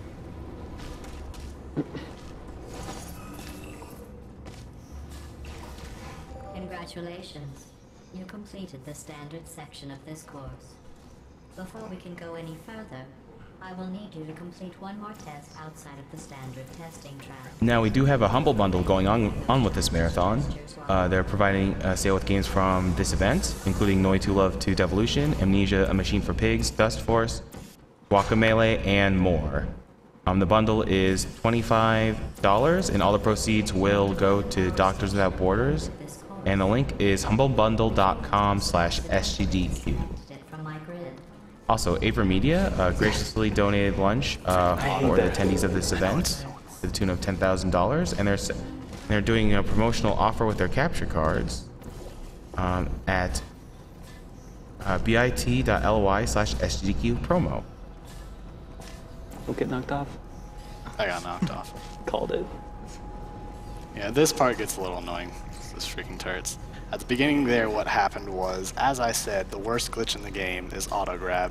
It auto-grabbed one of the turrets as I tried to grab it, so it dropped it as I'm trying to hit the other turrets. So it just looked a little odd. I'm fully connected. Aw. I can see everything. Oh well. See? No companion cube. Excellent. Can't even get one shot. For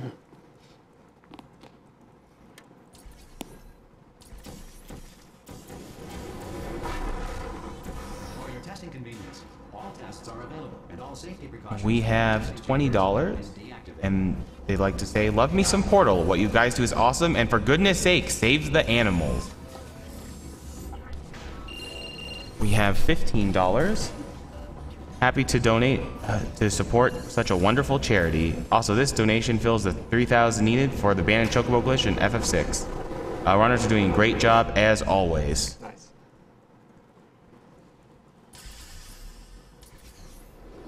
His final course is training to reach the human. Speaking of that, in terms of upcoming donation incentives, you guys have been so generous that there's not too many left, but I need human test subjects for it to be science. there is the Magitech glitch ending, which is currently at $1,988 out of 7,500, and the Fighting Masters top 4, which will be the saltiest and hypest and loudest thing on Earth tomorrow at around noon. $10,062.67 out of $12,500. You two really are the best cooperative testing team I could ever ask for.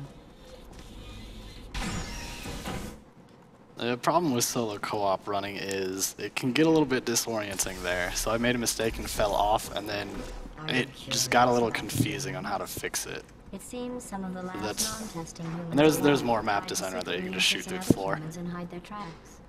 I think they wanted to punish them. Yeah, thinking fast is a very, very good attribute to speedrunning, because when you mess up like that, I know I have a lot in my run too, where I need to be able to think up something on the spot almost, to landing or how to revert so I can do it again. Deadly tests. That's ridiculous. Reloading this. How do they know for sure that Course 5 honestly is my favorite because it's so open, it's not boxed in like all the other chambers, so there's a lot more freedom on how to solve these maps. Especially for stuff like least portals attempts. Are you doing the DLC? No. Okay. Tricks you have learned. To help, I have made these tests extremely difficult. I would say extremely deadly, but we all know. Oh, I did. How did it not jump on the thing? Nothing is deadly.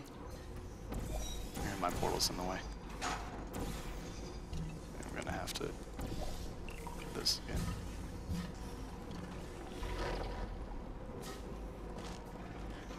So we have a $100 donation from Tess, Doctors Without Borders. Now they're thinking with portals.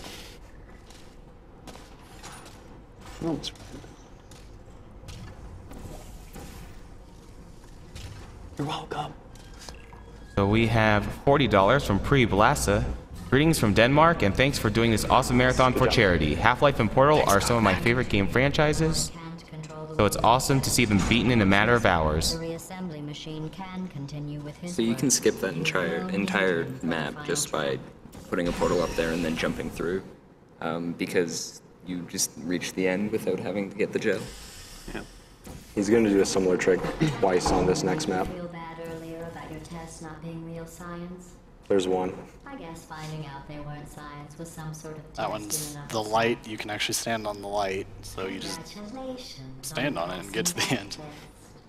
A bit overlooked again. And then this one has... I'm not going to do it with this flare yet. But all you do is look to over here. I'm looking wrong. Right there. You can just shoot to the end. Is that like 1 pixel? It's actually a bit more. It's not a hard shot. The way I placed myself made it a little bit harder than like. Should have been. Where are we? All of the maps with this similar style, like Course 5 in co-op, the underground areas in the single player, They have a lot of those kind of tight pixel shots to the end that just, I guess the developers didn't think about. Underground. What? Well, old aperture, whatever. No, I said underground. I'm saying that's the, like, most ridiculous one. Like, you can't even see that one. That's so annoying.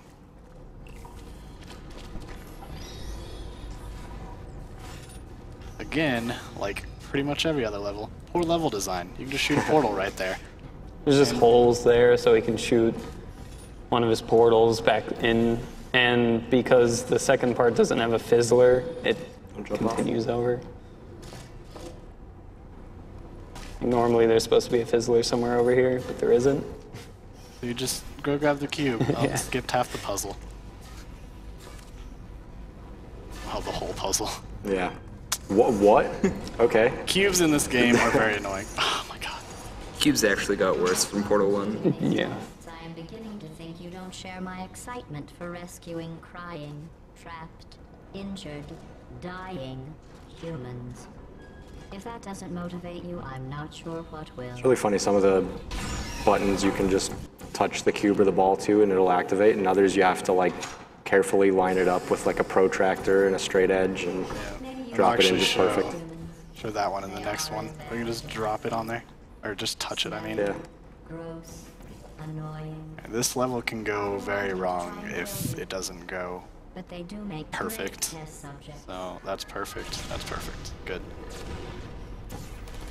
That was good. We're all dead. Nice. No, thought there was still one more. Had to be safe. Oh, I see. Aww. It still kind of worked. By not dying, I didn't lose too much time. I don't know. It wasn't too bad. Turret Ninja can go a lot worse. I've lost a ton of PBs on Turret Ninja. Oh, it was the first one I didn't go on the side there. Yeah, yellow's actually going to the next chamber now. I know. This next level might be the first time we show off the propulsion gel crouch boost glitch, or PGCBGBCBGB. If you crouch and walk on orange gel, it stores your velocity, and then when you stand up, it thinks you've been running on it for a really long time, and just gives you all of that velocity at once. And I think I have time for one more because I failed it. Yep. Okay, we're good. On this one, all you do is just touch it, and it opens. It's a broken door. They aren't all monsters. Most of them are simply good test subjects. I believe the ratio of good test subjects to monsters is about a million. We have a $25 donation from Paper11. Sorry, you guys. Rock, paper, scissors is not going to save the animals from my donation. Put this to kill the animals. Yes. The human vault is just past that opening. I entered the We have $50 from Cubeface. This goes to the runner's choice if he chooses save the animals. Otherwise, this goes to save the animals. It's going to save the animals, so. You missed out.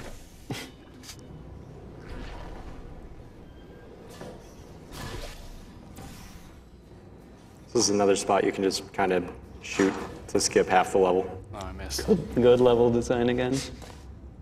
Yeah, you might notice a common trait here. Good level design makes it kind of easy to pass some things. So like all the other timing puzzles in the game, you can just do them on your own? It's actually possible to skip getting the blue gel on this map, but it's a very, very tough jump, and so to do it twice in a row is not marathon safe. At all. What makes me sad is when I was practicing before I got here, I got it almost every time. It's like just day after day I'll switch if I'm good or not on it. Time is going to be coming up soon, by the way. Something is wrong. This door should be opening. And time. Time. That's not bad. That's not bad.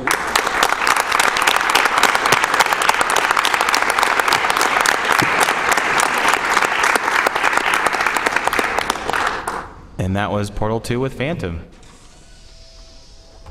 Phxntxm. We never did roll call.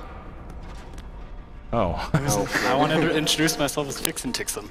Oh, it's all good. Phxntxm? Phxntxm. I was actually going to pronounce your name that way until I realized what it was. That's fine. I would have loved it. So next up is A Legend of Zelda: A Link to the Past with Andy and Jaden. Andy will be doing the main game run, and Jaden will be doing the any % no exploration glitch. And just please wait while we set up. We're gonna play a quick commercial break. I'll stop being your host, and replacing me, if I'm not mistaken, is the man with the golden voice, Golden. I was like, oh my god.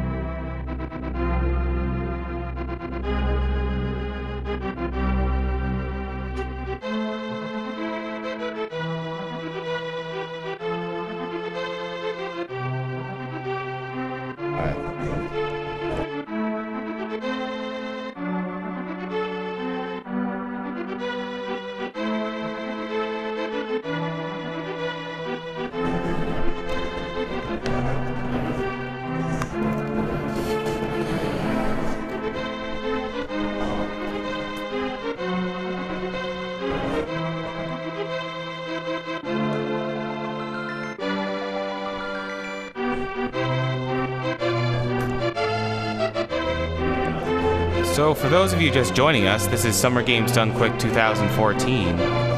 All donations are going to Doctors Without Borders, an international medical humanitarian organization created by doctors and journalists in France in 1971. Today, they provide independent, impartial assistance in more than 60 countries to people whose survival is threatened by violence, neglect, or catastrophe. In 1999, they won a Nobel Peace Prize for their efforts. This event is being hosted by Speed Demos Archive and Speedruns Live. Speed Demos Archive is the premier community for video game speedruns and has great forums for trading speedrun strategies. Their Twitter is at SDA Speedruns, and their Twitch team is twitch.tv/team/SDA. There's also Speedruns Live, which is the best place to race video games online against others. Players of all skill levels are welcome to race, whether it's beginners or people trying to play competitively. You can check out their site at speedrunslive.com for more information, and you can also watch a wide variety of speedrun streams.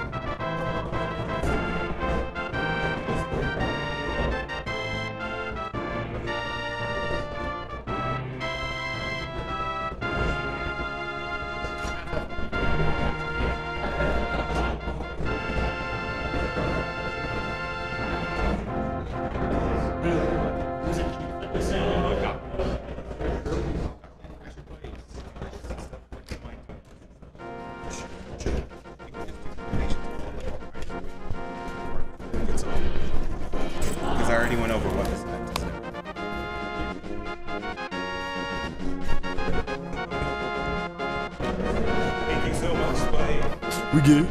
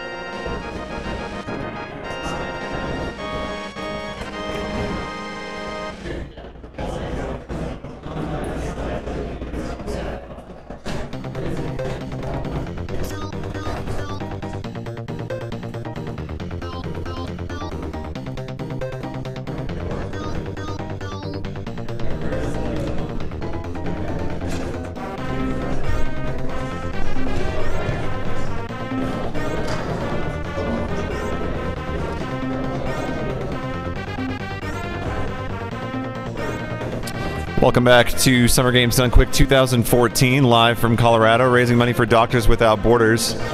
I am Golden on the mic one more time as we approach the end here of Summer Games. We've got quite an evening for you, so hopefully you are sticking around and enjoying what you're about to see. We're going to see Link to the Past here, done a couple different ways in just a few minutes. Just a reminder to those of you that are donating, if you donate during the Zelda block, you'll have an opportunity to win several different prizes. Just to point them out, if you donate at least $5, you'll be entered to win a Link Master Sword Perler, as well as a Wind Waker poster. If you donate at least $10, you'll be entered to win those, in addition to a Master Sword Perler and a Zelda Treasure Chest purse. And if you donate at least $25 from this block, you'll be entered to win all 4 of those, as well as a 3DS XL with Link Between Worlds. So lots of cool prizes to encourage you to donate and support the good cause that is Doctors Without Borders. So once again, guys, we're about to get ready here and play some Link to the Past in just a few minutes, so stay tuned. I'm going to refresh and get some donations in as well.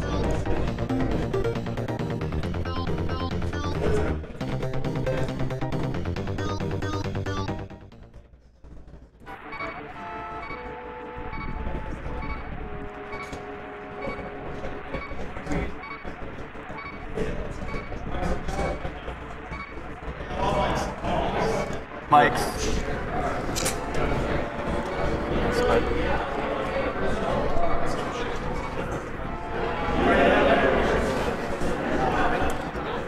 And a reminder that if you haven't already, you can subscribe to the stream, and 100% of your subscription money will go to the charity. Thanks to Twitch for working with us on that.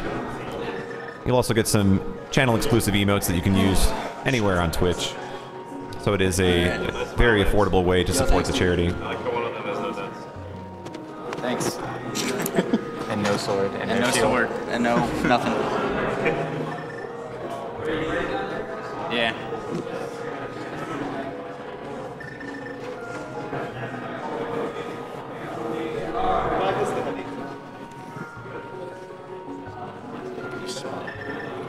Like, roses?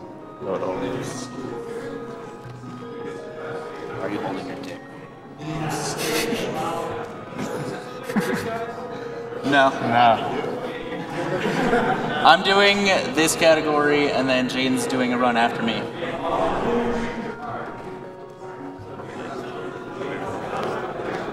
Nice. Nice race. Good race. Good race. And before we get the countdown started, just so we can get it out of the way, can we have the couch and runner identify themselves, please? Sure. I am Andy. Jaden. Waffle. Eggs released. Sounds good to me. I'm golden on the mic. You guys ready? Not ready. Yeah. 2, 1, go. Alright, so this is a Link to the Past, no out of bounds. It's quite a bit different than the typical 90% no save and quit category you'll see. It's pretty fun and pretty crazy.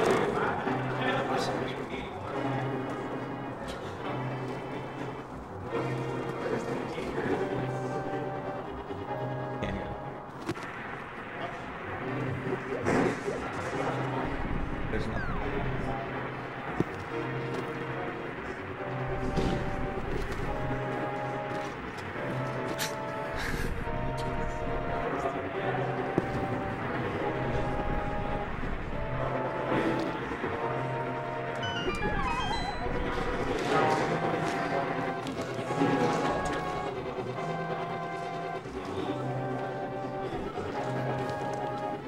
Oh, we're in here. Sounds like sound's coming out of the TV. That's the problem.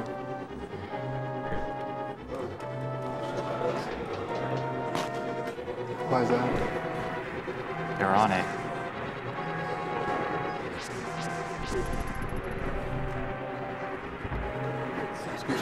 Sit there.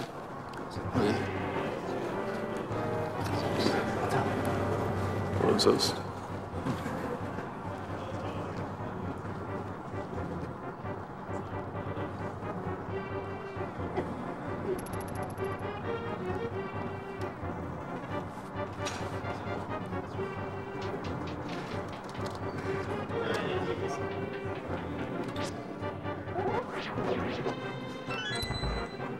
So you're going to be seeing me doing a lot of pumping in Escape and Eastern. It's pretty much to advance Link's movement by 1 pixel to gain a little movement speed. It's really minimal though.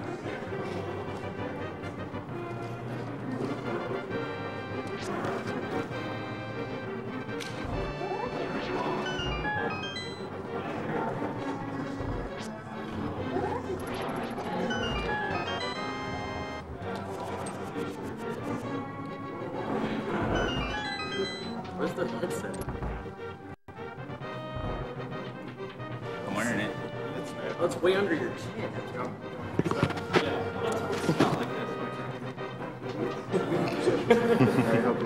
Yeah, dude. Nice. Hello? That's much better. Alrighty. What's up? Yo, what's up? Nice.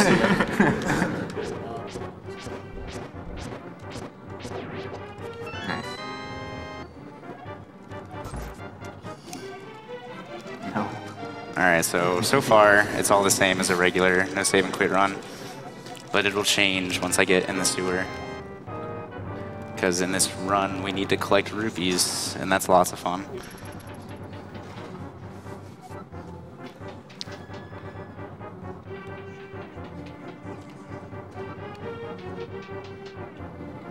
I have a $35 donation from The Crueler.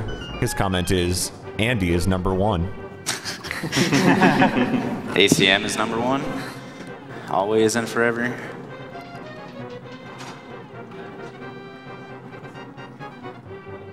And if you have donations, it's a good time to read them because there's not much to talk about. Okay, I have $50 from Chelly Gel. Link to the Past is the best speedrun ever. Good luck, Andy. Kill the animals, save the frames.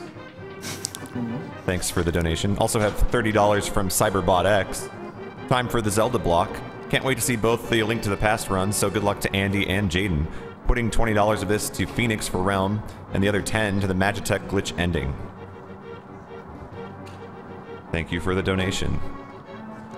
I have $50 from Fen Phoenix. Must donate for the objectively best game. Thank you. We have an anonymous $20 donation that says, Andy, don't pull a me. Jaden, I can barely wait for no EG. I hope that's Runner Watcher, and he loves to drink potions. Hello? Alright. Link didn't want to push the whatever that is back there. The oops. Okay, that's green rupee. Cool. Alright, so after escape, I need 30 rupees so I can buy a potion later for some fun stuff.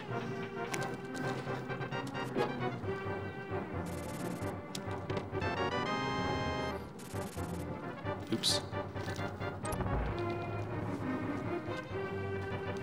The drops aren't completely random in this game. Certain enemies will only drop certain things, so that's why he's only killing the rats here. It's because they're in the category of enemies that drop rupees.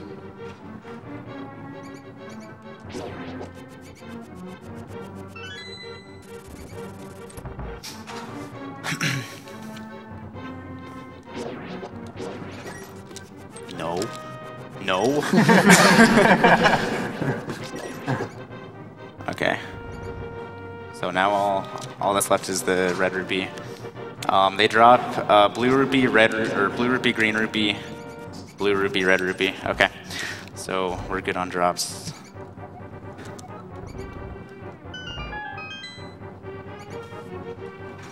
Alright, that wasn't too bad.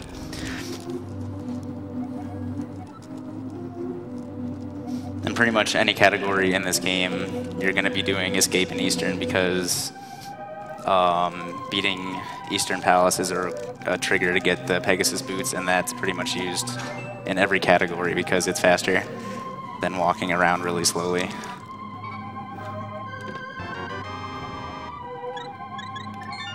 Shoutouts to that priest who likes to lose you frames sometimes.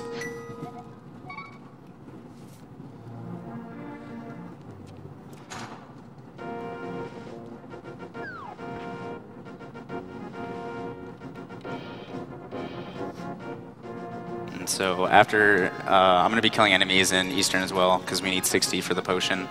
I'll be buying a green potion after Eastern.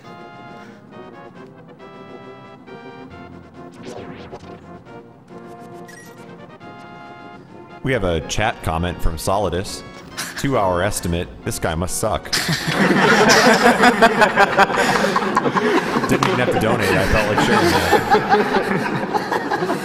I love you, Solidus. Please have my babies.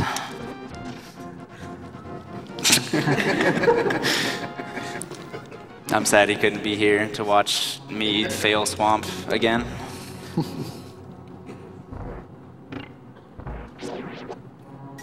Nice.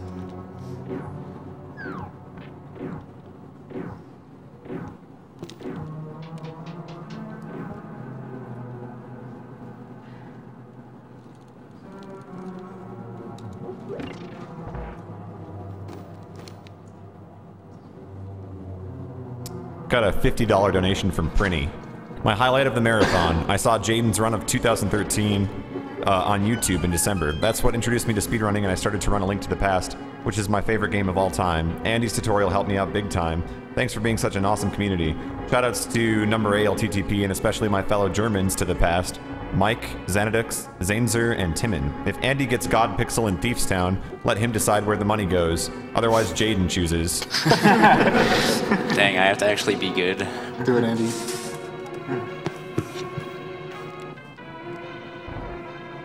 There's a chance we pick the same spot anyway.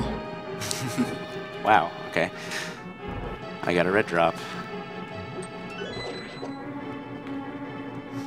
Alright, so coming up, there's going to be a neat little trick. In this room coming up, there's the boss key of the dungeon, and usually you have to kill all the enemies in the room for the anti-fairies around the switch to disperse. But luckily, there's invulnerability frames in this game.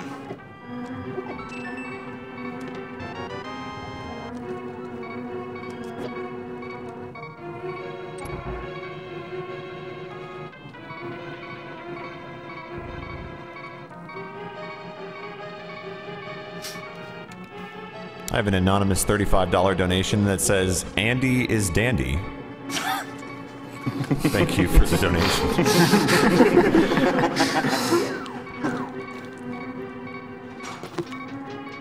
that skeleton is really rude and loves to get in my way all the time. Oh. Oh. Let's just kill these things. Oh, hello. Okay, whatever. We're good, we're good. Dude, Perfect. Eastern's really boring. I just had to excite it up a little bit, you know.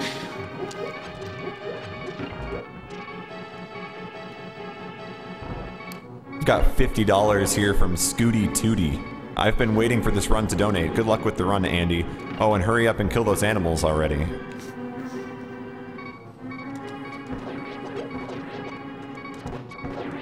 Shoutouts to Zelda Gamer.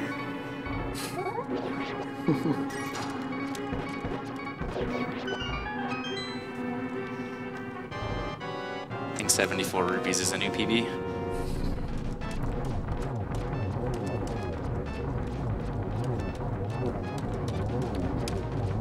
Okay. Nice.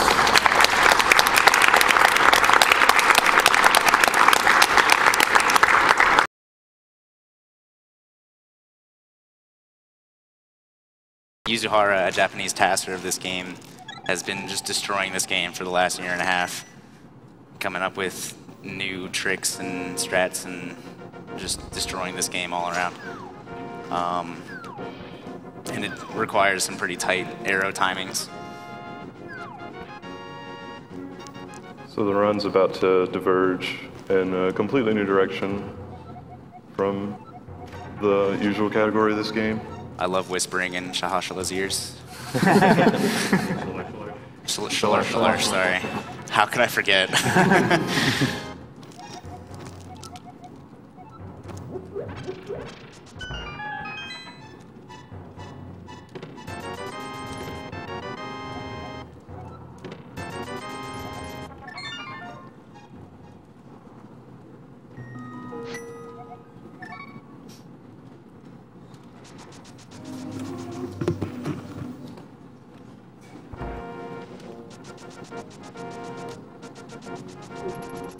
Alright, so normally we don't need bottles, or you don't need bottles if you're good at the game, because why do you need safeties if you won't die? But in this category, we need 2 bottles. Yuzuhara, as I mentioned before, found that using potions through screen transitions actually changes what they do. If one of you guys wants to explain that more, if you want. Yeah, using a potion through a screen transition will alter the memory address of the item being used and make it use completely different effects than what a potion should do.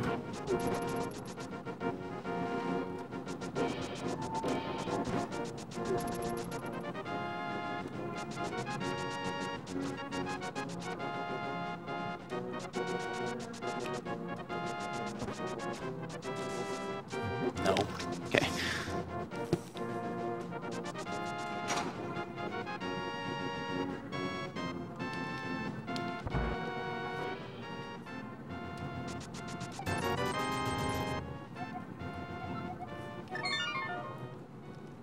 All right, so here's where things get a little funky. Okay.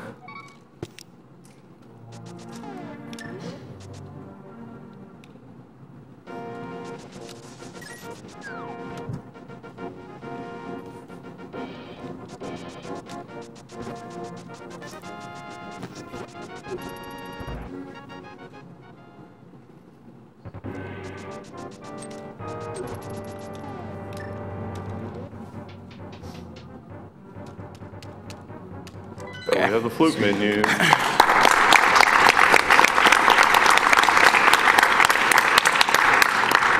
Now watch the rupee count. Oh, that's not supposed to happen. Okay. Keep watching the rupee count.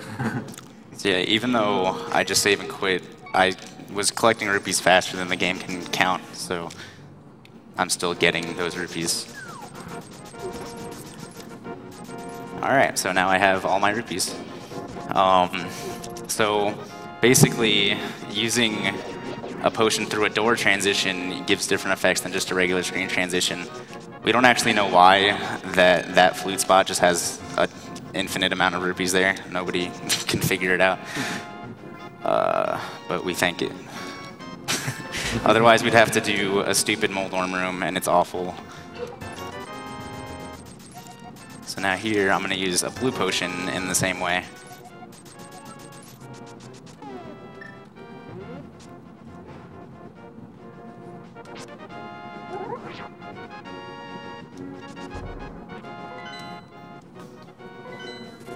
Fluting with the blue potion on the overworld actually works because the game is meant to allow you to flute on the overworld, whereas fluting from indoors leads to all sorts of broken effects, like that rupee screen.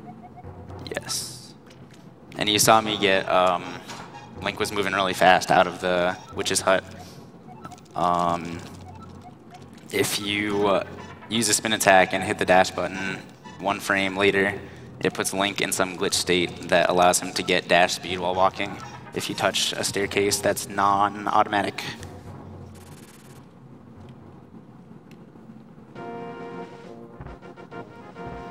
I've got a $50 donation from Tampa. I was going to say $1 for each Ganon teleport, but then I found out Andy was running a Link to the Past. Some crystal is the only goal worth going for. Good luck, from Red Blanket Guy.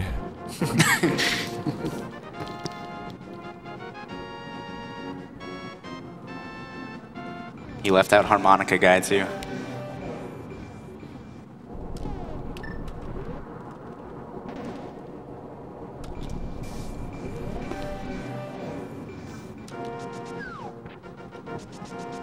Wow, the Dead Rock's really nice.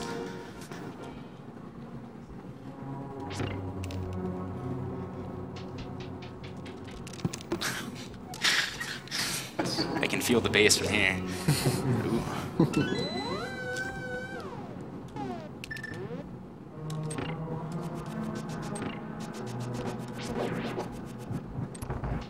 I also have $150 from John Claude. Hi, this is John Claude. Good luck, Andy, for this run. Also, good luck, Jarden. I really hope you read this message because Jarden needs this sentence to do a good time. Jarden is the sexiest among the stars. Anybody? There you go. All right, so right there, in the Japanese 1.0 version, you can item dash, which is hitting the dash button and the item button at the same time. And so I used the boomerang to hit the switch and dash at the same time so I could stand on these pegs and not have to worry about these tiles. Nice job.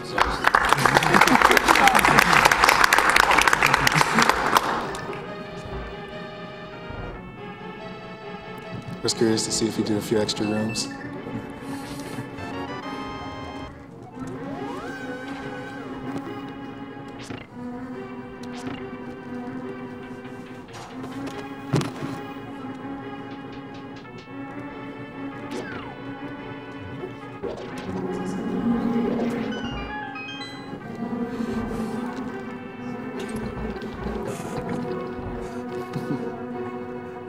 We also have $20 from Seth Bling. A bit of extra money for when Andy drinks the potion and needs to buy another. Thanks, Seth. We know you have lots of that money.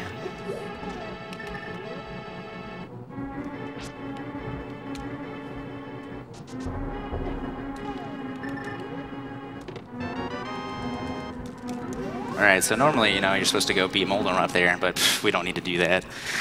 We're just gonna leave. We'll leave that worm be. He's a jerk anyways.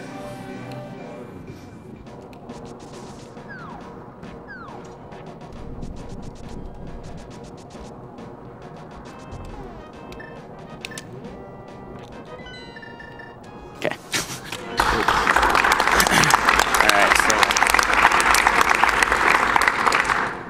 So you saw I did that in the Dark World, and the game doesn't let you flute to a Dark World place, so I actually fluted to a Light World screen, but it was in a glitched hybrid Dark World, Light World, and when I screen transitioned, I am now on a Dark World screen with Light World colors and Light World music.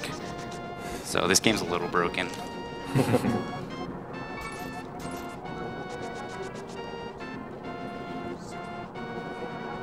And this is Kiki, the greedy little monkey.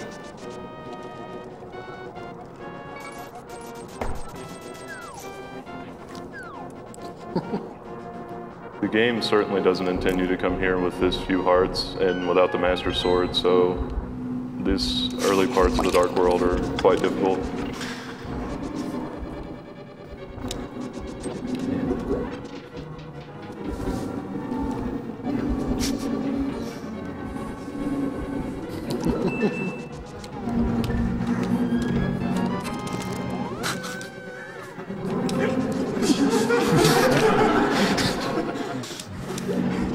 Dude, there's some kind of party going on over there. In case you can't hear it through my microphone.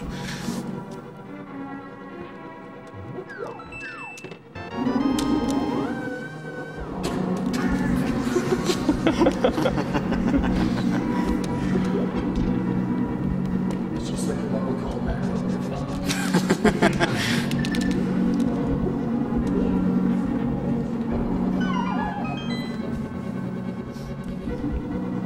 I have a $100 donation from Vikanos. Watch GDQs every year and awesome as always. Congrats on another successful event to you all. Thank you very much for the donation.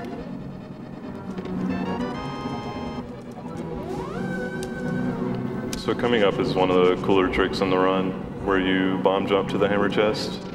It's double pixel perfect, and the timing is very tight because the bridge you're on is falling.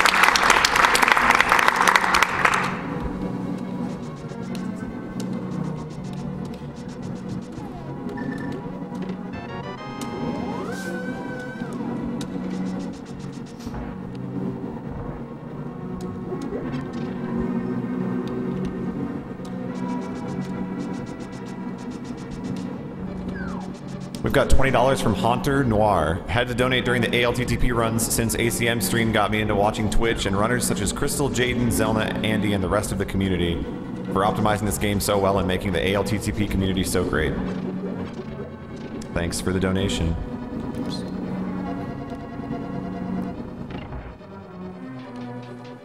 Oh, I only have 5 arrows. That's not good. Oh, okay. Thanks.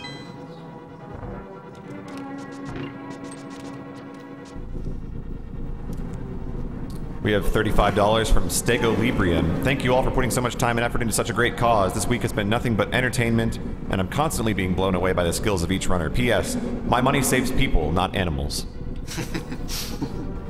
So this dungeon is probably one of the scariest dungeons in this category just because of how low health, or how low your health is. Yeah, English is hard sometimes. Everything in this dungeon pretty much does 2 hearts of damage. The boss is quite a pain. And these turtles are stupid. The boss here can be pretty hard. Helma Sword King, he doesn't actually take damage from the fighter sword, so you have to use the hammer. And the hammer has really precise positioning on being able to use it in his second phase. And he also does a lot of damage.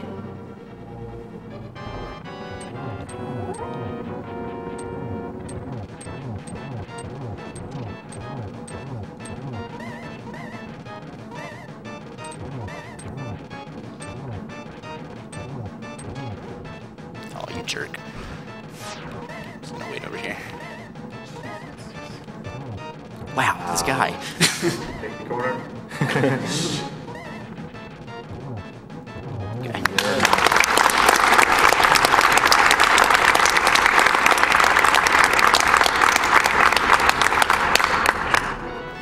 Pattern with a lot of fireballs like that is really scary. Yeah. Really scary. Pretty much the worst pattern possible. Yeah, that was really bad. Lose any hearts. Good thing A Link to the Past is all about killing these animals. Got a $75 donation from PCall44444. Oh, God. My dear friend and leader of the collective, Andy. Don't drink the potion, you idiot. I love you, and I'm hyped for Jaden to make you look like a toddler playing this game. Much like you do to me. Shoutouts to all the attractive hunks on the couch. Especially Stryker. Goodness gracious almighty, look at that beautiful face. Anywho, good luck Andy and Jaden, and try not to pastoozy. I already miss you all, and I'm glad I can't get through this, dude. I'm glad I could be a part of this year's Sgdq. See you nerds on the internet. Kill the animals, they have rabies. Love, Patty.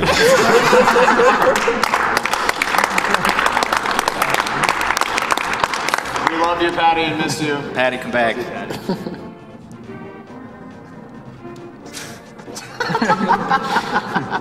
That's it. I don't think I have any more comments to read. That one might take the cake.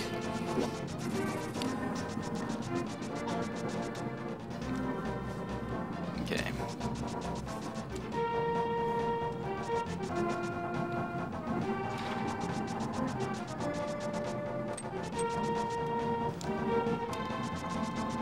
So coming up here, I'm going to be getting some more potions, because boy do I love to drink those potions. Oh, that's not good.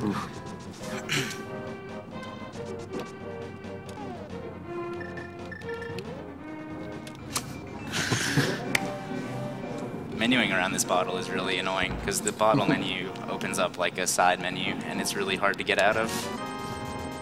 It's really frustrating.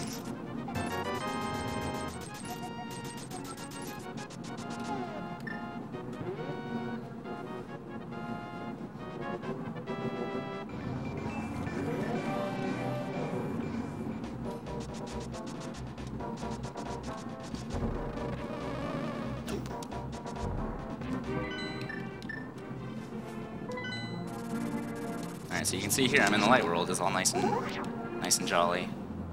No enemies anywhere. And now there's these goblins everywhere. The whole game looks pretty weird. Broken game. Alright, so now, just like Palace of Darkness, I have very low hearts and a fighter sword. Normally, you can just dash through most of these enemies and they'll die, but not with this little sword. So I have to be really careful not to dash into these enemies and expect them to be dead like usual and just have them body me.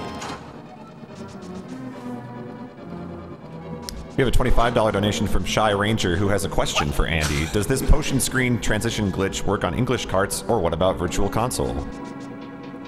I actually don't know. The potion glitch only works on the Japanese 1.0 version of the game. A lot of the glitches are that way, such as item dashing and spin dashing.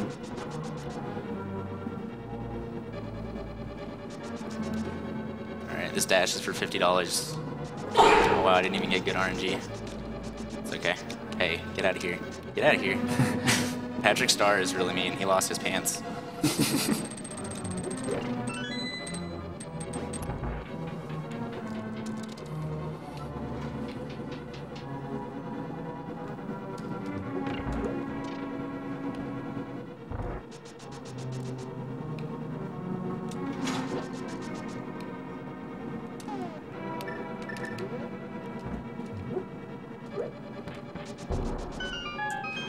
Yeah, so after this dungeon, I'm going to be doing this little thing that not many people have seen. It might hurt your eyes a little bit. So, yeah, be ready for that. It's going to get pretty crazy, and you won't even know what A Link to the Past is anymore afterwards. As if it weren't broken enough already. If it wasn't broken enough already. Alright, so here, we don't have the gloves. Normally we can just pick up this big rock down here, but I don't have any gloves, so I gotta kill all these enemies.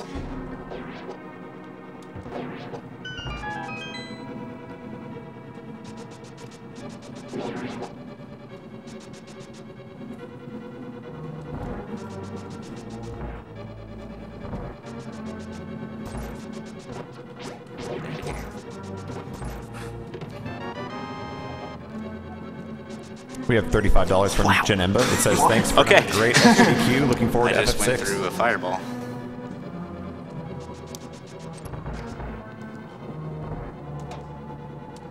You just saw him dash through a locked door there. That's ordinarily not possible, but you can position yourself on certain coordinates and it'll work.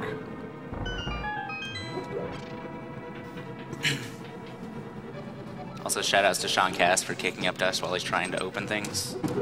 I've been doing that a little bit in this dungeon in honor of him. Okay, so here's where this fun happens. Okay, so if you remember at AGDQ last year, Solidus and I did this thing called colorblind or LSD blind, where we interrupted blind spawn with a select menu press. So I basically did the same thing here, except I interrupted the blind spawn with a mirror. And so it interrupted the screen fading transition and just leaves the game like this. As you can see, it's a little trippy if I scroll it up and down. If you think that's fun, just wait like 35 seconds and it'll be even better. It's actually wastes time, but it's just a little fun thing to show off. Yeah, it wastes a little time because I can't really see where I'm going.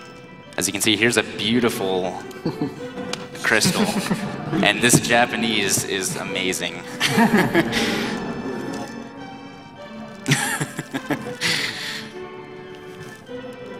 See my nice L-shaped magic bar up there. Some random squares all around.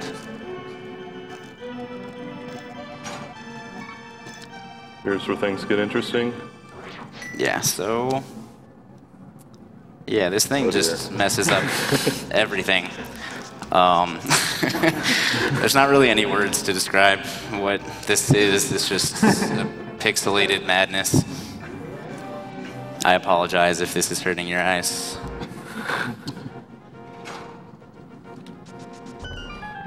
You'll notice that all the sprites are still completely normal, which I don't really know why that is. I guess it's... oh, that... what? Okay. Uh-oh. Okay.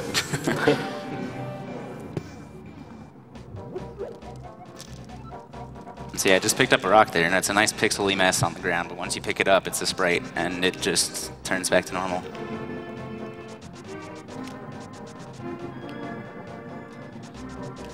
Oops. I tried to not Bastoozy Patty. I'm sorry.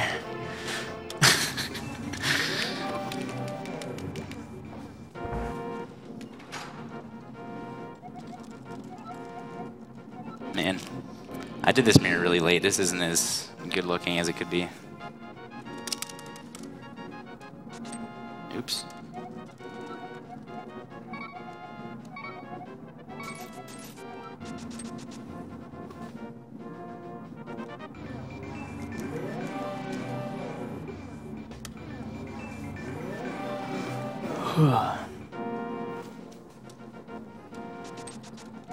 Don't worry, it's only like this for a few more screens.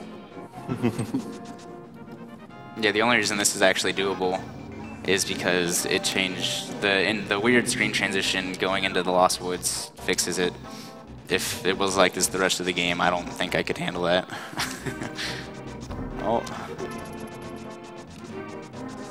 Oh, door's there. Alright, so this is one of the harder rooms because you can't really see where the chest is.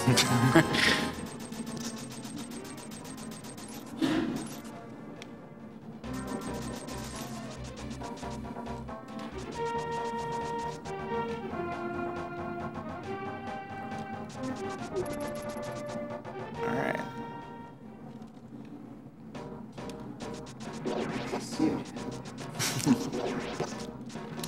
We have a $35 donation from Breakdown. I had to throw in at some point here. Been watching as much as I could over the week, which admittedly is not nearly as much as I would have liked, but you guys have been doing a fantastic job this SGDQ. Great runs and great atmosphere. Shoutouts to Rom Scout as the guy in charge of this thing. You have a lot to be proud of here. To him and to everybody there, both on camera and behind the scenes, and everybody else who helped put this thing together, you are all certainly the man. Or the woman, if that is indeed the case. As for where to put this donation, let's make Super Metroid a speedrun, and make an argument for Fusion not being canon. Kill those animals. Thanks, Breakdown.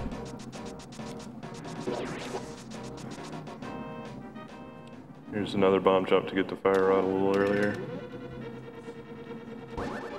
Oh.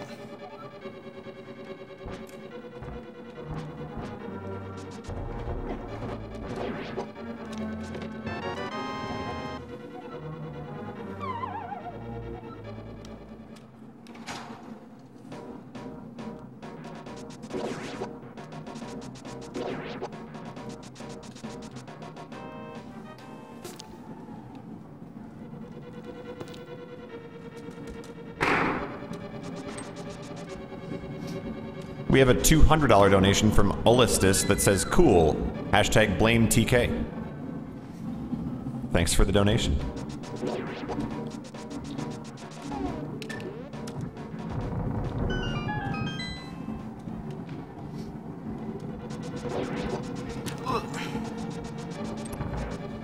Alright, so coming up, Mothula is one of the more tricky boss fights, just because of how he works. Uh-oh. Oh. Okay. Nice juice. Very nice. Usually that room will completely screw you if you do something wrong. It was a nice save.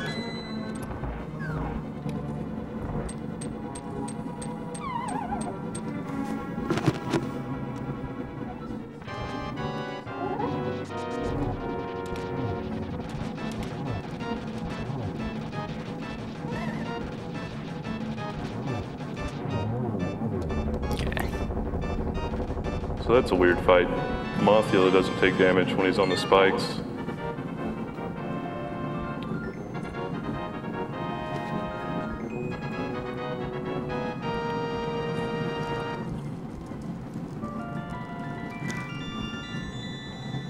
Alright, so here is also where the route deviates from the no save and quit route, just because we actually have the ability to save and quit. The dungeon order changes a little bit, which is kind of good, because Ice Palace is dumb and having more hearts for Ice Palace is always good. Yeah, please.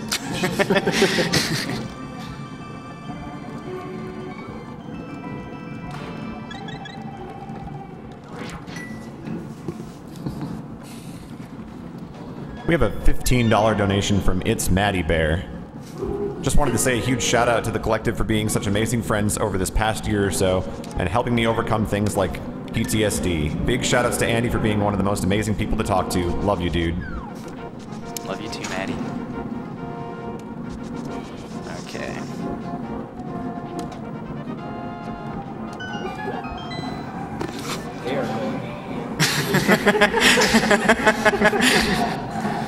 Oh, now they're yelling.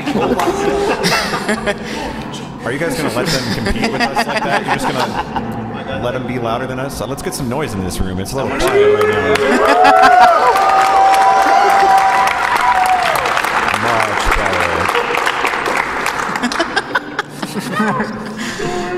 better. Andy, they're watching your stream over there. Oh, yeah. Link to the Past live on Telemundo.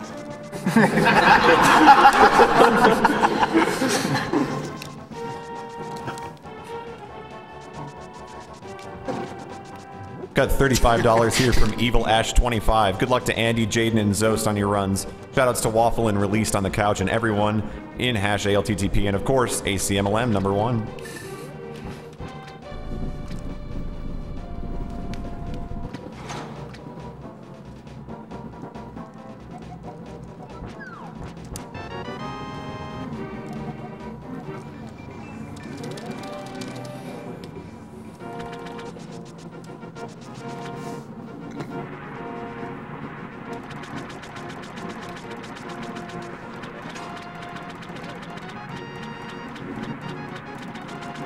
The next dungeon I'm going to be going to is Swamp, which I'm pretty famous for in a very terrible way. Infamous.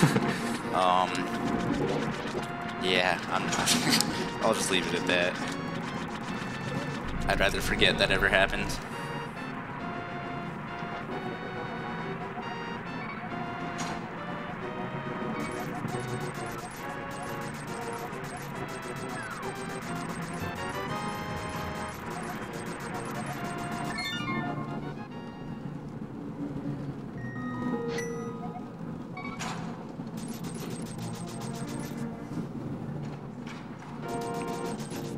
It looks like the save and kill bid war is heating up. We've got $300 from Rachel K. Had to donate during my favorite Zelda game. By the way, save the animals. Thank you very much for the donation.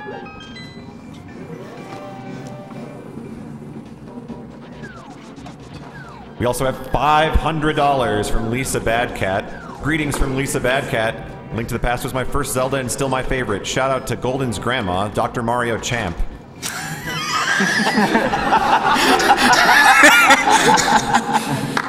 That is true.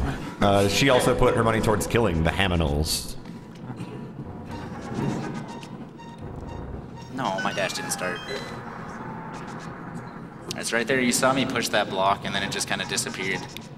In the Japanese 1.0 version, if you are pushing a block and you use the mirror in a non-dungeon, non-overworld area, it just disappears.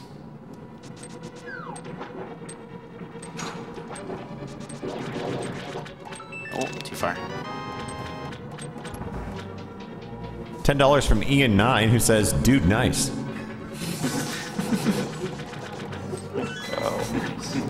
Dude.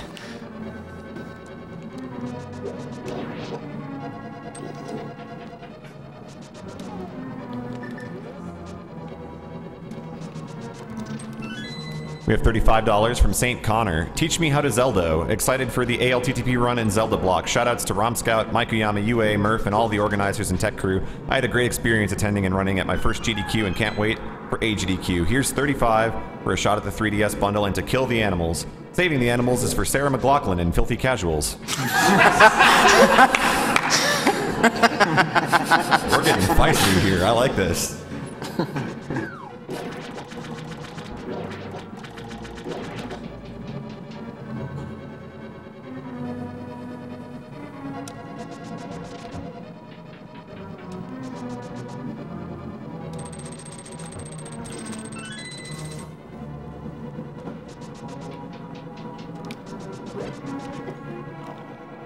That fire snake is really mean.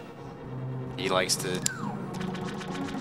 be terrible every time you go in that room. And we get to see him 4 times. It's great. Swamp can really have a lot of annoying enemy RNGs.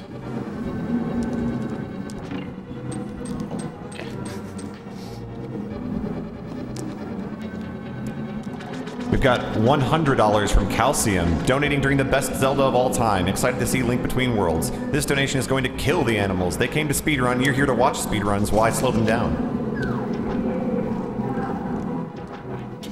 Now it sounds like they're singing. They're doing all sorts of things over there. Yeah, Swamp, it can look like not much went wrong in Swamp, but if you get bad RNG, you can lose a ton of time.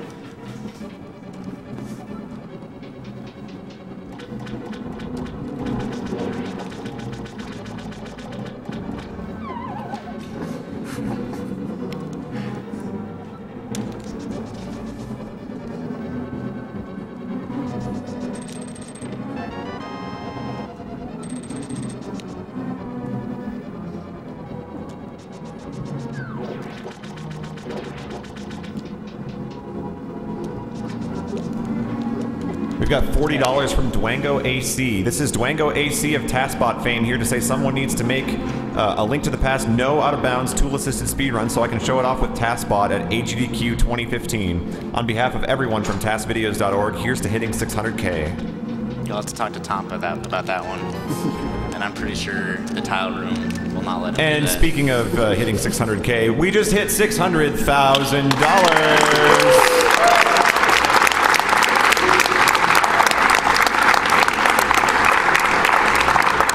Thank you, everybody, for your donations. Keep them coming in. We still have several hours of games tonight. Would love to see that number climb even higher.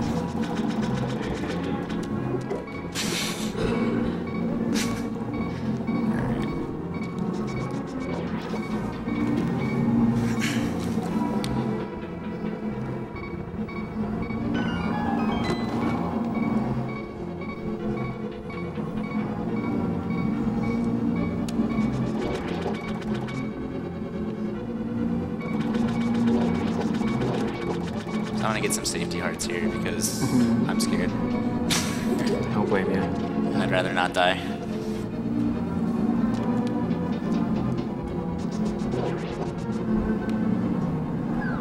So Andy, is this more or less distracting than doing runs with the collective mumble? Nah, this isn't really that distracting. The collective's a lot louder. These guys can't keep up with us.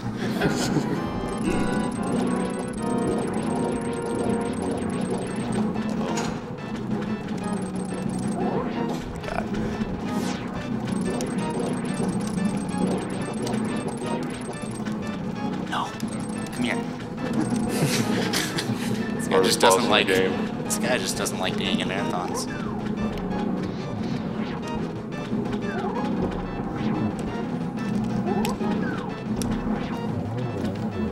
It's alright, still better than the last swamp. Yeah.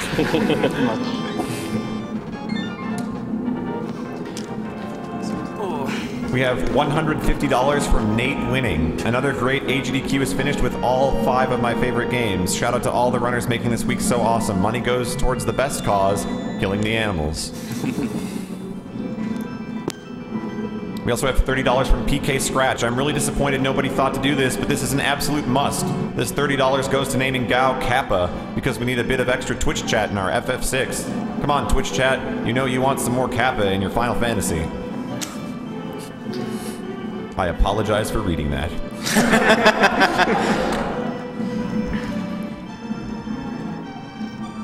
We have $100 from Taylor B. Hey guys, love me some Legend of Zelda. Can't wait for the OOT race tonight. We have $80 from Christopher Shanahan. What in the name of all that is powerful, courageous, and wise am I watching?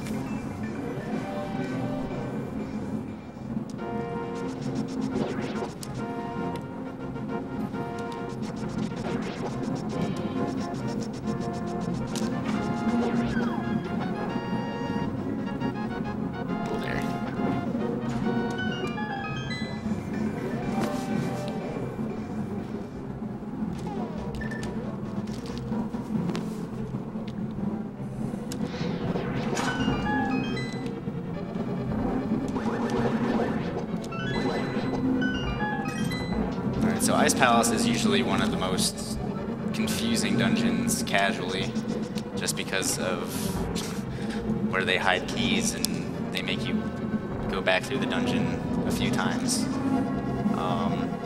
But with bomb jumping, we can pretty much skip everything and it's great. You can completely skip the big key in this dungeon, which is nice. Because it takes a ton of rooms and puzzle solving and keys to get the big key.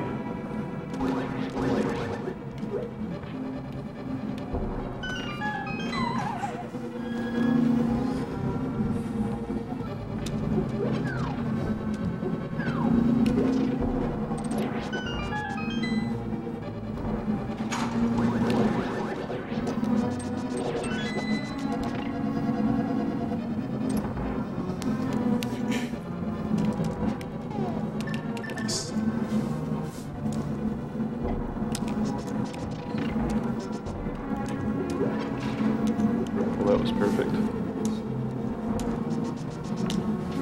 We've got $25 from Up a Tree Zelda. Andy, my cousin spent 4 hours beating the moth boss in a sleep-deprived Zelda-thon. You just broke his heart and shamed him. Also save the animals.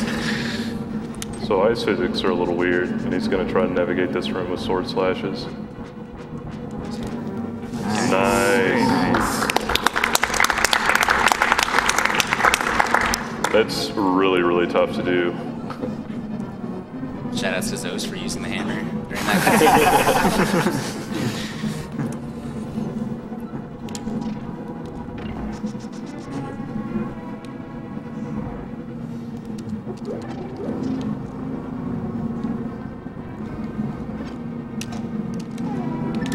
Scary boss time.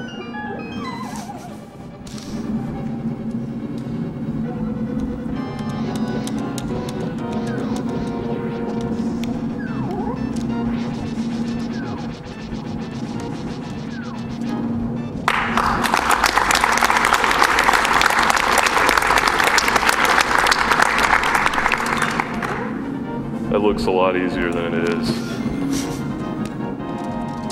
So yeah, this game usually, in this dungeon, there's blue mail, which increases your defense.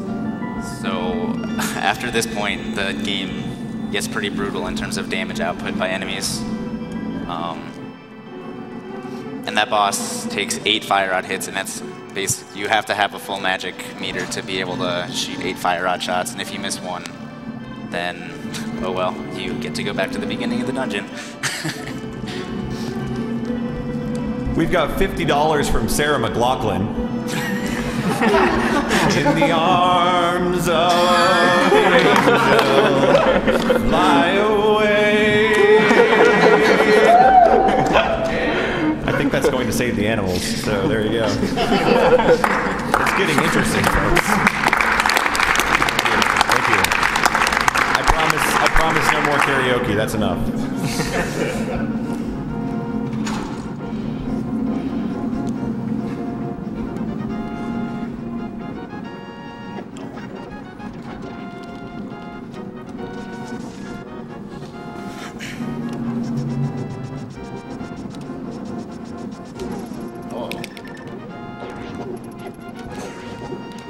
Nice. Nice save.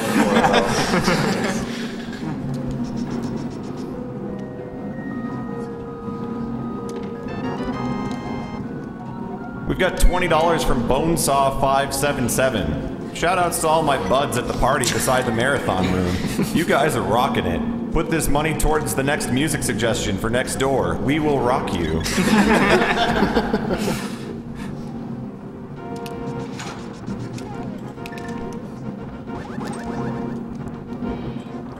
So yeah, hook dashing on the ladders achieves the same effect as a spin dash, and you can even hold your sword and do it, and walk up the ladders faster. Okay. So here, I'm going to be going for a pretty risky YBA.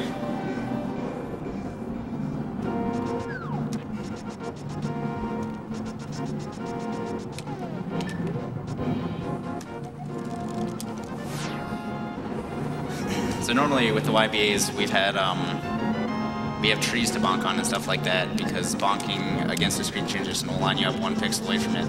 But for this one, we don't. So I have to just know the right pixel.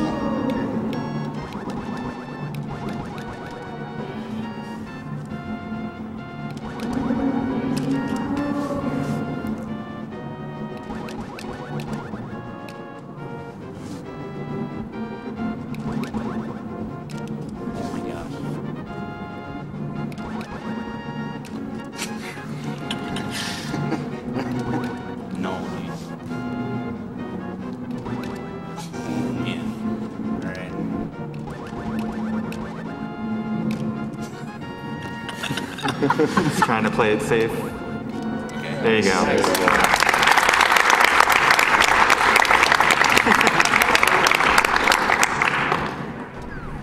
It's still a much better alternative than accidentally drinking the potion. You didn't drink any, I'm proud of you. Me too. So, sorry Rainbow, if you were here, I wouldn't be drinking any of your potions.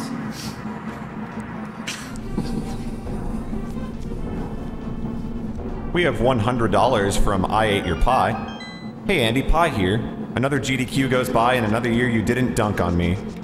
Maybe next year. Good luck to you and the rest of the runners on their runs tonight. Put this towards going fast and killing the animals. This is a really cool room.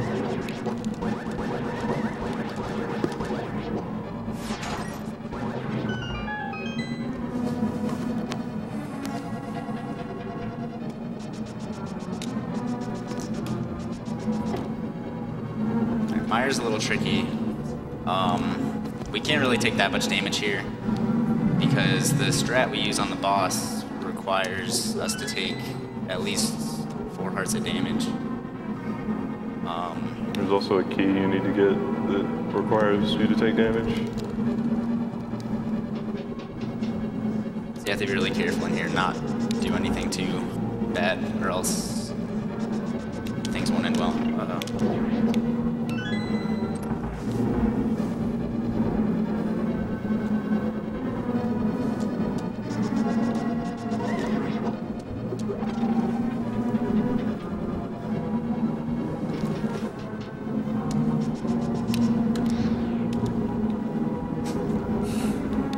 We have $35 from Anadar. This Sgdq has ruined my sleep schedule and made me drink more caffeine than usual, but it's been worth it. Been waiting for Link to the Past all day. Good luck on the run. Shoutouts to Golden for having the best voice of all time. I don't know about that, but thank you. And we have $50 from Eon5. Really been enjoying Sgdq this week, watching with my son right now, reliving childhood classics. Keep up the good work. Save the animals.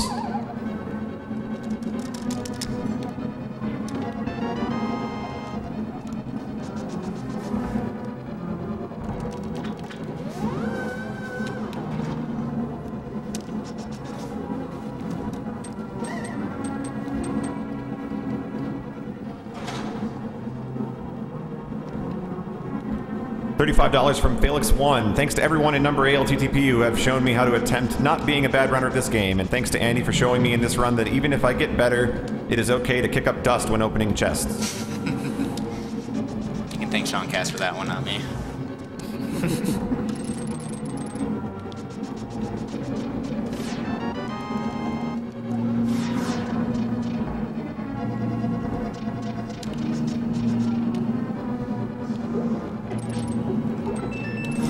Janice Kane donated $50 and said, if saving animals makes me a filthy casual, I'm a filthy casual.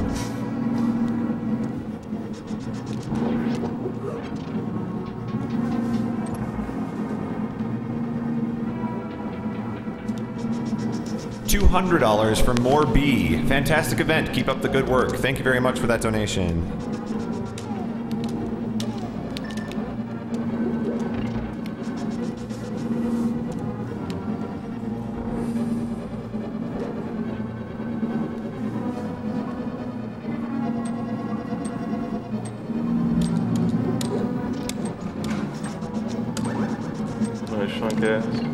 Thanks.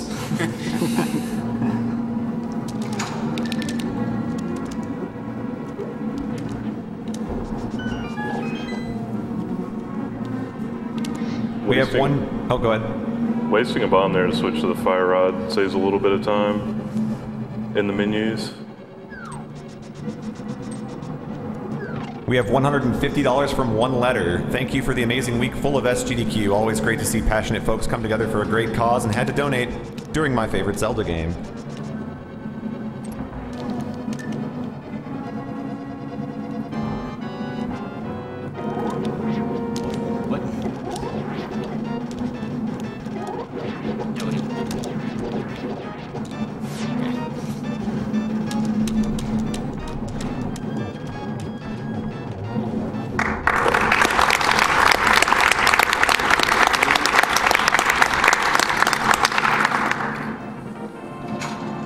I didn't hug him, so that was a success. Yep.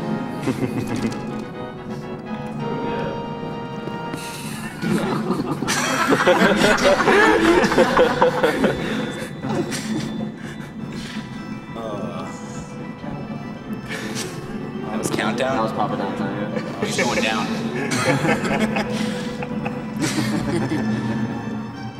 We have $50 from Ireland of Endor. A Link to the Past is my favorite Zelda game, and I love seeing this run at Sgdq. I once was bitten by an ostrich. Avenge me and kill the animals. I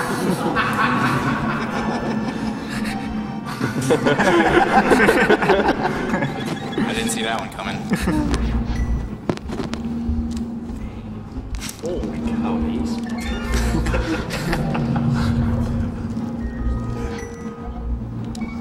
Oh, okay. So, I don't want to be here. The Link to the Past menus are really dumb in that they don't work immediately. There's some buffer time between when they actually come up and when you can use the D-pad to change the selection.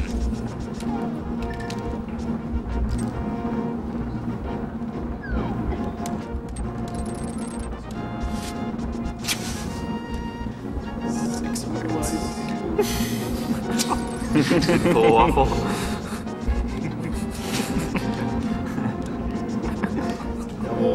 Okay.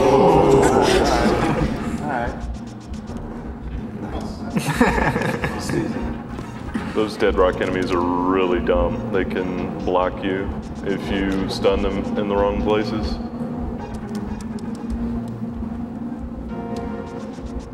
We have $100 from Filthy Casual 2. This year's SGDQ has been amazing. Lots of awesome runs and great fun. Sarah McLachlan is my favorite, so save the animals.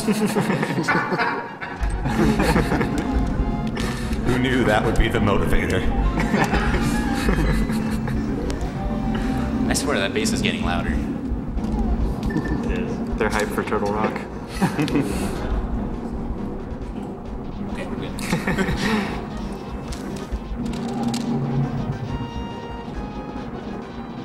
That's Turtle Rock is one of my favorite dungeons, just because it's pretty technical. We're gonna be seeing a lot of interesting uses of the cane and damage boosting and lots of fun stuff. And lots of spinning. It's also a really punishing dungeon. Pretty much everything from this point on damages you a lot. This is a new route. I took the scenic route.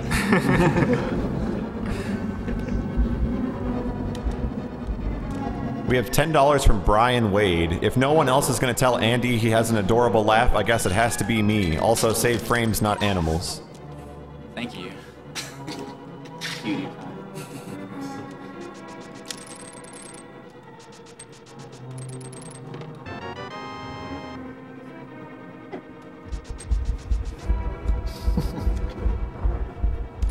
Jeez.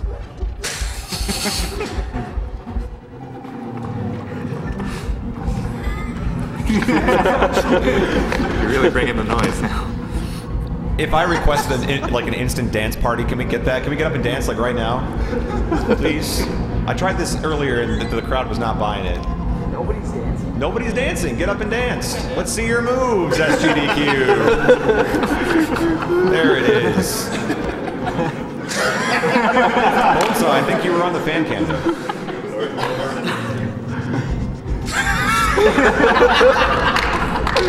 Someone get up on the couch and twerk. Why are you looking at me, dude? No. Dude, there's already video of you online twerking. That's already so on the internet. What's dude. one more? These aren't the appropriate These aren't the appropriate pants.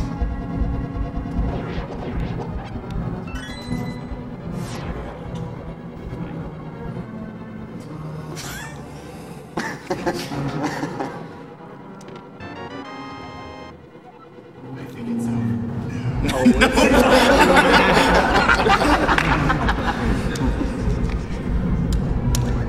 In fact, it's getting louder.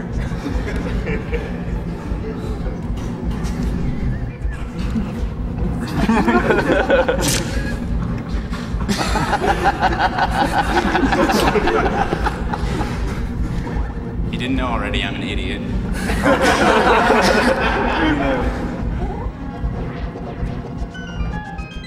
We have $25 from Sin. Here's my last donation for the marathon, guys. It's been an amazing ride so far.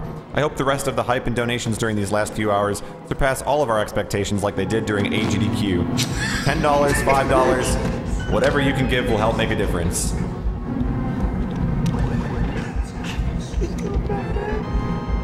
Never stop. You know what it is? They go to the computer and put an hour.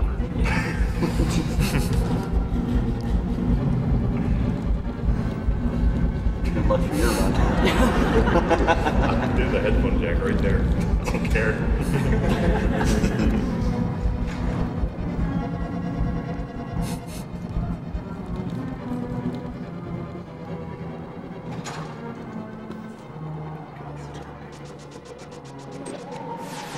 So the game intends you to have the mirror shield to get past this laser down here for the key.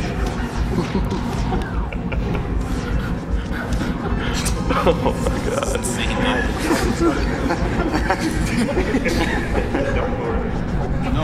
No. You get out of here. Okay.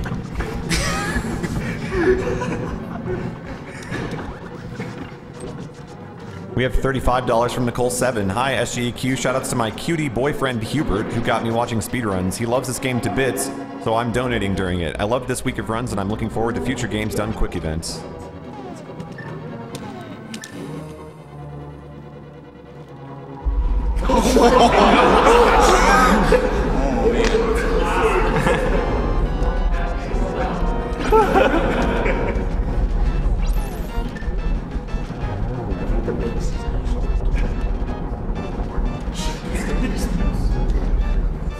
has to release for never dying to Trinex. Thanks, man. Easy, boss. Oh, I released that. Hey, release. Yeah, that's funny. He cursed himself by making fun of me. It's alright, I didn't die.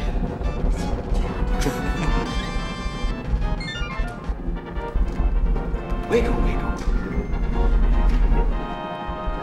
Okay, this is time. Yeah, it's fine. You look cheap, dude, don't worry. No thanks, dude. Yeah, that's what I'm looking for. We have $20 from Apocalypsio. Love that Zelda run. Zelda was my first game. Good luck and greetings from Germany. Can we just point the camera at Spike? Eventually here we just need to turn it without him knowing he's on. Bring back Grimace.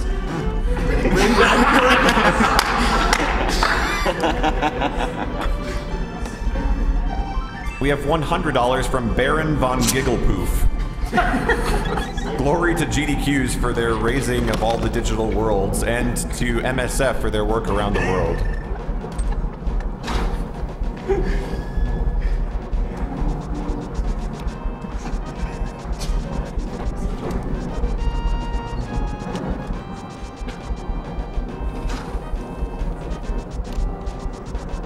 We have $25 from the base next door. Wub,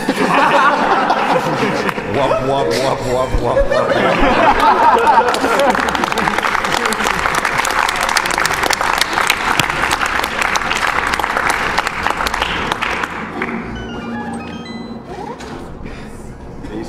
Alright, so this is Gaines Tower. It's probably one of the hardest dungeons to execute well.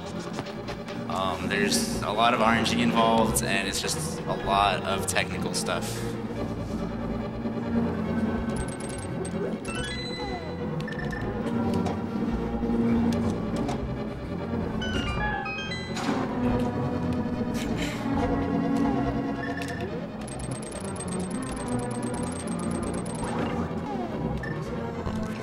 We have $100 from Sir George. The animals all die anyway when you turn the console off, so why not save some time?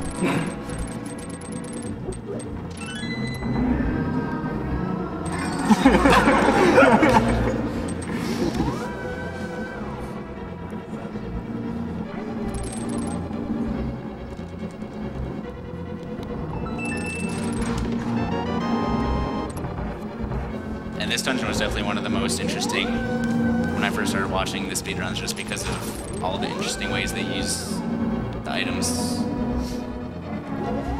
I have $25 from Swanton Soup. Love all that you are doing here, guys. Keep it up. I was once bitten by Sarah McLachlan as a kid, so please avenge me and kill the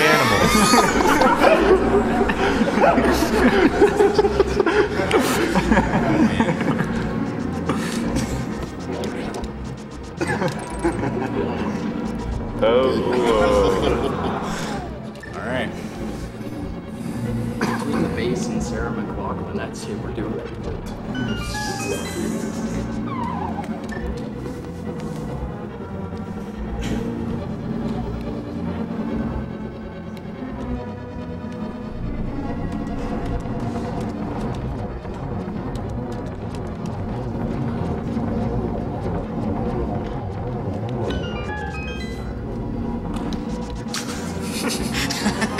We've got $20 from Blunt Bunny. Good luck, Andy and Jaden, on your Link to the Past runs. Just remember, ACMLM #1.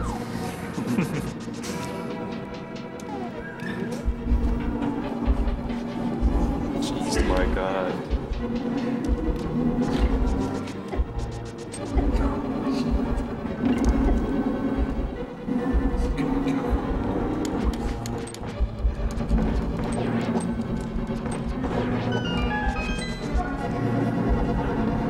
We have $100 from Kronos FH, having a blast watching the runs, get the crowd hyped up to compete with the folks next door. Let's make some noise!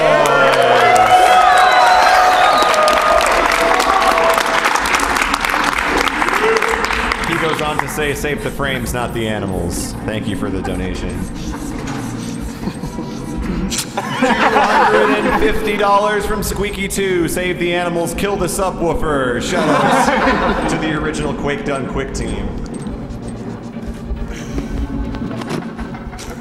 $50 from Siglemic. Hi everyone, Siglemic here. I'd like to thank Ribbed Killa for getting me into technical speed gaming. I've never seen anything like it. 10 out of 10 would whop again.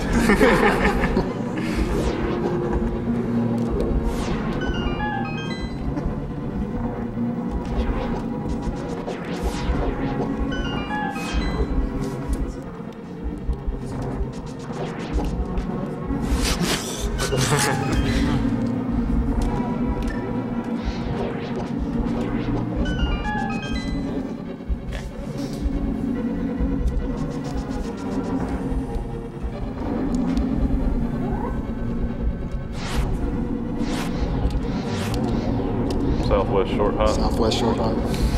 Oh, okay.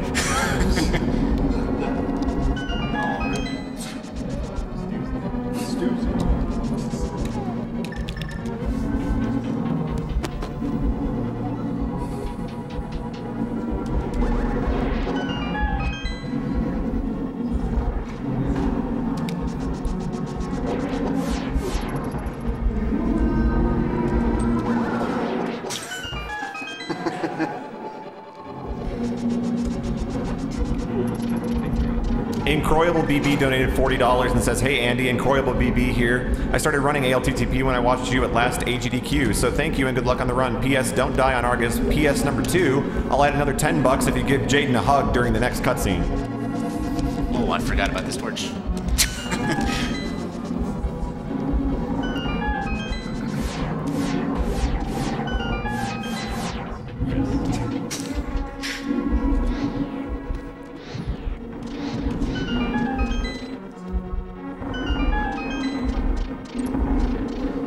Jaden, you better be ready for that hug.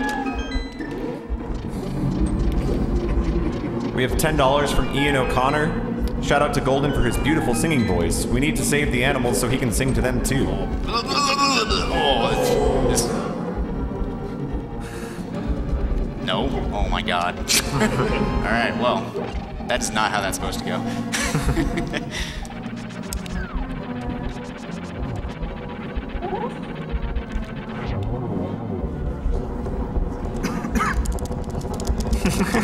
Yeah, right.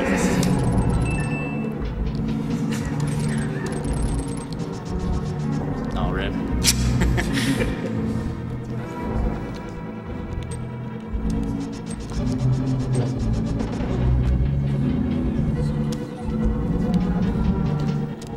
We have an anonymous $25 donation, and this is getting out of control, guys. Hey runners, I was once Sarah McLachlan and bit an ostrich. Please avenge me and kill the animals.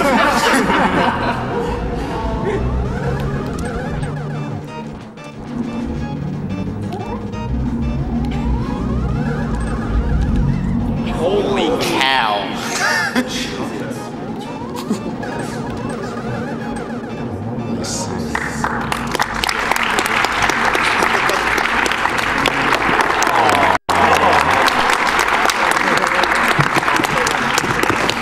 I'm expecting fan fiction soon. Come on, do it again. I didn't get a picture. Don't let Ganon do that to you.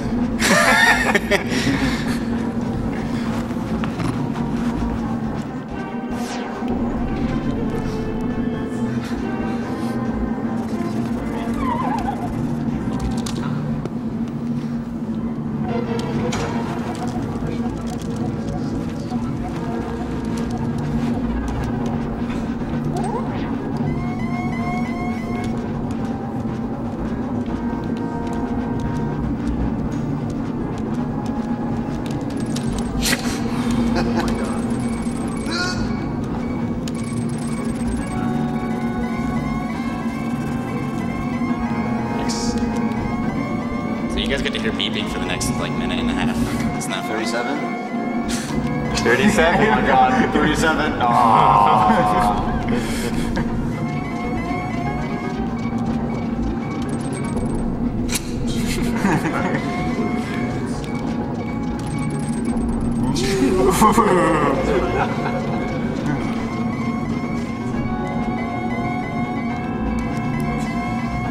on proximity, so no.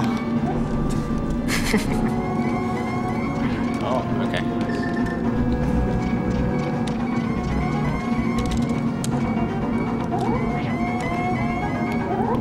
So what happened there was torch glitch. If you light the left torch before the right one ever goes out, the right one will stay lit, and you only have to relight the left torch. It saves a good bit of time in this fight. Also, you'll notice he's killing Ganon without the golden sword or silver arrows, but it takes spins in a pretty precise window.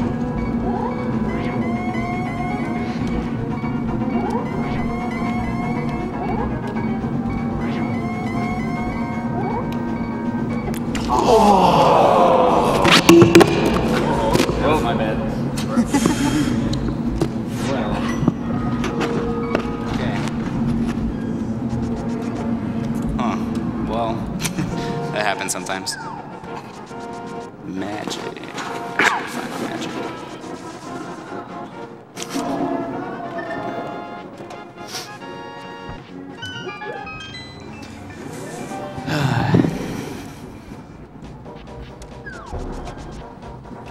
Yeah, since we never beat Aghanim 1 in the Light Worlds, none of the Dark World spawns, or the Dark World spawn on top of the pyramid never happens, so we can't use it.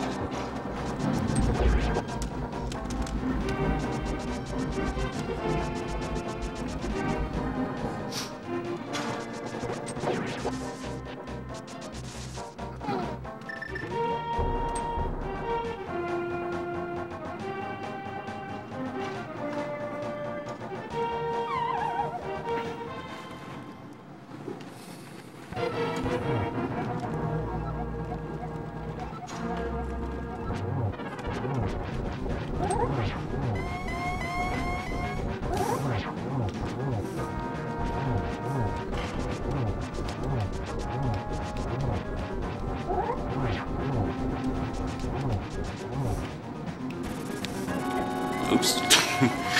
Alright.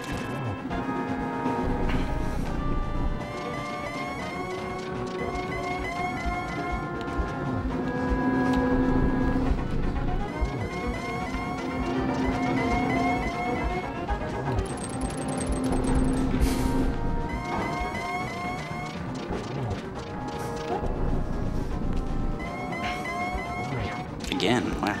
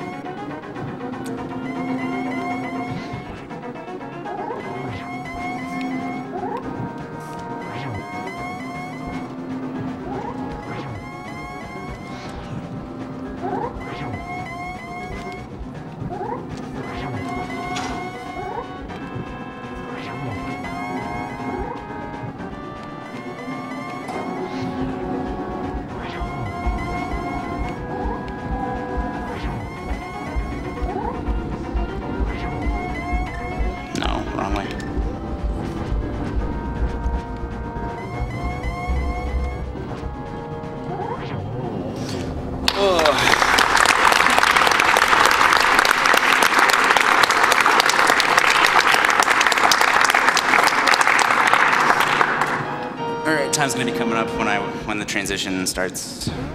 Time. Not bad for a Ganon death.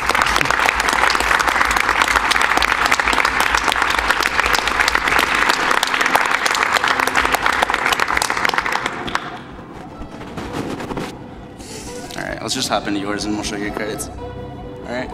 Just hop into yours. Okay. And while we switch over, a reminder that if you enjoyed this run and the goofballs that are sitting behind the runner, you can check them out at twitch.tv/Andy, give them a follow. Up next, we're going to have Jaden showing us a little bit of a different category here in A Link to the Past.